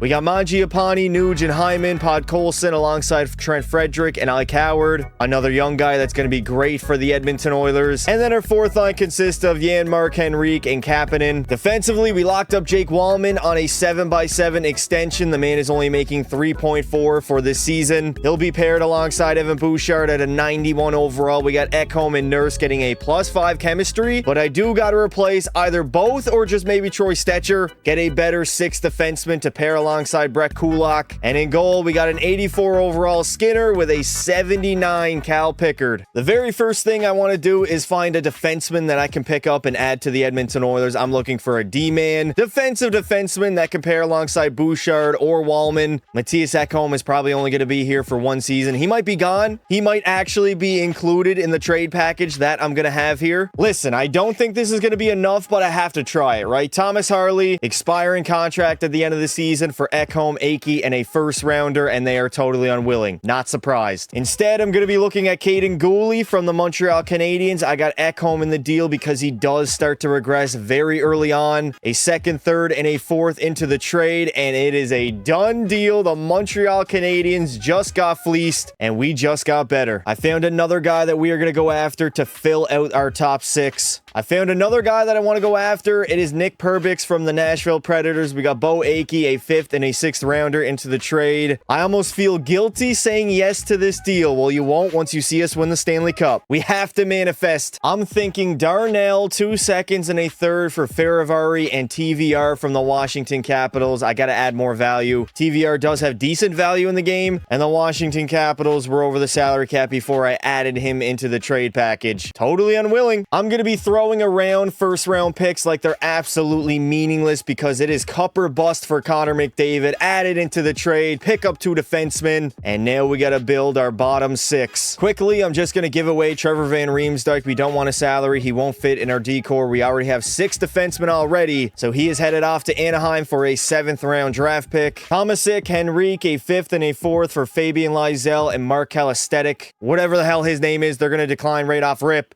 Maybe if I throw in another 6th rounder, I know they want it. I don't know if this is going to be enough to go through. No, you're not completely barking up the wrong tree here. This trade is not going through. This is a very risky play, but it's one that I'm willing to make. I'm putting Ryan Nugent-Hopkins into the trade. We got a 2026 first rounder. Throw in a 2nd and a 3rd as well for Tage Thompson from the Buffalo Sabres. Totally unwilling. God damn it. I actually believed I was close to. What if I add in another 2nd? Will a 2nd rounder put this trade over the top? No, it will not. We are going to have to give up a whole lot more for TNT. I just realized that after year 1, his trade value absolutely balloons. It's pretty low right now. You know what? Screw it. Multiple first rounders into the trade package and consider it a done deal. We'll see you out on the ice and we won't see you in the Stanley Cup Finals. Probably the biggest trade you'll see all video, and it honestly hurts me to the core trading away Ryan Nugent-Hopkins, the man that's been here for so long. But as far as the business goes, Ryan Nugent-Hopkins is not as good as TNT. Tage Thompson is younger, better, and makes 7-2 over the next 5 seasons. That is an amazing contract. Selling away draft picks like I'm an ice cream shop. We got Henrique Tomasic for Jack Quinn from the Buffalo Sabres. Bang! 3.4 for Jack Quinn is not bad. The dude's got top 6 potential, 82 overall already, and the man is only 23 years old. This forward core is absolutely nasty. Leon McDavid, Savoy. We got Hyman, Tage Thompson, and Jack Quinn. win. Ike Howard will start out as a third-line winger alongside Trent Frederick and Mangiapane, and then we got Pod Colson, Kapanen, and Janmark. Taravari, Bouchard, Wallman, and Caden Gooley, and then we got Nick Perbix alongside Brett Kulak. Goaltending-wise, we kept it the same, at least for year number 1. We will not be making any moves. Skinner, it's up to you. I would like to bring back Brett Kulak. I mean, 2 years is not bad. We can lower the AAV, giving him a no movement clause, although that might be a little bit too low. We'll go 2.2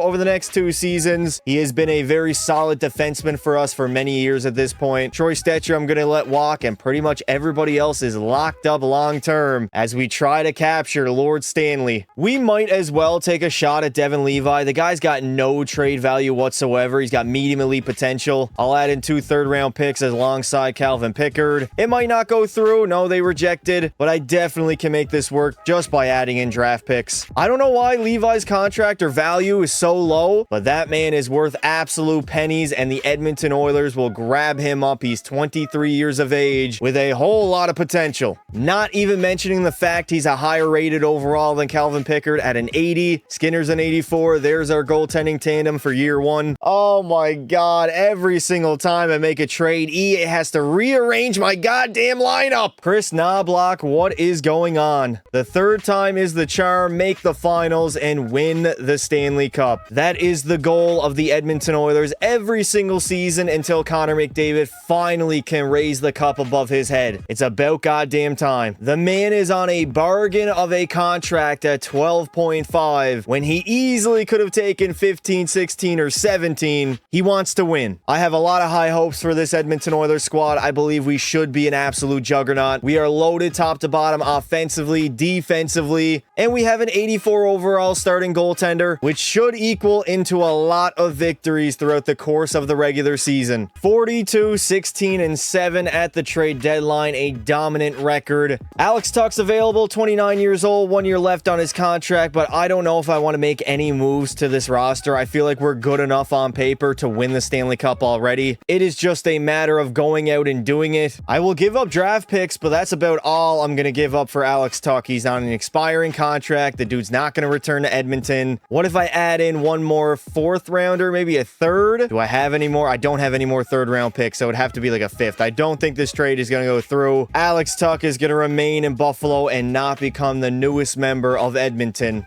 Not surprising at all to see the Edmonton Oilers do as well as they did. 54, 19, and 9, 117 points. Best team in the NHL, baby. Top of the Pacific and the entire National Hockey League. Psych, that was the Florida Panthers. Our arch rivals in the state of Florida had the same exact record, and who knows? We might end up playing in the Cup Finals for the 3rd consecutive season. We got Toronto winning 50 games, Tampa Bay 50, oh my God, what? The Columbus Blue Jackets went 50, 27, and 5? I don't know if EA is busting my ball sack, but that does not seem right. We got McDavid, 58 goals, 137 points. Leon had 106 and 47 goals. Tage Thompson, look at that, a 40-goal season, 86 points. Bouchard was great. Zach Hyman had 32. Jack Quinn, look at that, 17 goals, 61 points. The offense on this team is unbelievable. While Skinner had 46 wins, 4 shutouts, and a .917 save percentage. That is a damn good season. McDavid will have the most points at 137. Nobody was remotely close. McKinnon came in second with 113. Draisaitl had 106. Sasha Barkov, 102. Braden Point, 99. On the goal side, Nathan McKinnon will score the most at 61 tucks on the year. The man is 30 years old, probably getting a little bit out of his prime. What am I saying? The dude's going to sim like this until he's 38. Matthews only had 47. That is back-to-back, somewhat down seasons. I mean, 100 points is nice. But what happened to scoring like 50, 60 goals? I mean, realistically, Matthews doesn't have a single 50-goal season, but he's got 2 60s. An inconsistent merchant. Obviously, Stu's going to have the most wins at 46 in the entire NHL. We got John Gibson, Mackenzie Blackwood, and Thatcher Demko tying for the most shutouts at 5. We got a fire of a series to start us off, the Battle of Alberta. There is no easing into the postseason. It's the Battle of Alberta in round 1. They picked up Patrick Laine to pair alongside Nazem Kadri and Jonathan Huberdeau, who makes like, what, $2 million less than Connor McDavid? That's absolutely wild.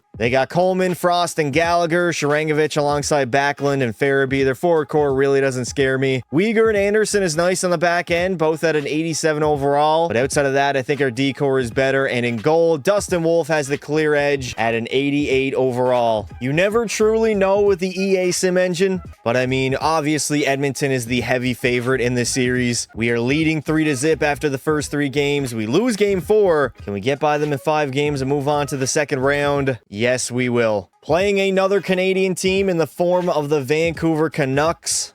DeBrusk, Pedersen, and Besser is their top line. That doesn't even come close to what we have. Kane, Hedel, Garland, no thank you. I mean, the forward core isn't bad, but it is not even close to what we can put out on the ice. But Quinn Hughes will be the best defenseman and maybe the second best player in the series at a 96 overall. The rest of the D core is hurting, and then Thatcher Demko at an 87. Clear advantage. Thinking about it realistically, our second line might actually be better than Vancouver's top line. Nobody can rival our forward core right now in the NHL, maybe in a few seasons, once we have all-time greats like Yankman, Shorzy, and Pekka Pasta. What am I saying? Pekka Pasta is a goaltender. Also, yes, we absolutely dominated Vancouver in 5 games. We haven't had a tough test yet, but we are going to make the conference finals, and we are going to play the Winnipeg Jets back-to-back-to-back Canadian teams. Connor, Scheifele, and Velarde, definitely the best top line we faced so far. Gustav Nyquist playing alongside Gino Malkin and Cole Perfetti. I mean, second, third, and fourth line isn't great. Jonathan Taves is an 81, but that top line could potentially put a lot of points on the board. Josh Morrissey's a 90. Pionk 87, and then Connor Hellebuck at a 93. He's not going to play like he does in real life. He will sim well at a 93 overall. He's not going to completely shit the bed like he does in the postseason. Deer in headlights. Weather gets warmer. Connor Hellebuck gets colder. In NHL 26, he should simulate just fine. For the first time in the playoff run, we will face elimination in Game 6 in Winnipeg. Backs against the wall. Here we go, facing elimination in Winnipeg. First period, we got a 2-1 lead. Connor McDavid putting the team on his back. Second period, it goes 3-1. There will be a Game 7 to go back to the Cup Finals for the 3rd consecutive season. First period, we got no score in the game. Second period, we are down by 1. What a massive third period it is. Conference Finals, Game 7, and we're down by 2. Sandberg will extend the lead, but we get right back in the game. Thank you, Connor McDavid, and thank you, Evan Bouchard. The high-octane offense of Edmonton is thriving right now. 5 minutes to go in the third period. We are in the late stages now. As if my heart rate wasn't high enough, we have overtime in the conference finals. Edmonton and Winnipeg go. McDavid 2-on-1 with Draisaitl. Draisaitl in the middle. What a save by Hellebuck. And what there it is. TNT Tage Thompson will send the Edmonton Oilers back to the Cup Finals for the 3rd consecutive season. I didn't even see what he shot on net there. Hellebuck made the first save, but afterwards, TNT on the cleanup. I bumped him up to the top line, and my GMing moves paid off in dividends as Edmonton, 3rd time is the charm. We will have a shot at a Stanley Cup once again. Connor McDavid, you have to get it done. I guess we got to go through every single Canadian team to prove that we are Canada's team. The Toronto Maple Leafs in the Stanley Cup Finals for Lord Stanley. They do have a very good top line of Matthews, Nylander, and Nyes. Tavares an 88 overall on the second line with Domi and Waugh. They got Cam Henrique and Maselli. Goddamn, they picked up Adam Henrique. Did we trade him here? I do not believe we traded Adam Henrique. No, he went in Buffalo, and then at the deadline, Toronto was like, hey, let's grab the former Edmonton Oiler that made the Cup Finals. Defensively, they got Riley Tanev, Ekman Larson, Carlo. I think our D-core is roughly better, but in goal, a clear edge to Anthony Stolarz at an 87 overall. This series has been absolutely one-sided so far. We are leading 3-0. Heading into Game 4 in Toronto, the cup is in the building. McDavid has his shot. There is no excuse to lose now. 1-0 lead after 1. Second period, the Maple Leafs will respond. Nyes and Matthews, and they're leading by 1. It's okay if we don't win in Game 4, but we have to win the Stanley Cup. We're leading 3-0 in the series. There's no excuse to blow this. We will be labeled as absolute choke jobs if we don't get it done. 5 minutes remaining in the third period. We are down by 1, down by 2 as Austin Matthews will send this series to a game number 5 back in Edmonton. Cool, let's win the Stanley Cup on home ice. Come on, Edmonton. In Edmonton for game number 5. First period, we have the lead. Hyman and McDavid. Second period, a multi-goal advantage. Wallman and Draisaitl. And we are 16 minutes away from finally winning Connor McDavid a Stanley Cup. Wait a minute. I spoke too soon. John Tavares makes it a hockey game on Stuart Foreskin Skinner. 7 minutes remaining in the third period. Boys, we pretty much put it out of reach. I wanted to hop in.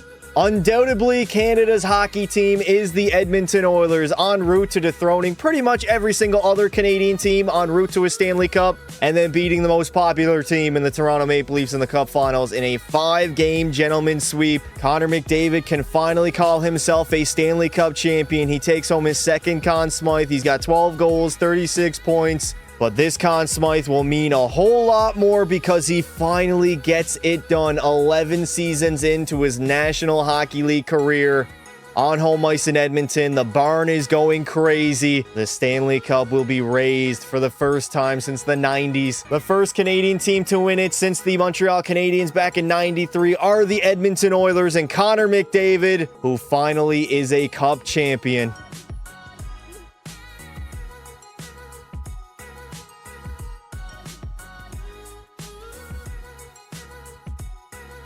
Leon Draisaitl is a top 3 player in the National Hockey League, and it's been that way for a long time. This man is so inherently good. The dynamic duo of Dry and Connor finally have a cup to their resume. They can go down with the GOATs now. The greatest duos of all time. One of the best free agent signings of the 2020s was Zach Hyman. He done so much for this franchise. A 57-goal man in one single season. And for the man who gets hated on the most, Stuart Foreskin Skinner, so much shit talking going around this guy for so long, and now he's the starting goaltender of a Stanley Cup winning team in the Edmonton Oilers.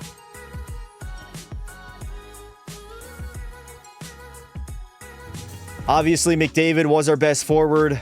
I mean, 12 goals, 36 points, absolutely monster numbers. Leon had 30, Tage Thompson, 18 goals in the postseason. Bouchard had 23, Hyman 19. Isaac Howard was actually very good with 4 goals and 13 assists. Matt Savoy kind of struggled a little bit. That is why I put him down on line 2, and that actually paid off in dividends, as we would end up going all the way, winning Lord Stanley and Skinner, a 907 throughout the entirety of the postseason. Finally, Connor McDavid is going to take home the Ted Lindsay, Art Ross, and Hart Trophy. McKinnon, the Maurice Richard, Morgan Riley, top 5 defenseman, will somehow win the Norris Trophy. We got the Calder going to Matt Savoy, the Conn Smythe to McDavid, Bob the Vezina, and the Selke also to the greatest hockey player that has ever lived. I can say that now because the man has a Stanley Cup. There is no way you can convince me that the draft lottery is not rigged. The Vegas Golden Knights will win it. They moved up from 10th overall all the way to first place. 100% something fishy going on.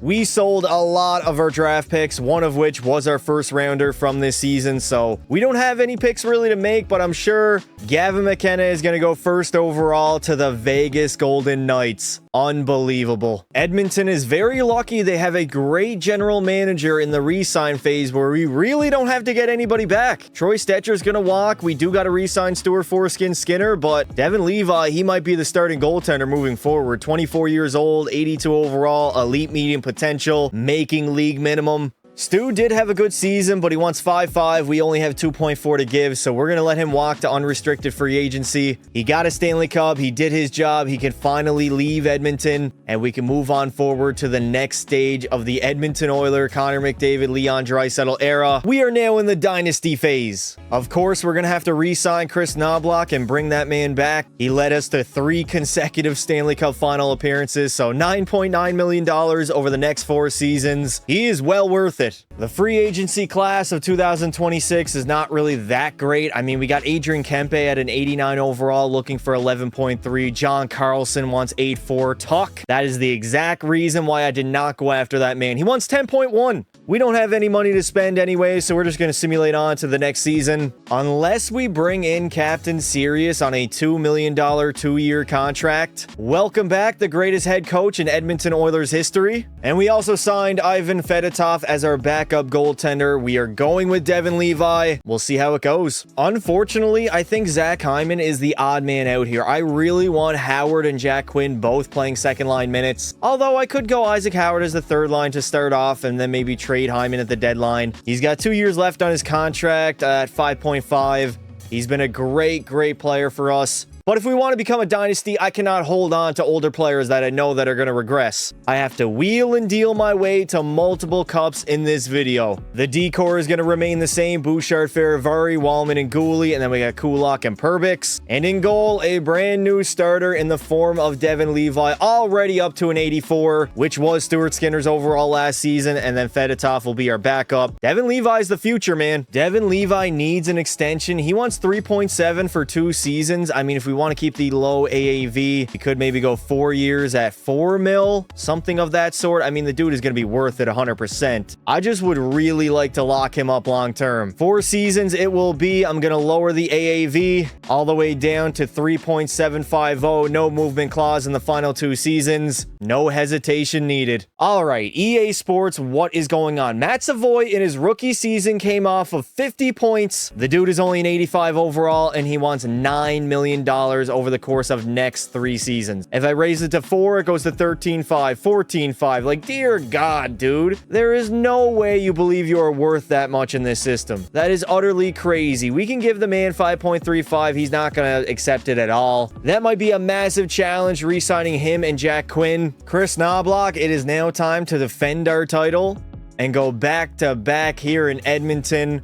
4 consecutive cup finals, winning 2 of them. Let's lock the hell in and let's do it. This team is built to win over the next 5 to 6 seasons. Obviously, Matt Savoy is going to reject my offer. This dude is completely out of his mind. He wants $15 million to remain in Edmonton over the next 3 seasons. Not a chance in hell. If I have to, I'm going to have to trade Matt Savoy. I think I did this in NHL 25 because his player was asking for a lot of money there as well. So if we got to remove him, get a better young guy in return, I will gladly do that. Matt Savoy is not getting 15 mil. It's just not happening. I'm not giving that man that type of money when Connor McDavid makes 12.5. This team has to be built really well money-wise if we want to become a dynasty in NHL 26. If we don't, we are going to run into a whole lot of issues 3 to 4 years down the line. So we are going to have to make a decision at the trade deadline if we move off of Matt Savoy. If that man does not lower the AAV in his contract extension talks. We are at January 1st and Matt Savoy has lowered his offer, his asking price down to $10 million.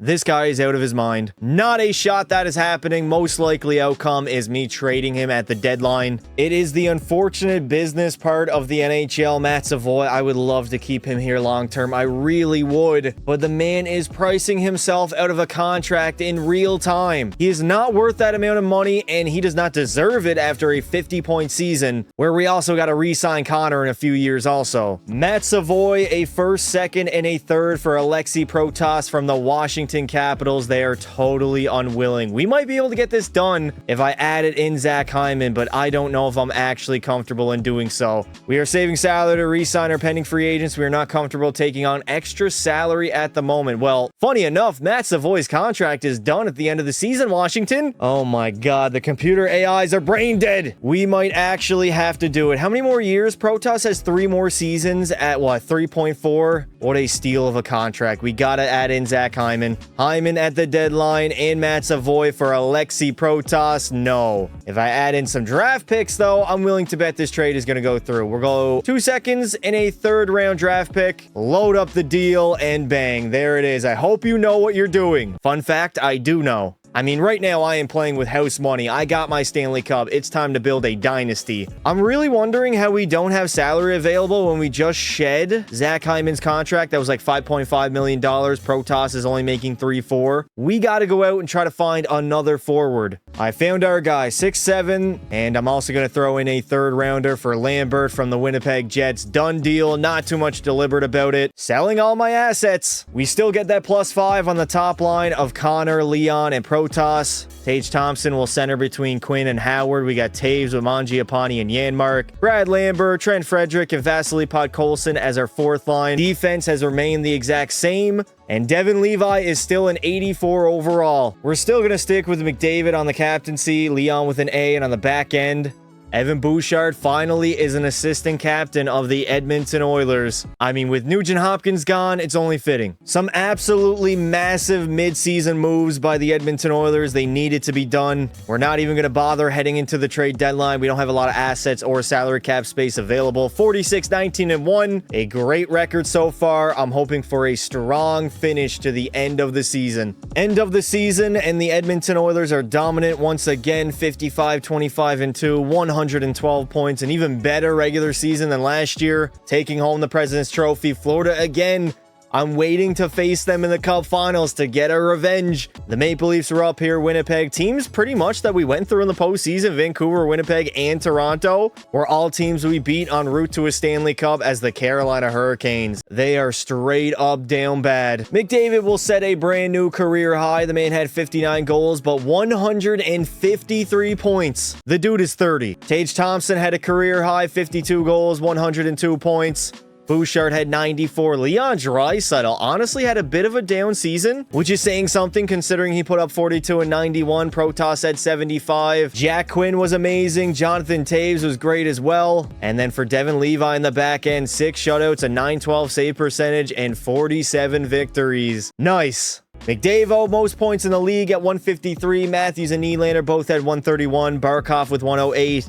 Tage Thompson was up there. What a hell of a season from TNT. Quinn Hughes had 15 goals and 98 points. And Austin Tummy Egg Matthews will lead the way in goals at 69. Nice. Fantilli 64, McDavid 59, Nylander, Connor, Thompson was up there. Nazem Kadri Sims amazing into his late 30s. Levi will have the most wins at 47, and the most shutouts will go to Ann Noonan. Really? We got Bedsy in the Blackhawks in round 1. He has grown up to a 94 overall, but the sad part about it is he's still playing alongside bums. Nazer's only an 85, Teravainen 85. I mean, this forward core is not good at all. Defensively, they do got John Carlson at an 88. Kevin Korchinski hasn't really grown. And in goals, Spencer Knight is an 86. This roster should not be allowed to compete with us. If they somehow have the EA Sim engine on their side, I'm going to be pissed. We are top to bottom a much better hockey team and the reigning defending champs in the National Hockey League. This should be a 5-game gentleman sweep. And that is exactly what it was. Back-to-back young guys, Macklin Celebrini and the San Jose Sharks. This roster is much better than what Chicago has. Eklund, Celebrini, and Toffoli is a great top line. Will Eklund is up to a 91 overall. They got Middlestat, Smith, and Eberle. Arvidsson alongside Lars Eller and Jaden Schwartz. Yeah, this roster's a whole lot better, at least offensively. Defensively also. Trouba, Orlov, Fowler, Murphy. Nick Leddy's decent, I guess, at an 82 overall. And they have Sergei Bobrovsky at a 93. We have to take these guys extremely seriously. The computer general manager absolutely cooked. They built a contending roster in year number 2 for Mac and the San Jose Sharks. They're going to be a tough out. This will not be an easy series whatsoever as we fall down 2-1 early on. We got to somehow play our way back into the series and beat the young guys. Thankfully, that is exactly what we did with 3 consecutive victories at the end of the series. It is a rematch against Winnipeg in the Western Conference Finals. I'm pretty sure we went to a Game 7 last season against these guys. Obviously, Kyle Connor's great, 94 overall. He scores a lot of goals. The forward core is pretty good. Neil Pionk is up to a 90 instead of an 87 last season. Morrissey's a 92, and Connor Hellebuck, he actually regressed. Not as good as he once was. The one thing that scares me is Winnipeg is second for goals for and first in goals against. That team is built really good right now. I don't know what is with the Edmonton Oilers and rematches in the Cup Finals, but it will be Edmonton against Toronto yet again as we smoked Winnipeg in 6 games. We have a 3-2 series lead heading into game number 6 in Toronto to win our 2nd straight Stanley Cup against the Maple Leafs as well. This will be icing on the cake. First period, oh my god, 6-0 Mangiapane. McDavid has a hat trick all on the power play. Leon gets one. Ike Howard. This game is effectively over entering the 3rd period. What an absolute beatdown. Straight belt to ass. It will be back-to-back Stanley Cups for the Edmonton Oilers, back-to-back defeats of the Toronto Maple Leafs. as they get to experience what we did the prior 2 seasons. 4 Cup finals in a row. Winning 2 of them does not sound bad at all, as Connor McDavid, Leon Draisaitl, Evan Bouchard pick up their 2nd ring of their NHL career. It is looking like a dynasty here in Edmonton, on the verge of a three-peat. We got the Conn Smythe going to Connor yet again. 16 goals, 42 points in the playoff run. That is his 2nd 40-point playoff run of his career, cementing himself with the GOATs. I mean, this guy already is a top 3 player of all time. Maybe top 2 with the team success that he has had now, with 2 Stanley Cup victories coming in back-to-back seasons against his hometown team. It makes it that much sweeter that these guys literally were craving for Connor to come to Toronto, and then he beats them in back-to-back Stanley Cup finals.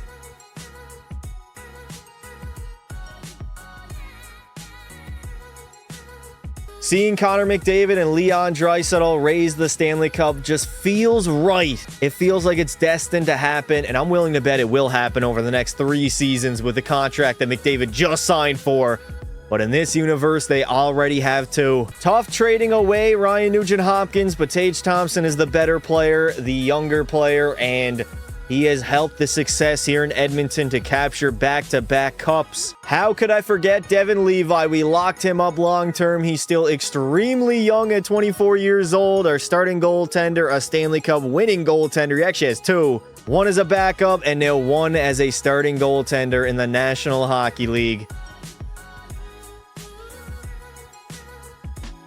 The offense on this team is absolutely insane. McDavid at 42, Leon had 39, Thompson 17 goals, Protas at 27, Bouchard 22. Like, we are set up long term. We can easily rally off 3 to 4 more Stanley Cups. Levi went 16, 6-1, no shutouts, but had a 909. That's solid. Suck on that, Florida Panther fans. We are the reigning, defending, back-to-back Stanley Cup champions. McDavid yet again will take home the Lindsay, Art Ross, and Hart Trophy. Matthews the Maurice Richard. Evan Bouchard will grab his first ever Norris. We got McDavid the Conn Smythe, Devin Levi the Vezina Trophy, and the Selke will go to Matthews. Let's lock up Jack Quinn. The man wants 6-7 over the next 2 seasons, which kind of is a lot, but we can lower that contract a little bit. Let's go 6.2, 2-year deal. We'll see if he accepts. And Brad Lambert, another guy I want to bring back. He's only 23 years old, 81 overall, 2 years at 2.6. Solid. Very solid contract. Unfortunately, Quinn did not want to re-sign because we do not have the salary cap space. The Boston Bruins, the cycle continues. They're going to win the NHL draft lottery. LA second, and we got the Carolina Hurricanes third. Damn, Carolina, you can't even win a draft lottery. We are saying goodbye to some all-time greats like Corey Perry, the mom killer himself. Logan Couture is retiring. Ryan McDonough, Mark-Edward Vlasic, Connor Sheary, Penn's legend. We do have a first rounder in this NHL draft. Boston's going to select first, and they are taking P. Shorzy at a 92 overall. That man is going to change the franchise. We could take Liam Campbell, elite medium potential. He's listed as a sniper, NHL ready in 3 seasons, and a similar style to Brad Marchand. Oh no, the PTSD is kicking in. This is a tough situation that we're in right now. Jake Wallman's an 89 overall, 31-year-old, 7x7 player. He's won 2 cups here in Edmonton. I mean, Dallas will be over the maximum salary cap. I don't think this is going to go through.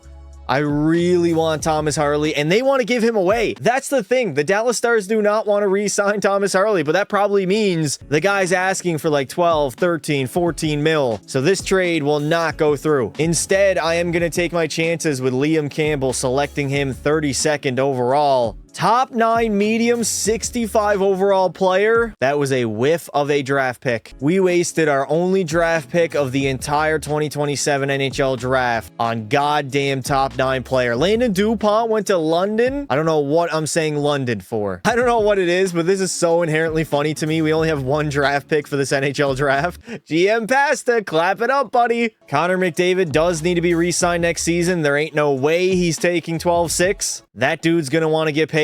We are going to lock up Jack Quinn for a long time. We're going to lower the AAV, give him a full no movement clause. The man is only 25 years old, so he's going to stick around long term. 6.1 on a 6-year contract for Jack Quinn. No hesitation needed. Not only does McDavid need an extension, but also Ike Howard. That dude's going to want an upgrade, of course. I'm hoping I can fleece him and get him on a lowball offer. Levi's locked up long term, and Fedotov, we got him for another season. First order of business is giving Connor... Oh, he wants 19 mil? All right, we're going to wait until preseason. Hopefully, he lowers his asking price because, goddamn, that would definitely cap restraint us for many seasons. 19.7. I mean, he's deserving of that money, but right now, I'm not giving it to him. We're going to wait. We don't really have any money to go out and get anybody in free agency. Quentin Hughes is available. 97 overall, 27-year-old. He's probably headed to Jersey. If you know, you know. Morgan Frost wants 10 mil. Gostisbehere 8x8. I mean, the contracts are going absolutely nutty right now in NHL 26 franchise mode. Things are not looking good at all. We are in preseason and McDavid still wants 19.7. We can only give the man 14.5. Ooh, we could go 14.5, maybe 4. Okay, wait a minute. We might be able to get this contract done. A 6-year contract, $14.5 million with a full no movement clause. Please, Connor, re-sign in Edmonton. My literal job is on the line. If I end up losing Connor McDavid, I am getting my ass fired out of Edmonton. Fourth line definitely is a whole lot weaker, but we're still running out. Draisaitl, McDavid, and Protas. 99, 98, and 89. Tage Thompson as our second line center with Jack Quinn and Ike Howard. Frederick, Taves, Podkolzin. Defensively, we're still going with Bouchard and Faravari, Wallman, and Caden Gooley. And then we got Ty Emerson and Brett Kulak. And in goal, Devin Levi has grown all the way up to an 87 overall. We are ready to three-peat. Chris Knobloch at this rate might be the greatest coach of all time. He's made 4 consecutive Cup Finals appearances. He's won 2 of them, back-to-back defending champs, as we try to get ready for a three-peat in the modern NHL. Yes, Connor McDavid has re-signed in Edmonton once again, this time long-term. He's 30 years old. He'll be signed till he's 38. The man is sticking around for a very long time. The Edmonton Oilers right now are in an absolutely sick spot. Back-to-back defending champs heading into year number 3 of a potential Dynasty three-peat with a prime Connor McDavid, Leon Draisaitl, and Evan Bouchard.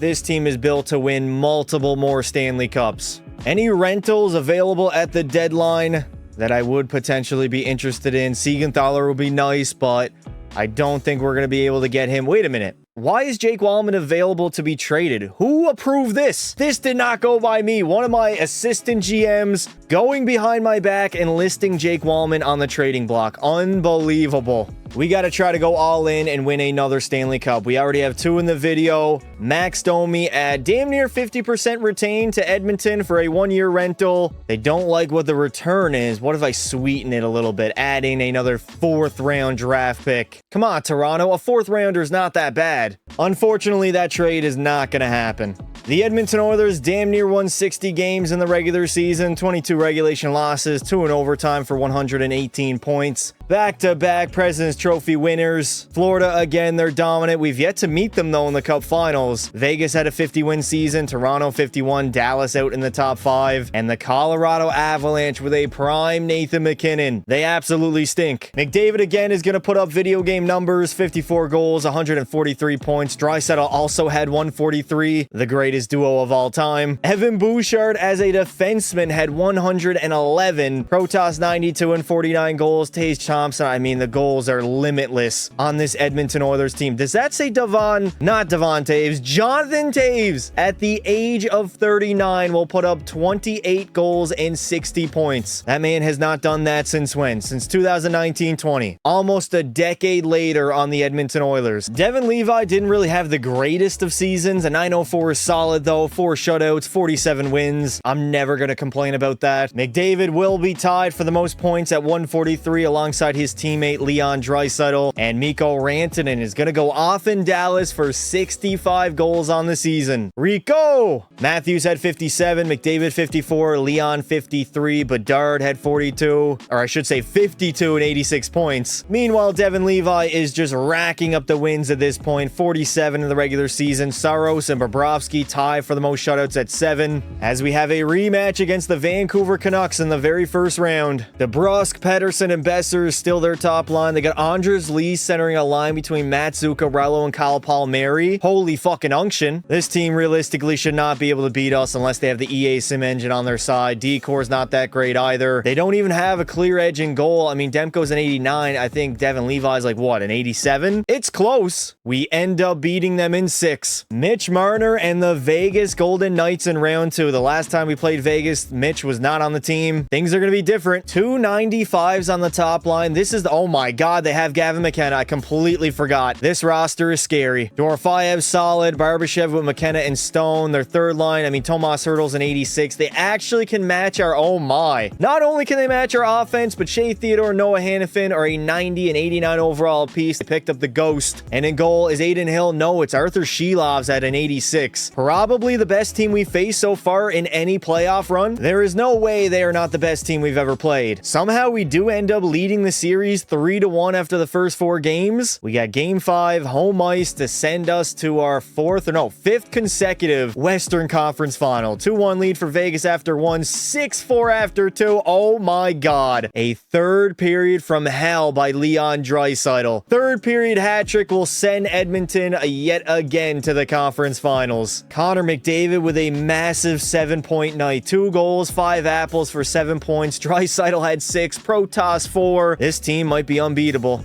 Another matchup in the conference finals against Dallas. Here we go. We are very familiar with this roster. Rantanen, Hintz, and Robertson. That is a great top line. Wyatt Johnston now is a 90 overall with 2 washed up bums in Duchesne and Ben. Bottom 6, they do got Maverick Bourque, but outside of that, not much. Defensively, they did re-sign Harley. What was the contract? Only 9-1 over the next 7 seasons. I would have gave him that. Him and Heiskanen are great. Lundell's an 87. And Jake Ottinger is a 90 overall. A very, very tough test.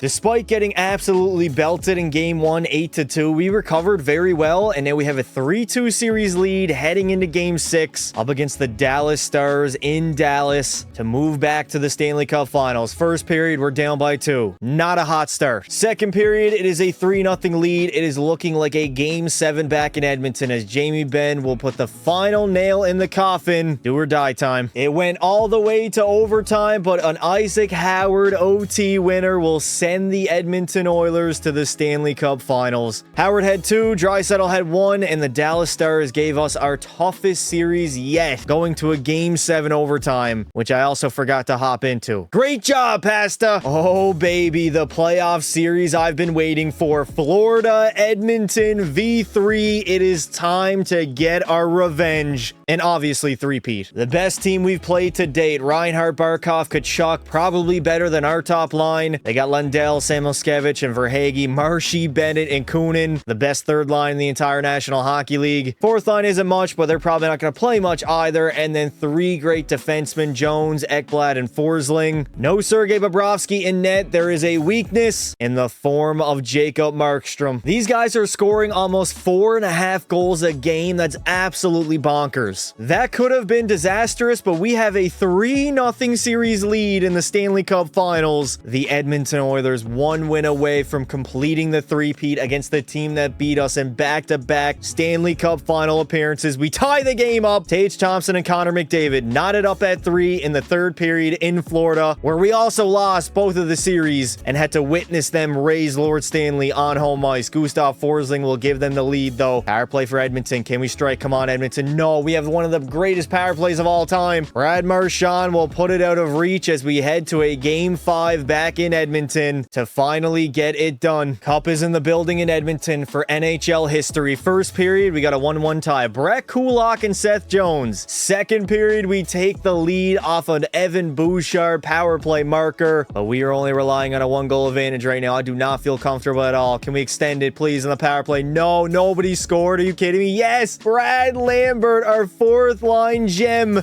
extending the lead late in the third period, but Sam Reinhart gets them back to within 1. Late stages of the third period for NHL history. We got a $1:55 left to go in the third, sitting on a 1-goal lead as the Florida Panthers. You know they're going to want to get back in this game. Go after it. Who's on the ice right now?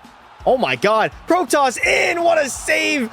Rebound, no. Jacob Markstrom somehow making big save after big save on Evan Bouchard, keeping them in the game. Luckily, we're spending time in the offensive zone. 51 seconds to go. Shots are 36-32 for Florida as the Oilers carry a 1-goal lead late in the third. Nice turnover. Thompson, just get a shot on that. Do whatever you have to do to keep it in the offensive zone. Bouchard! An absolute bomb from the blue line. His second of the night, fifth of the postseason.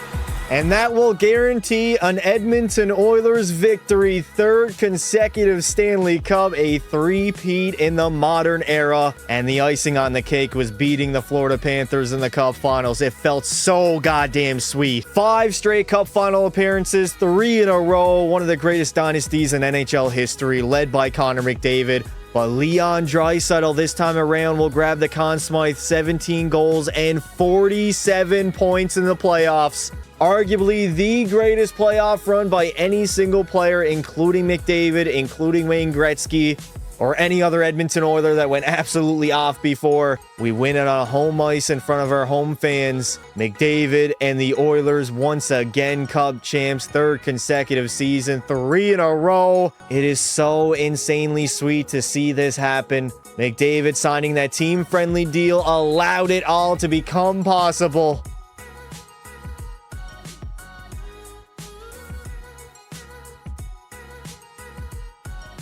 The greatest duo in National Hockey League history, Leon and Connor, baby. So many playoff runs, so much individual dominance, and now they won 3 in a row. Evan Bouchard's resume is fantastic. He's got, I think, 1 Norris, 3 Stanley Cups, multiple 30-point playoff runs, or actually just probably 1, I think. But he's absolutely spectacular. Resume is looking nice. While the backbone of this hockey team has been Devin Levi over the past 2 seasons. Skinner got it done in year 1, and then it was Devin Levi's crease ever since then.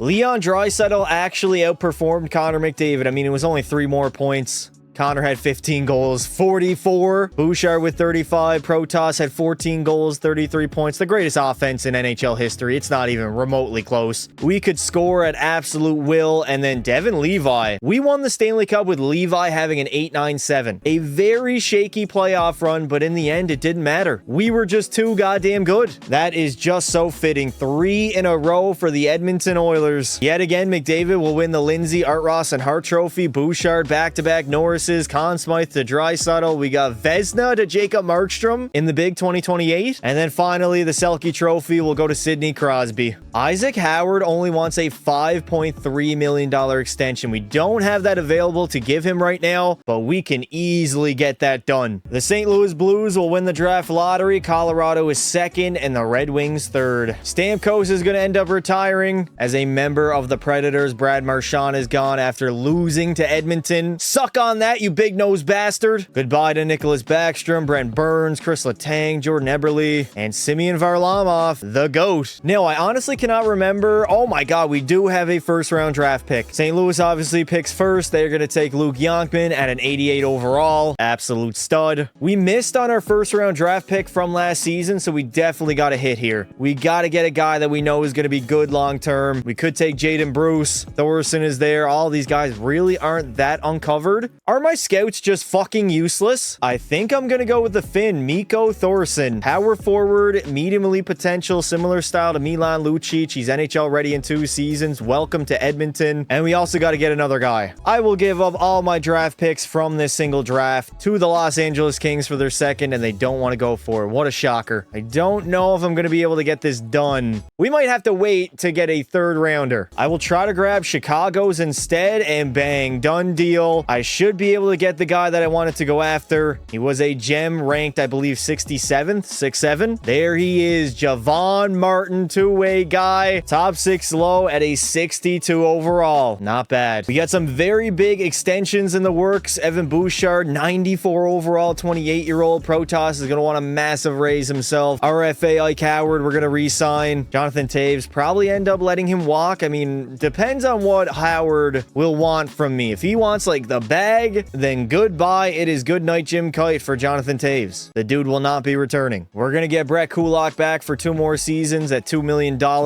Here's the issue. We only have 4 D-men under contract. Jake Wallman, $7 million by 7 seasons. 89 overall, 32-year-old. I think he's the guy I'm going to have to trade. Makes a lot of money. He's the oldest of the bunch. If we could get back another defenseman or 2 who make a whole lot less, that would free up cap space to re-sign Ike Howard. It is a tough pill to swallow, but Jake Wallman for Olin Zellweger and Leno. I might even add in another player, although I don't want to rack up on the salary cap. Any other defenseman that they have I could possibly add? No, there's not really anybody. Throw in a 2nd round pick into the trade, and bang. If I didn't accept this offer of yours, the Anaheim Ducks fans will call for my resignation. Absolute no-brainer. It was hard to depart off of Jake Wallman, but the time is now. At the end of the day, it is a business.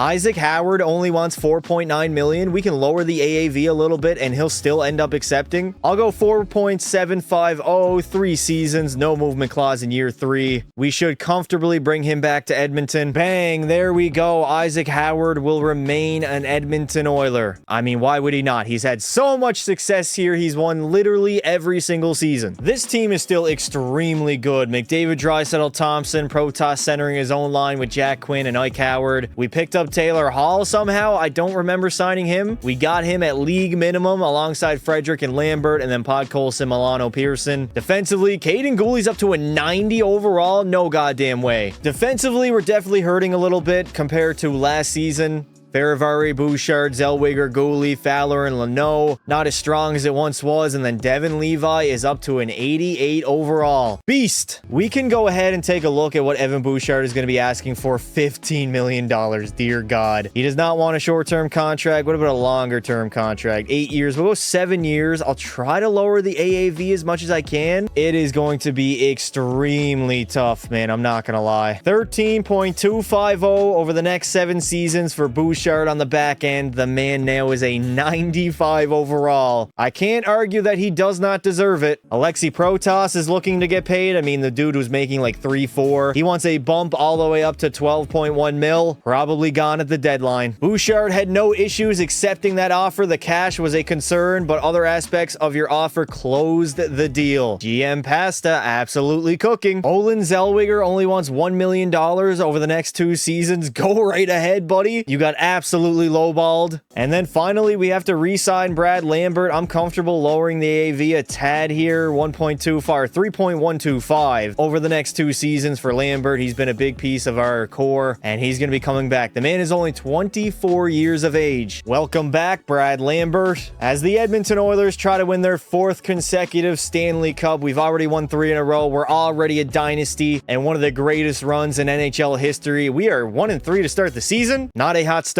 Hopefully we turn it around, maybe a little bit of a Stanley Cup hangover, and win number 4 in a row to cap off the greatest dynasty of all time. Safe to say the Edmonton Oilers have found their game. 25-10-2 to start the season. Top of the Pacific yet again. We got to go to the trade deadline, and unfortunately, Alexi Protas is on the chopping block. I have found my trade. Alexi Protas for Culp and Stankoven from the Carolina Hurricanes. What? Ain't no way they rejected. I guess I gotta sweeten the deal just a little bit here to make them happy. A 2nd and a 4th rounder. Alexi Protas by far and away is the best player in this package. Still totally unwilling Carolina. Dog, what are we doing here? 2 seconds? Accept the goddamn trade. Fuck off. Hosing me. They are absolutely hosing me, so I'll have to throw in a 1st round draft pick, and they still are going to reject. Really. Alexi Protas, I know an expiring contract, but still, there we go. I somehow forced them to take Alexi Protas at a 91 overall, and he's back on the trading block. Culp is an 84 overall medium elite player who does have 2 years left on his contract. Stankoven, he's locked up long-term, 87 overall, listed as a sniper, and the man's got 6 years left on his contract. We essentially turned Alexi Protas into 2 great players that will be here long-term.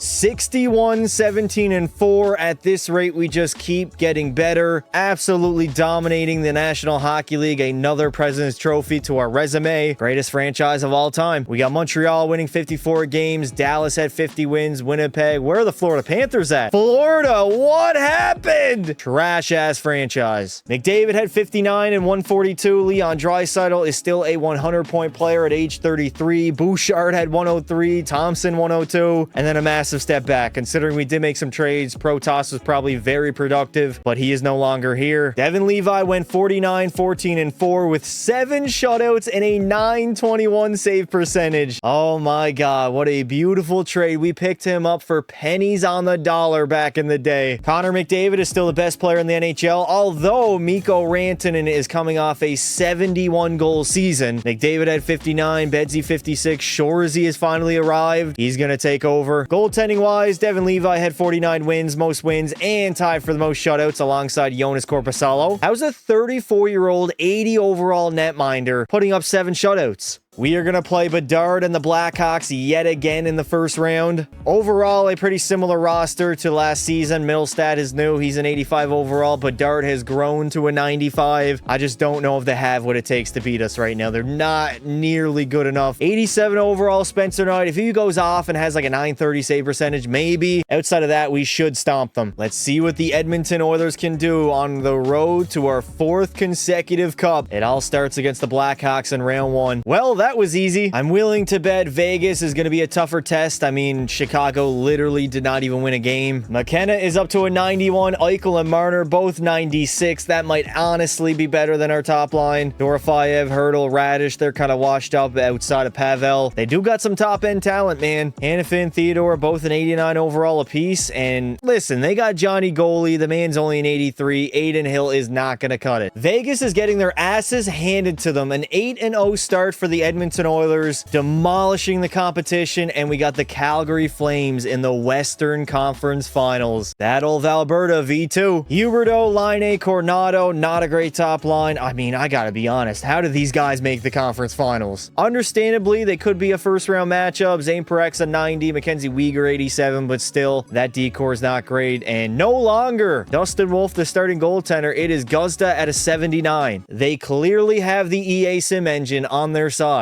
Otherwise, there is not a hope in fucking hell they would have made it this far. The Flames got beat up. We are undefeated through the first 3 rounds of the playoffs, and we're going to make the Cup Finals going 12-0. We got yet again another matchup of Edmonton and Florida in the Stanley Cup Finals. We beat them last season. You know they're coming in hot. This is going to be a battle. They still have Kachuk, Barkov, and Reinhart, 2 96s and a 94. Bennett is now up on the second line. No Brad Marchand, but Anton Lundell, 87 overall, third liner. They gave us a lot of problems last year. Actually, didn't we win in like 5? This is a good team, but not a perfect team, and Jonas Korpisalo, despite the fact that he's actually been playing out of his goddamn mind, he had an 898 in the regular season, 7 shutouts, and the dude's got a 922. Out of his mind, he's got an 898 in the regular season alongside 7 shutouts, and come playoff time, the man is rocking a 922. We are undefeated so far in the playoff run, but that is definitely going to change. We end up losing the first 2. Well, that's not good. We end up rallying 3 in a row. Overtime win, a 5-3 win, and then a 6-3 domination to head to Florida in game number 6 to win another Stanley Cup, the 4th of McDavid's career. First period, we got a 2-0 lead, Draisaitl and Connor. Second period, it is a 3-1 advantage. Gustav Forsling gets the Panthers on the board, but right now the Edmonton Oilers, they are relying on Devin Levi backstopping us to another Stanley Cup. Caden Gooley extends the lead to 3. Hold up a minute. We have ourselves a hockey game. 4-2 lead in the third period. Almost 7 minutes to go in the third. I decided why not hop in? Why not experience what could be the final 7 minutes of the video? If we get another one, I might retire as the greatest GM of all time in Edmonton Oilers history. Nice job, Sam Reinhart, you fucking idiot. Ryan Lindgren back to Ekblad at the blue line. Florida trying to gain some offense. They only got 4 minutes and 25 seconds to go. Jack Quinn leading the rush. Quinn,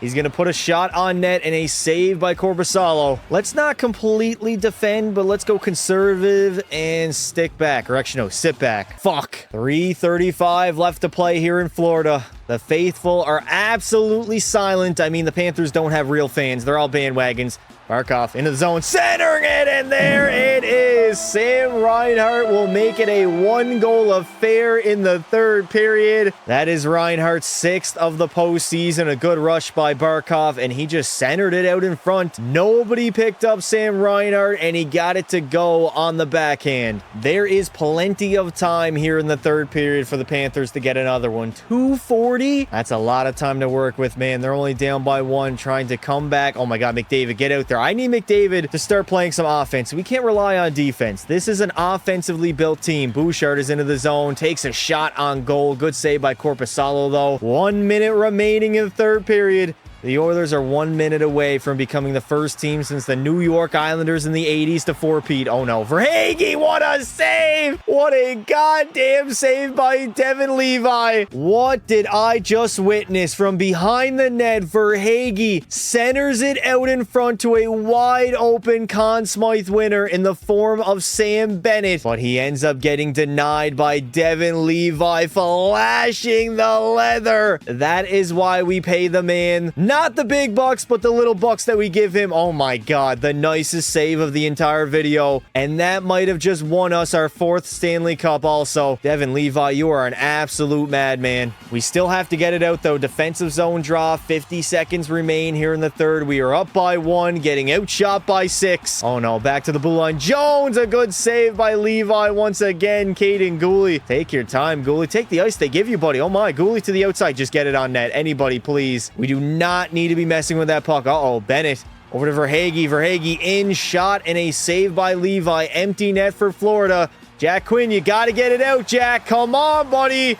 Oh, Bennett spinning, and yet again, the man, the myth, the legend, Devin Levi. 10 Beller after 10 Beller, and both of which were on Sam Bennett. You love to see it. Sam Bennett in the slot, spinning, backhand, firing it. But again, the glove of Devin Levi cannot be denied as he flashes it yet again. This has been so insanely close. 23 seconds to go. There's still tons of time for them to score. I would not be shocked at all. Oh, no.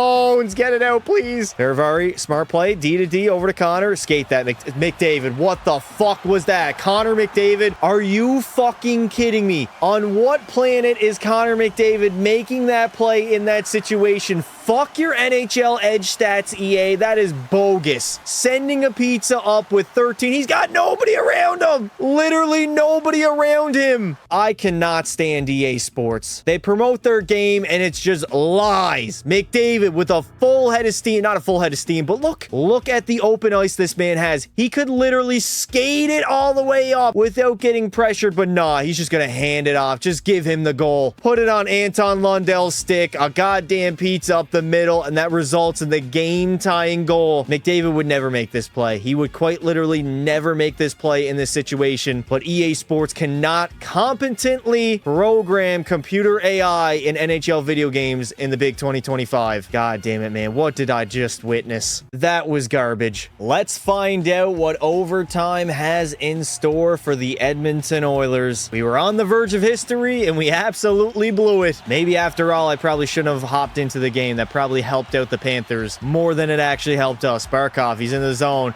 Forsling blasting one. Good save by Levi. Get it out, TNT. I mean, that was a risky play. It beats up the middle yet again. Evan Bouchard's into the zone. Toe drag. Bouch centering it to absolutely nobody.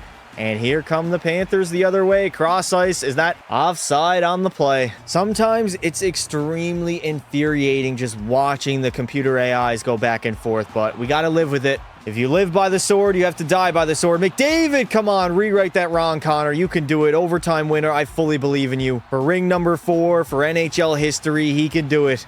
Sam Reinhart's in the zone. Cross ice, Barkov blasting one. That was a bomb. Thank God that did not go in. Draisaitl, he's in the zone. Leon waiting, firing, and Leon Draisaitl. Stanley Cup winning goal for the Edmonton Oilers. Even though we blew that lead, it didn't matter in the end. That is 4 consecutive in a row. In the 2020s, the greatest dynasty of all time, the most impressive dynasty of all time. And the first team to do so since the 1980s, the Edmonton Oilers are back. Back to back to back to back. 4 in a row as McDavid will reclaim the throne 11 goals, 38 points, and another Conn Smythe to the resume. Best player of all time. He's got the same amount of rings as Wayne Gretzky right now. Off of the greatest dynasty of all time, the Oilers get it done in back-to-back seasons against the Panthers. They got 2 against us. It's only fitting we got 2 against them. As I'm just going to let the entire thing play, sit back, relax, and watch the Edmonton Oilers make NHL history.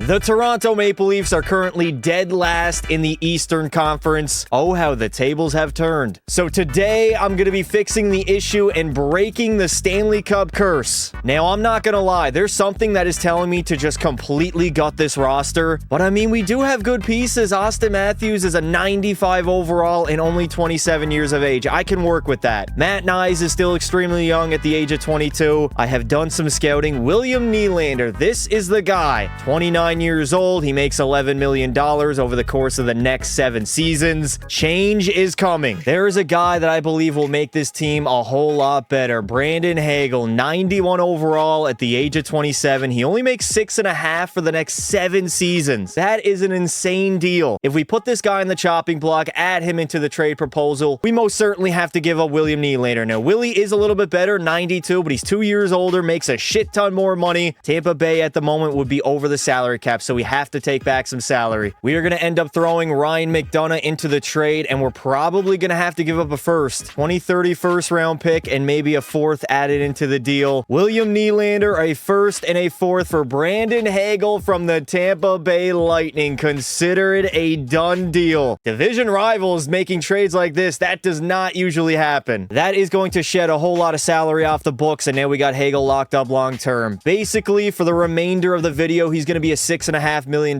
player. And we're going to get the production of basically Nylander, but also Hagel. That man can kill penalties. He is not a one-dimensional guy whatsoever. I'll be honest, I don't know if it's going to go through. We're going to have to work out the salary a little bit, considering the fact that Thomas Harley has a $10.5 million extension kicking in. Adding in Ilya Lyubushkin makes it so Toronto's going to have to give up a first. We got a 2030 first rounder. I will throw in a 2nd as well as a 3rd into the trade to make it go through. It's not going to happen. Caden Gooley for Morgan Riley, basically straight up throwing in a 3rd, 4th, and a 5th rounder, and it is a done deal. We got younger, I think we got better, and we saved a little bit of money. Scott Laughton, a 6th and 7th round pick for Maverick Bourque from the Dallas Stars. We know the GM in Dallas ain't that bright. 2/3, Bobby McMahon, and a 2nd rounder for Rasmus Sandin, and a young prospect coming back. That ain't going through. Another 3rd rounder into the trade. Will it go through? No. Instead, we're going to do Carlo, a 3rd and a 4th rounder, and bang, there it is. Consider it a done deal. GM Pasta is wheeling and dealing. Anthony Stolarz will be our starter for this season, but we are going to sell on Joseph Wall, get him out of Toronto, throw in a 6th round pick as well to grab Jesper Wallstedt from the Minnesota Wild. Now, you guys might think that's a little bit crazy right now. I know exactly how Jesper Wallstedt sims in this game. This is a risky trade, but you know what? You never win a Stanley Cup without taking risk. We got John Tavares, a 1st, 3rd, and a 4th for Tage Thompson from the Buffalo Sabres. We now have a 1-2 scoring punch of Austin Matthews and Tage Thompson. Now we got to figure out what the lineups are going to look like. A 1-2 center punch of a 95 Matthews and 90 Thompson doesn't sound bad. Nyes, Matthews, Hagel will go Wah alongside Domi and Thompson. Maverick Bourque might play some top 6 minutes here and there. We'll stick him on the 3rd line for now. Tanev and McDonagh, Gooley, McCabe, Sandin will have to throw up too. And then we got Anthony Stolarz, 87 overall with Wallstedt as our backup. Right now, I'm confused. I don't know what I want to do. We've sold on a lot of 1st round draft picks already, the first 2 to start the video. Do we sell on a 2030 first rounder and add in a 4th to grab Pavel Mintyukov from the Anaheim Ducks? I mean, they're totally unwilling. A 1-for-1 trade, Chris Tanev for Mikey Anderson, Ken Holland. No! I really did think Kenny Holland was going to fall for that one. Throw in a 3rd and 4th round pick, and no, still unwilling. What is it going to take? Oh, we are going to have to sell on a 2nd round pick, a 2nd and a 3rd added into the trade, and Mikey Anderson, you are on the next flight to Toronto, buddy. Get ready to speak playoff choke. All right, this is the roster we are going with for season number 1. The forward core, not a lot of depth, but we have that top end talent. Defensively, Sandin and Goulet are going to be a great pair. McCabe alongside Anderson. Then we got McDonough and Ekman Larson, and our goaltending will remain the same. We're going to give Maverick Bourque a $3.9 $1 million deal. $3.9 1-year deal, you dumbass. Nick Robertson's going to come back on a 1-year contract as well. And then Matthias Michelli, we also want to re-sign. He wants a multiple year extension. We're going to lower the AAV and bring him back at 2.925 over the next 2 seasons. Matthias Michelli locked up for 2 more seasons. A familiar foe in my rebuilds, Ridley Gregg, 23 years old. He's signed for 4 seasons. Let me pick this man up. If we got to give up Nick Waugh and maybe some draft capital, I'm more than willing to do so. Welcome in Ridley Gregg, the newest member of the Toronto Maple Leafs. Jake Evans, get your ass to Toronto, buddy. Where's he at? 83 overall. He's got top 6 medium potential. He's a 30-year-old with 4 years left at 2.8. That is a beautiful contract. Now, the question is, do we give up Max Domi? Domi's older, same, overall pretty much. Makes a little bit more. We'll go 1 for 1. Domi for Jake Evans, and it is a no-brainer. A very solid season by Toronto, especially with all the moves that I made during the year. 49, 26, and 7, 105 points, and we got Tampa Bay in round number 1. The goddamn Atlantic. Florida won our division, of course, and for the entire National Hockey League, they're going to win the Presidents as the reigning back-to-back champions. Minnesota had a good year. Washington was very good. Toronto in the top 5, and at the bottom, we have the Carolina Hurricanes. 26 wins on the season. Matthews going to have somewhat of a comeback season. 51 goals, 96 points. Thompson with 46 and 85. Matt Nyes was solid, a brand new career high. This dude is going to be like a 70-point player, probably in his prime. Brandon Hagel, wow. Brandon Hagel did not have a good season. Only 14 goals. 60 points is okay, but this man was coming off a 35-goal, 90-point campaign in real life. He's a multiple-time 30-goal man, and he scored 20 multiple times as well. Maverick Bourque is going to grow a lot after 23 goals and 50 points, and then for our goaltenders, Wallstedt barely started, 45 wins for Stolars, a 9-11 and 4 shutouts. I'll take it. McDavid will have the most points in the league at 123, and the most goals will go to Nikita Kucherov, sitting at 56 on the season. Nazem Kadri. Naz should have been a guy I brought back. Even though he's 35 years old, this guy simulates like a dog. It's going to be a hard-fought battle against the Lightning in the first round. Point, Kucherov and Gensel is nice. They got Willie on the roster also. This is going to be a nightmare for GM Pasta. William Nylander as a second liner. Oh, no. They got a very good roster. Forward-wise, they're good. Outside of Victor Hedman, though, they're a little bit lacking. Hedman is a 92 overall, and then Andrei Vasilevsky blows our goaltending out of the water. The man is a 94. We got a 2-2 tie after the first 4 games. This has Game 7 written all over it. Don't lie. Come on, Toronto. Finish this game on the road in Game 6. First period, no score. Second period, it's a 2-1 lead for the Lightning. Hedman and Gensel. All right, a massive third. Out shooting Tampa Bay 32-26, but we are down by 1. Can the Maple Leafs somehow mount a comeback, or we have to go to a Game 7 yet again? No! I don't want it! It's going to be a Game 7 on home ice yet again. Here we go. Game 7 yet again. We know how this one's going to go. First period, there it is. 2-0 lead. Geeky and Nylander.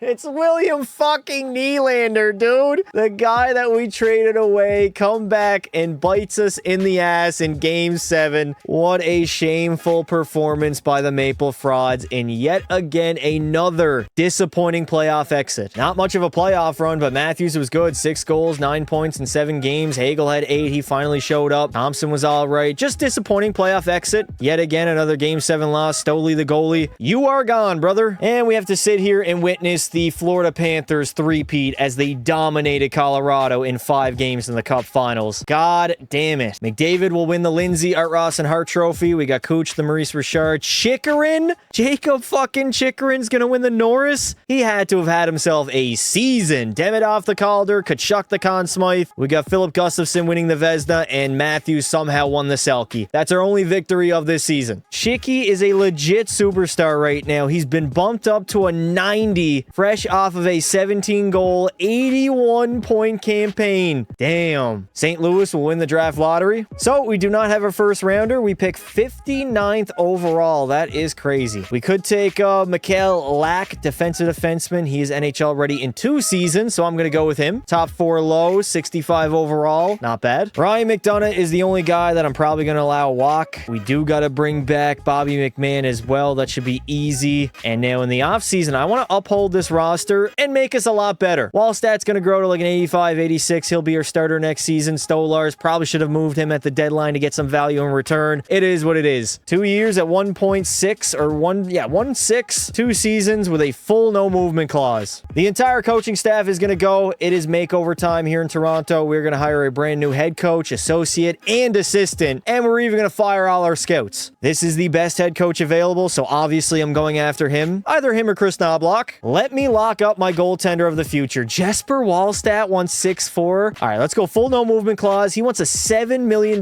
deal. We might actually be able to make this work. $7 million, 4 seasons with a no movement clause in year 4. Please, we need you to be the future. So here we are in the offseason, and we have up to $9.3 million to spend. Do we go out and grab a forward? Do we save some of our money and wait for maybe a year number 2 free agency class that's going to be a whole lot better than this season? That's just the facts. Actually, I'll go Vladimir Tarasenko on a 1-year contract. We'll come back next offseason and have all his money off the books. 5.2 for 1 year. Easy decision. Freddie, welcome back to Toronto. 1-year contract at 3.2. We really started off on the right foot by you offering me a role. Welcome in, John Cooper. There is a Stanley Cup on the horizon. Vladimir Tarasenko is also going to accept my offer, and we locked up Jesper Wallstedt long term. We got Michelli, a 2nd, 5th, and a 7th, as well as Dakota Joshua for Connor McMichael, and it is a done deal. I did not think that would go through. This is an absolutely filthy top 6. Matthews, Hagel, and McMichael, Nyes alongside Thompson and Tarasenko. We get a +5 and a +4. Fuck yeah. Then we got Greg, Evans, Robertson, Lawrence alongside Maverick Bourque, although Maverick Bourque's probably going to play on that 3rd line. And then defensively, we don't really fit chemistry-wise, but don't worry. I'll have a complete makeover. In goal, we are going with an 87 overall Jesper Wallstedt. God damn, that contract is aging beautifully. Things are not working here in Toronto. We got to shake shit up. Austin Matthews is being stripped of the C, and it is going to be given to none other than Tage Thompson, baby. On the back end, we are going to go Rasmus Sandin with an A, and then Brandon Hagel as well. Stanley Cup champ. Pretty strong start so far to the season. 17, 8, and 2. If you guys are enjoying the video, make sure to drop a like and subscribe to the channel. We are on the road to 50K, and we are on a road to a Stanley Cup victory, breaking the curse here in Toronto. The Toronto Maple Leafs are an absolute wagon. 41, 15, and 3. This could very well be our best shot at a Stanley Cup in the entirety of the video. We have a very good ultimatum to make right now. Do we bring in Sidney Crosby or no? The leadership, the ability, he's still a 96 overall. He's obviously going to be a rental. We'd have to give up a 1st rounder at least. That is a trade that could be potentially on the horizon. A 1st and a 3rd is not going through for Chabot. We got to throw in a 2nd at least. They're fine with what they are coughing up with. The value is just not there. I don't even care if this leads to a Stanley Cup. I'm selling all my draft assets. They still don't want to go for it. Let's go skaters matching the block. Crystal, 76 overall at the age of 22. I'm going to keep Crystal. Not selling on that man. Throw in a 4th round draft pick. Will it go through? I don't think we're picking up Chabot. This is the Atlantic Division in a nutshell. We went 52, 23, and 7, and that is only good enough for 3rd place. Like, what are we supposed to do? We got the Panthers around number 1. They're going for a 4-peat. This is absolutely disastrous. Tampa Bay is going to be the best team in the NHL, winning 56 games. Edmonton's up there, Florida, and Toronto. Look at that. 3 out of the top 4 teams are all in the Atlantic. Matthews had a great season, 48 goals, 108 points. Hagel had 95 and 22. Definitely a comeback season. Thompson with 93 points. McMichael had 90. Oh my. The offense in Toronto is off the charts right now. And then goaltending wise, to be fair, it is Wallstedt's 1st season ever as a starter. On 897 is not good. A 335 is even worse. Leon Draisaitl will have the most points at 130 and the most goals to Nathan McKinnon at 60. If it isn't Tampa, it's Florida, and it is a battle. Kachuk, Barkov, and Reinhart, 94, 97, and 96. Like, what do you want me to do? There is quite literally nothing I I can do with that. Lundell, Samoskevich for Hagee, Bennett, and Marshy's on the third line. Defensively, Ekblad, Forsling, and Jones. We know their roster. We know it's very good. Bob's still a 92. Oh my God, we actually somehow won games 1 and 2. Now, I'm not getting ahead of myself. We very well could lose the next 2, maybe the next 4 in a row and get swept after having a 3-0 or 2-0 series lead. And there it is. 3-1 lead over the Florida Panthers in the first round. The three-peating Panthers is crazy. First period, 1-0 lead. Second period, we're only down by 1. This is doable. Can the Toronto Maple Leafs eliminate the Florida Panthers and end their dynasty run? They want 4 in a row. They ain't getting 4 in a row. Come on. All we need is a goal. What are we doing? 4 minutes to go in the third, and we will have a game number 6. All right, game 6, Toronto, please. It's not a game 7. We can get it done. Yes, 3-1 lead entering the third, and the Panthers have been dethroned.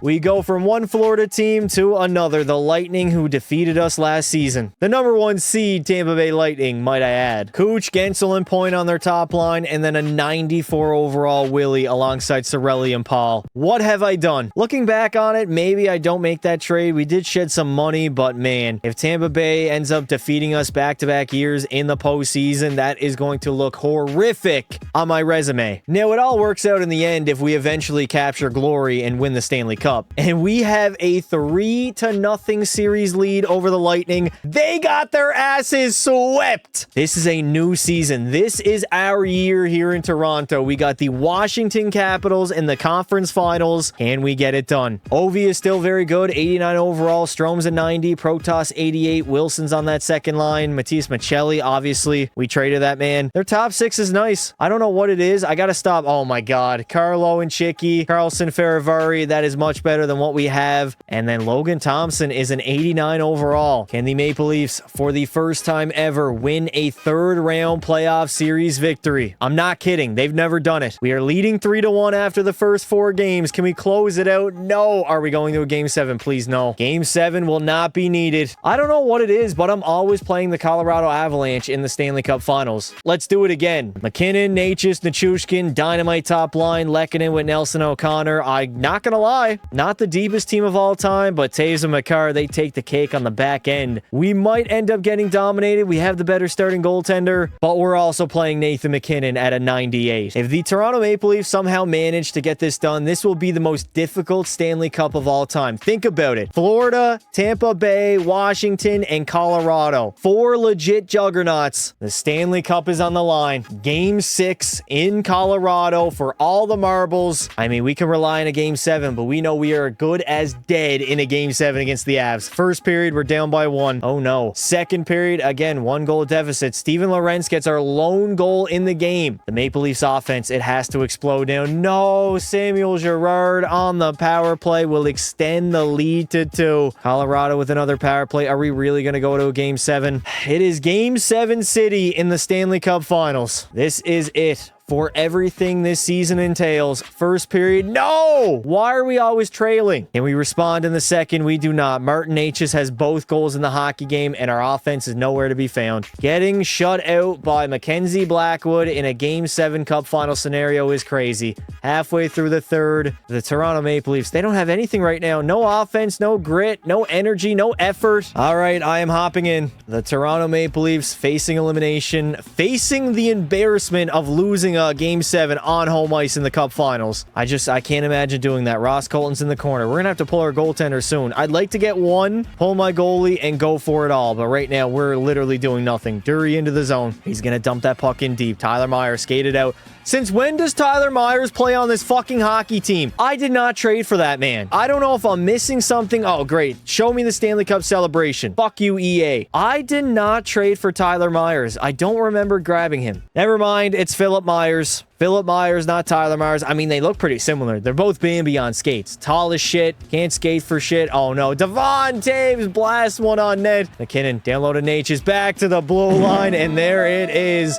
Cale Makar sends a big fuck you to the crowd. 7th of the playoff run. And the Colorado Avalanche, they are going to get it done over the Leafs in Game 7. Oh, it was always going to end this way, huh? Matthews was good. 10 goals, 31 points. Connor McMichael was dynamite. Thompson, like we had enough to get it done. We just ended up losing that one game. Even Jesper Wallstedt, a 925. I'm not going to lie. That was lightning in the bottle. I don't know if we're going to do that again. Draisaitl's going to win the Lindsay, Art Ross and Hart. We got McKinnon the Maurice Richard, McCarr the Norris, Nathan McKinnon the Conn Smythe. Gavin McKenna is going to end up winning the Calder. We got Logan Thompson the Vezina and Nico Hischier the Selke. I want to bring back Maverick Bourque. 6 years. We can lower the AAV, give him a full no movement clause. It'll be an absolute steal of a contract. $4.6 million over the course of the next 6 seasons. There we go. We locked up Maverick Bourque and Nicholas Robertson. Welcome back, boys. We got Chicago winning the lottery again. Is Bedard not enough? We got Corey Perry, the mom killer, retiring. Roman Yossi's done. Suter is out of here. Petrangelo, the woman beater. Why do I say that every single video? I gotta lay off Milan Lucic. Now, Chicago has the #1 overall pick in this draft, which means that P. Shorzy is headed to Chicago, but that also means that Connor Bedard no longer is the face of the franchise. What if we do Matthews for Bedsy straight up 1-for-1? This is going to be a tough trade to make. I'm not going to lie. A 3rd and a 4th into the trade, throwing in Sam Rinzel, totally unwilling. It's going to have to be 1-for-1 Bedsy for tummy ache Matthews, and the Blackhawks don't want to do it. This is a blockbuster deal. Matthews, McCabe, a 1st and a 2nd for Korchinski, and Bedard from the Blackhawks. Yeah, they were never going to go through with that. Now, what if it's Sam Rinzel instead of Kevin Korchinski? Will that trade go through? It is a done deal by the Blackhawks. I'm still going to try to grab Kevin Korchinski from the Chicago Blackhawks. Totally unwilling. What about a 5th and a 6th rounder? Just trading all my draft capital. Yeah, no, this is never going to go through. Kevin Korchinski, as much as I want the guy, he is not going to become a Maple Leaf. Wow, we did not have a single pick in this NHL entry draft. That is crazy. The Maple Leafs are going to be an abomination in 5 years' time. So here we are in unrestricted free agency. We have up to 11.3 to spend, and I do need a defenseman. Vince Dunn, 88 overall. He's 30 years of age. He's going to end up fitting in our system. He's a Stanley Cup champ back in 18-19. What? Vince Dunn was a part of that team? I do not remember that at all. It's a risky deal to make. I'm not going to lie, especially if we lower the AAV. We're going to have to go like 9.9. 9.850 over the course of the next 5 seasons. Bring in Vince Dunn from the Seattle Kraken. Vince Dunn is your newest member of the Toronto Maple Leafs. Accepted my offer. He's been locked up long term. Quite literally, win nail mode times 100. All right, we got Hagel, Bedard, and Thompson on our top line. A complete makeover in the offseason. Nyes, McMichael, and Bourque. That is an incredible top 6. Dear God. Ridley Gray's going to center the 3rd line with Jake Evans and Nick Robertson. We got McMahon, Greer, and Lorentz. Defensively, Rinzel and Dunn are going to... Nah, they're not going to play together. I'm going Caden Gooley and Vince Dunn. Mikey Anderson alongside Rasmus Sandin. Never mind. And then in goal, Jesper Wallstedt sitting at an 89 overall. Tage Thompson, you did not get it done, so instead, Connor Bedard, brand new captain of the Maple Leafs. We are going to go Vince Dunn, an assistant captain, and then the other A will be none other than Brandon Hagel, number 38. W. I am going to take a risk on Andrew Crystal. 1.9, 5 years, no clause in the contract. We are praying that he's going to be an NHL regular as soon as next season. Andrew Crystal, look at that. He accepted my offer. He loves the money, just like everybody else. I guess Chicago's not happy with Austin Tummy Matthews. He's on the chopping block and could get traded. John Carlson is available. Chabot's still there. I don't think I'm making any moves. Dorofeyev wouldn't be bad, though. Wait a minute. If we can snag Pavel Dorofeyev, they want a 1st-round draft pick in return. Listen, I'm going all in. 29 1st-rounder. Throw in a 4th as well, just to make sure this will go through. I think I can get it to go through. Add in another 3rd, and you guys got yourself a... Never mind. Welcome in Dorofeyev from the Vegas Golden Knights. 87 overall, and he's probably going to play on our 3rd line. That is how incredibly stacked we are. Now, the issue is Dorofeyev's going to want that bag. Yeah, he wants 6.2. We can only give the man 4.6. I'll offer it to him, but he is not accepting this garbage. Yet again, a great season by the Maple Frauds. 54, 22, and 6. 114 points, only behind Tampa Bay. Oh, man, the playoffs are going to be so tough. 3 50-win teams in the Atlantic Division. We got Tampa Bay winning the Presidents. We were 2nd, Florida 3rd, Rangers number 4, and Dallas to round out the top 5. Ha ha, the Canucks suck dick. Connor Bedard is going to have himself a season way better than that tummy ache guy we had before him. 54 goals, 131 points. Thompson had 105 and 51. Hagel 95. Listen, the offense of the Toronto Maple Leafs is absolute absurdity. We got 287s rotting away stay on our third line. We should have no problem at all putting the puck in the net, and Wallstedt, he was decent. 904 save percentage, 2 shutouts and 41 wins. I just need like a 9-11 come playoff time. Sid's gonna have the most points in the league at 133 on the Chicago Blackhawks at the age of 40. And then Austin Matthews, the most goals at 69. I know Shoresy's gonna be up here too. Chicago's gonna be a juggernaut soon, baby. It will be another first round matchup up against the Florida Panthers. Come on, man. Like, what am I supposed to do? Barkov, Tkachuk, and Reinhart. Lundell's our second line center. They still have Marchand and Bennett. Great team, man. I can't lie. Ekblad, Forsling, and Jones are all hovering around a 90, and then Bob is slowly declining, but the dude is still a 91 overall. We made it all the way to the Cup Finals last season, beating both Florida and Tampa, and now we got to play the Panthers yet again in round number 1, and we got ourselves a series.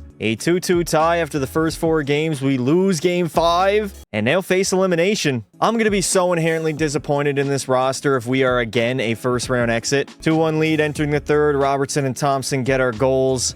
And now we just got to rely on Jesper Wallstedt shutting the door, hopefully keeping Florida at bay, considering they're outshooting us 35-24. But Matt Nyes gives us the insurance marker. Beautiful hockey on display here. 4-1 lead. Sam Rinzel pretty much will put this game out of reach. And we have to go to a game 7 again. A game 7 really should not be that terrifying, but it is. It's the Toronto Maple Leafs. We had a 3-2 lead after 1. We are down 5-4 entering the third period. It has been a gong show of a game 7. Sasha Barkov extends the lead to 2. Toronto on the power play. Can we get anything going, please? This is a long-ass power play, and we had a 5-on-3, and we do not capitalize. That's it. We're cooked. We got 1 door 5. It don't matter. The Florida Panthers yet again will defeat, never mind, Maverick fucking Bork. Maverick Bork might just be the GOAT. That man single-handedly saved our season, and now here we are in overtime. Game 7, do-or-die moment, and only the first round, so potentially 3 more rounds to go. Oh my god. Not if the Panthers take a shot on net. Back to the blue line. Forsling. He's going to fling it into Tkachuk, and Wallstedt will make the save. He's going to play it. Risky play out in front, and thankfully, Wallstedt's going to cover it this time. I feel like EA just wants to see me lose as much as possible. That's why we have Wallstedt playing the puck out to the Florida Panther player. He wants me to lose. Shaving points like that guy off the longest yard. If you know, you know. Barkov against Bedsy. That's an easy draw win for Sasha. Jones can't take the shot, and the Panthers are forced to retreat. They had full pressure. Luckily, we got out of our own zone. Forsling all the way up to Tkachuk.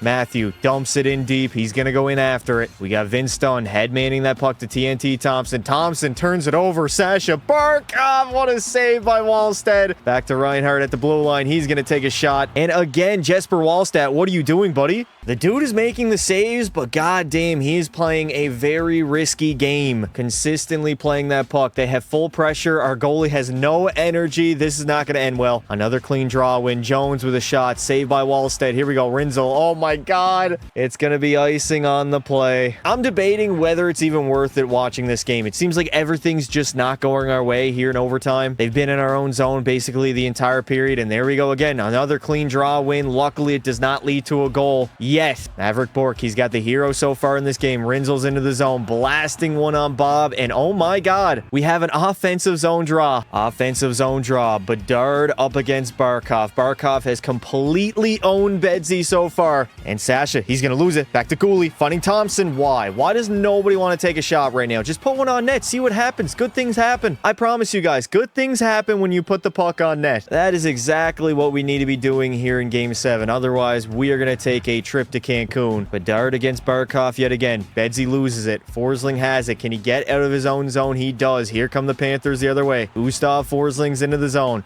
Getting board played by Bedsy. Good pin on the wall, Bedard. Barkov down low.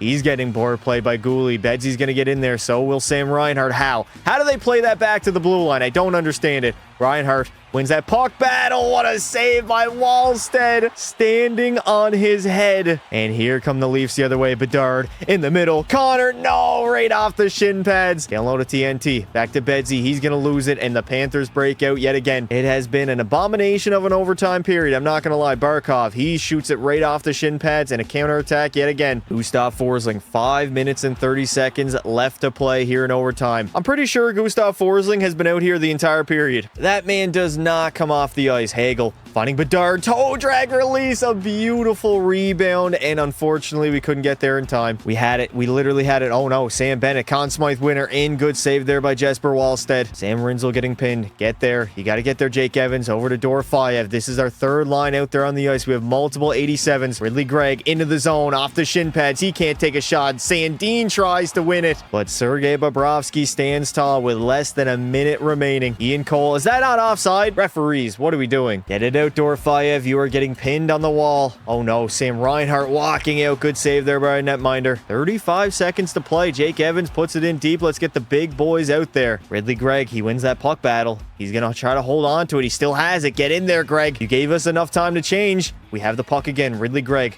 over to Bedard. Bedard can't handle it. I don't know what is going on. Back to the blue line. Gooley and Bobrovsky will make the save. Big save, Bob. That turnover, though. Ian Cole fluttering it in his own end. Over to Bedard. Takes a shot. And I mean, I don't think Bob even saw that. Still cannot find a way to win. I am gone. Who knew the only good luck would be me hopping out of the actual real-time game to witness a Game 7 victory by the Toronto Maple Leafs. And then we move on to play the Buffalo Sabres. They do not have Tage Thompson. Obviously, we traded for him. John Tavares is still playing. He's their second-line center. They got Middlestat, Kulik, and Norris on that top line. Listen, we went from playing the Florida Panthers to basically playing a Walmart hockey team. I think overall we should be good. Power and Dahlin are going to be tough, 93 and 91, and then between the pipes, Devin Levi is only an 86. A very easy gentleman's sweep as we get by the Sabres, go back to the conference finals for back-to-back seasons, and play the New York Islanders. Matthew Schaefer? So they got Drouin, Barzell, and Palmieri as their top line. I'm not going to lie, in the Big 28, that's kind of rough. Nick Schmaltz alongside Horvat and Heineman, Kane, Pajot, and Holmstrom. This forward core is terrible. Pellick, Pulak are okay. Schaefer's only an 86. I mean, their top four is nice. Ilya Sorokin is by far and away their best player. 91 overall. He has the potential to steal them multiple games in this series. Do not let it happen. This is back-to-back series where we realistically are favored and realistically should beat the New York Islanders, although we are trailing 3-1 in the series. Oh, the Toronto Maple Leafs will always Maple Leaf. Game 5 on home ice, facing elimination. We are down 3-0 entering the third period. You can take everybody out of Toronto, but you cannot take the Leafs out of Toronto. We get back to within one, though. Bedard and McMichael, they both score in the game. Power play for New York. They don't get anything on it. Down by one yet again. 5 minutes remaining. And Connor Bedard, the captain, will get us tied up here in Game 5. I ain't hopping in for no goddamn Game 5. We are going to continue simulating and hopefully find an overtime winner and potentially go to a Game 6. No! Bo Horvat series winner. Connor Bedard was on fire. 8 goals and 29 points in only 17 games. Tage Thompson had 16 goals. Hagel 23 points. McMichael was okay. I would like maybe Don McMichael, Nyes especially, to be a little bit better. Jesper Wallstedt was 9-6-2 with only a 9.03. This man has to pick it up if we want to win a Stanley Cup. He had that 9.25 last season, but of course we didn't get it done in Game 7 as the Edmonton Oilers are going to get it done over Long Island. It should have been us. Bedard is going to take home the Ted Lindsay. We got Matthews, the Maurice Richard, Sidney Crosby, the Art Ross, and Bedard, the Hart. And Bouchard will win the Norris, McDavid, the Conn Smythe, Vasilevsky will win another Vezina, and we get the Selke going to the former Maple Leaf, the bum. The good news is I think we have everybody signed outside of Pavel Dorofeyev, which is going to be tough to bring back. We are most likely going to have to move somebody if we want to re-sign him. I think he was asking for like $9 million.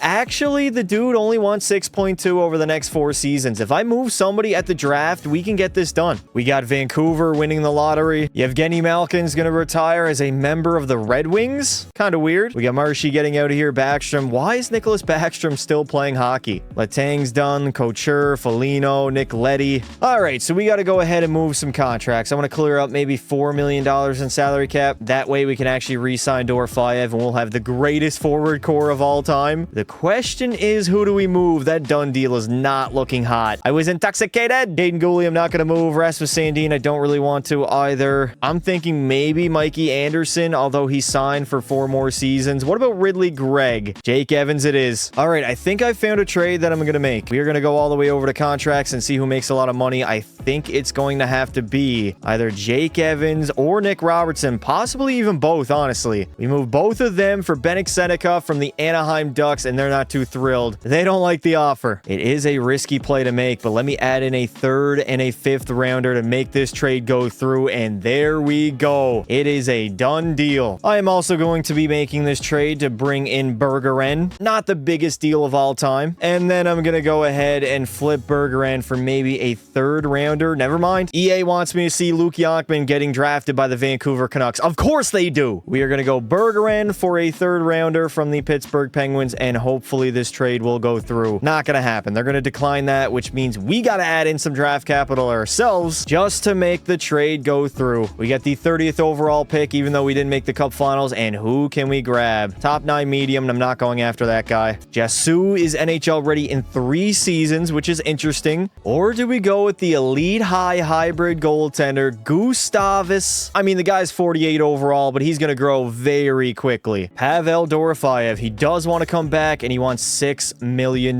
We can lower that AAV, considering the fact that we are giving him a full no movement clause. Let's go $5.6 million over the next 5 seasons. That's a very fair deal. There we go. Dorofeyev is going to accept my offer. We only have $3.1 million in free agency to spend, so I do not believe I'm going to be going after anybody. Maybe Mikael Granlund, 84 overall, 36 years of age. We can't afford the guy. He wants a 2-year contract with a modified no trade clause. Let's give him 2.6 for 2 seasons and call it a day. This is a Stanley Cup contending team, no doubt. Bedard, Thompson, Hagel on our top line. We've got McMichael alongside Nyes and Dorofeyev. Ridley Gregg on our third line with Maverick Bourque and Bennett Seneca. Granlund, Kromek, and Peltier as our fourth line. Defensively, we definitely have some issues and holes. We're not the strongest defensively, but Dunn is a 90 overall. We got Goulet at an 86, Sandin 86, Anderson's not bad. We need to fill out the 6th defenseman. A 75 overall is not good enough. And then finally in goal, we have a 90 overall Jesper Wallstedt. That is great. We should cruise through the regular season and hopefully capture glory at the end of the year. I'm pretty sure we have a lot of contract extensions that we got to do. One being Greg and Seneca. Easton Cowan needs an extension as well. On the back end, Rasmus Sandin, Sam Rinzel. It is going to be tough. We can lock up Connor McMichael long term for, I think, a cheaper contract than he's currently on. 6.4, 6 seasons, full no movement clause. I'm not going to be making any trades in a couple seasons. I will do the same thing with Ridley Gregg, although he does not want an extension. The good news is the man also does not want a lot of money. 3 years at 4.275. Fair offer. Connor McMichael is going to return to the team. We got Bennett Seneca locked up. And now for Rasmus Sandin. $4.6 million. He wants, oh no, he wants 6.5. We do not have enough money. The trade deadline it is. We can definitely bring back Sam Rinzel, though. He only wants like 2 mil. Less than $2 million.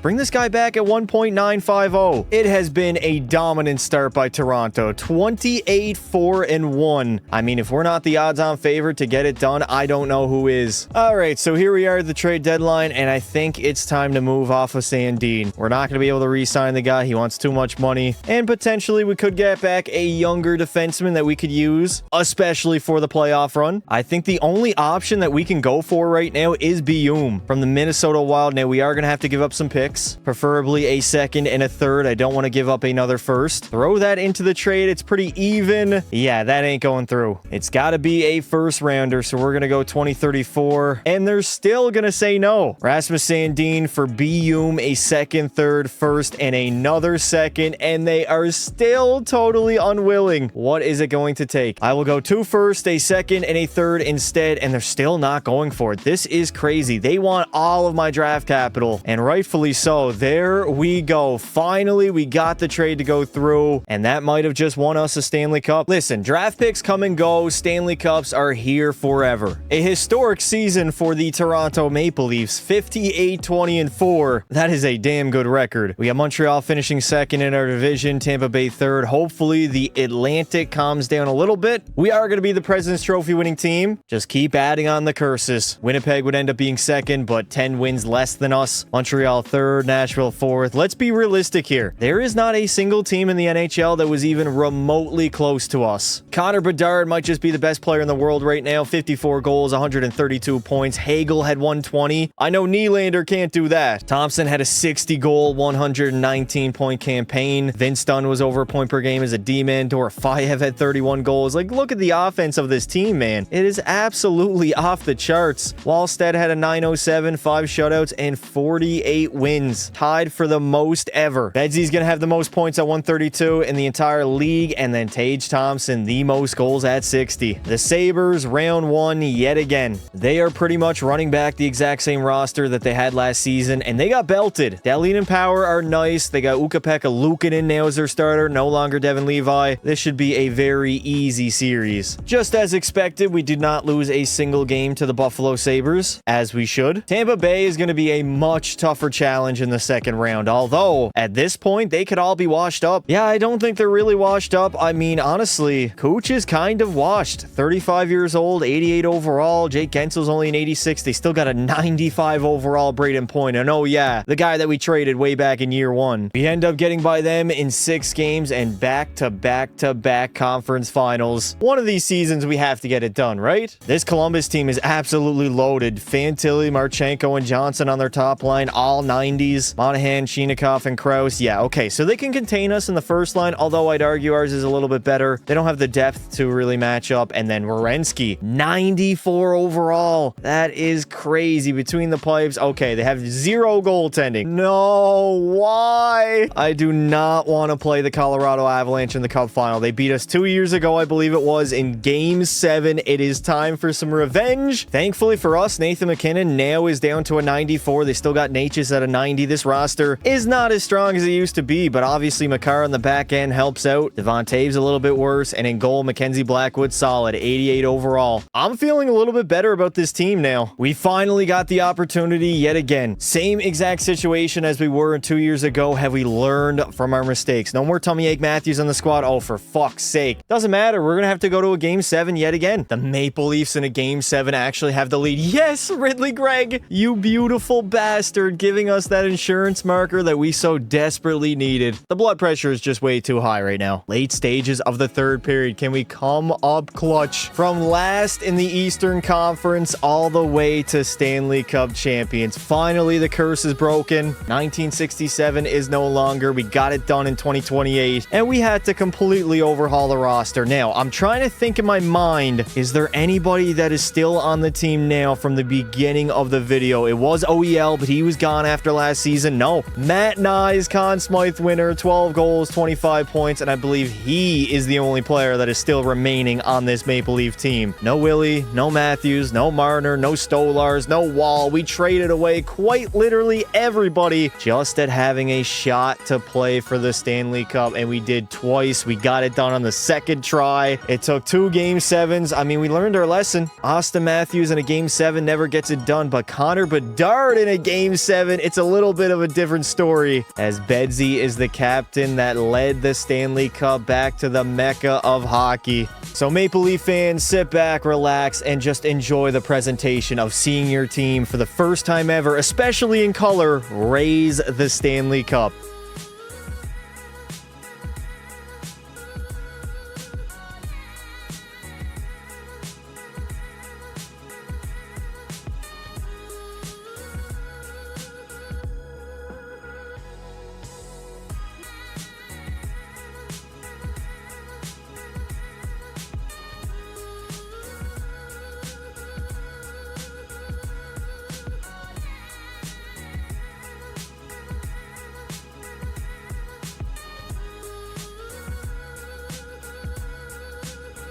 What a journey it has been. Hagel was the guy that I traded for, the first trade I've ever made as the general manager of this team, and in the end, it all worked out.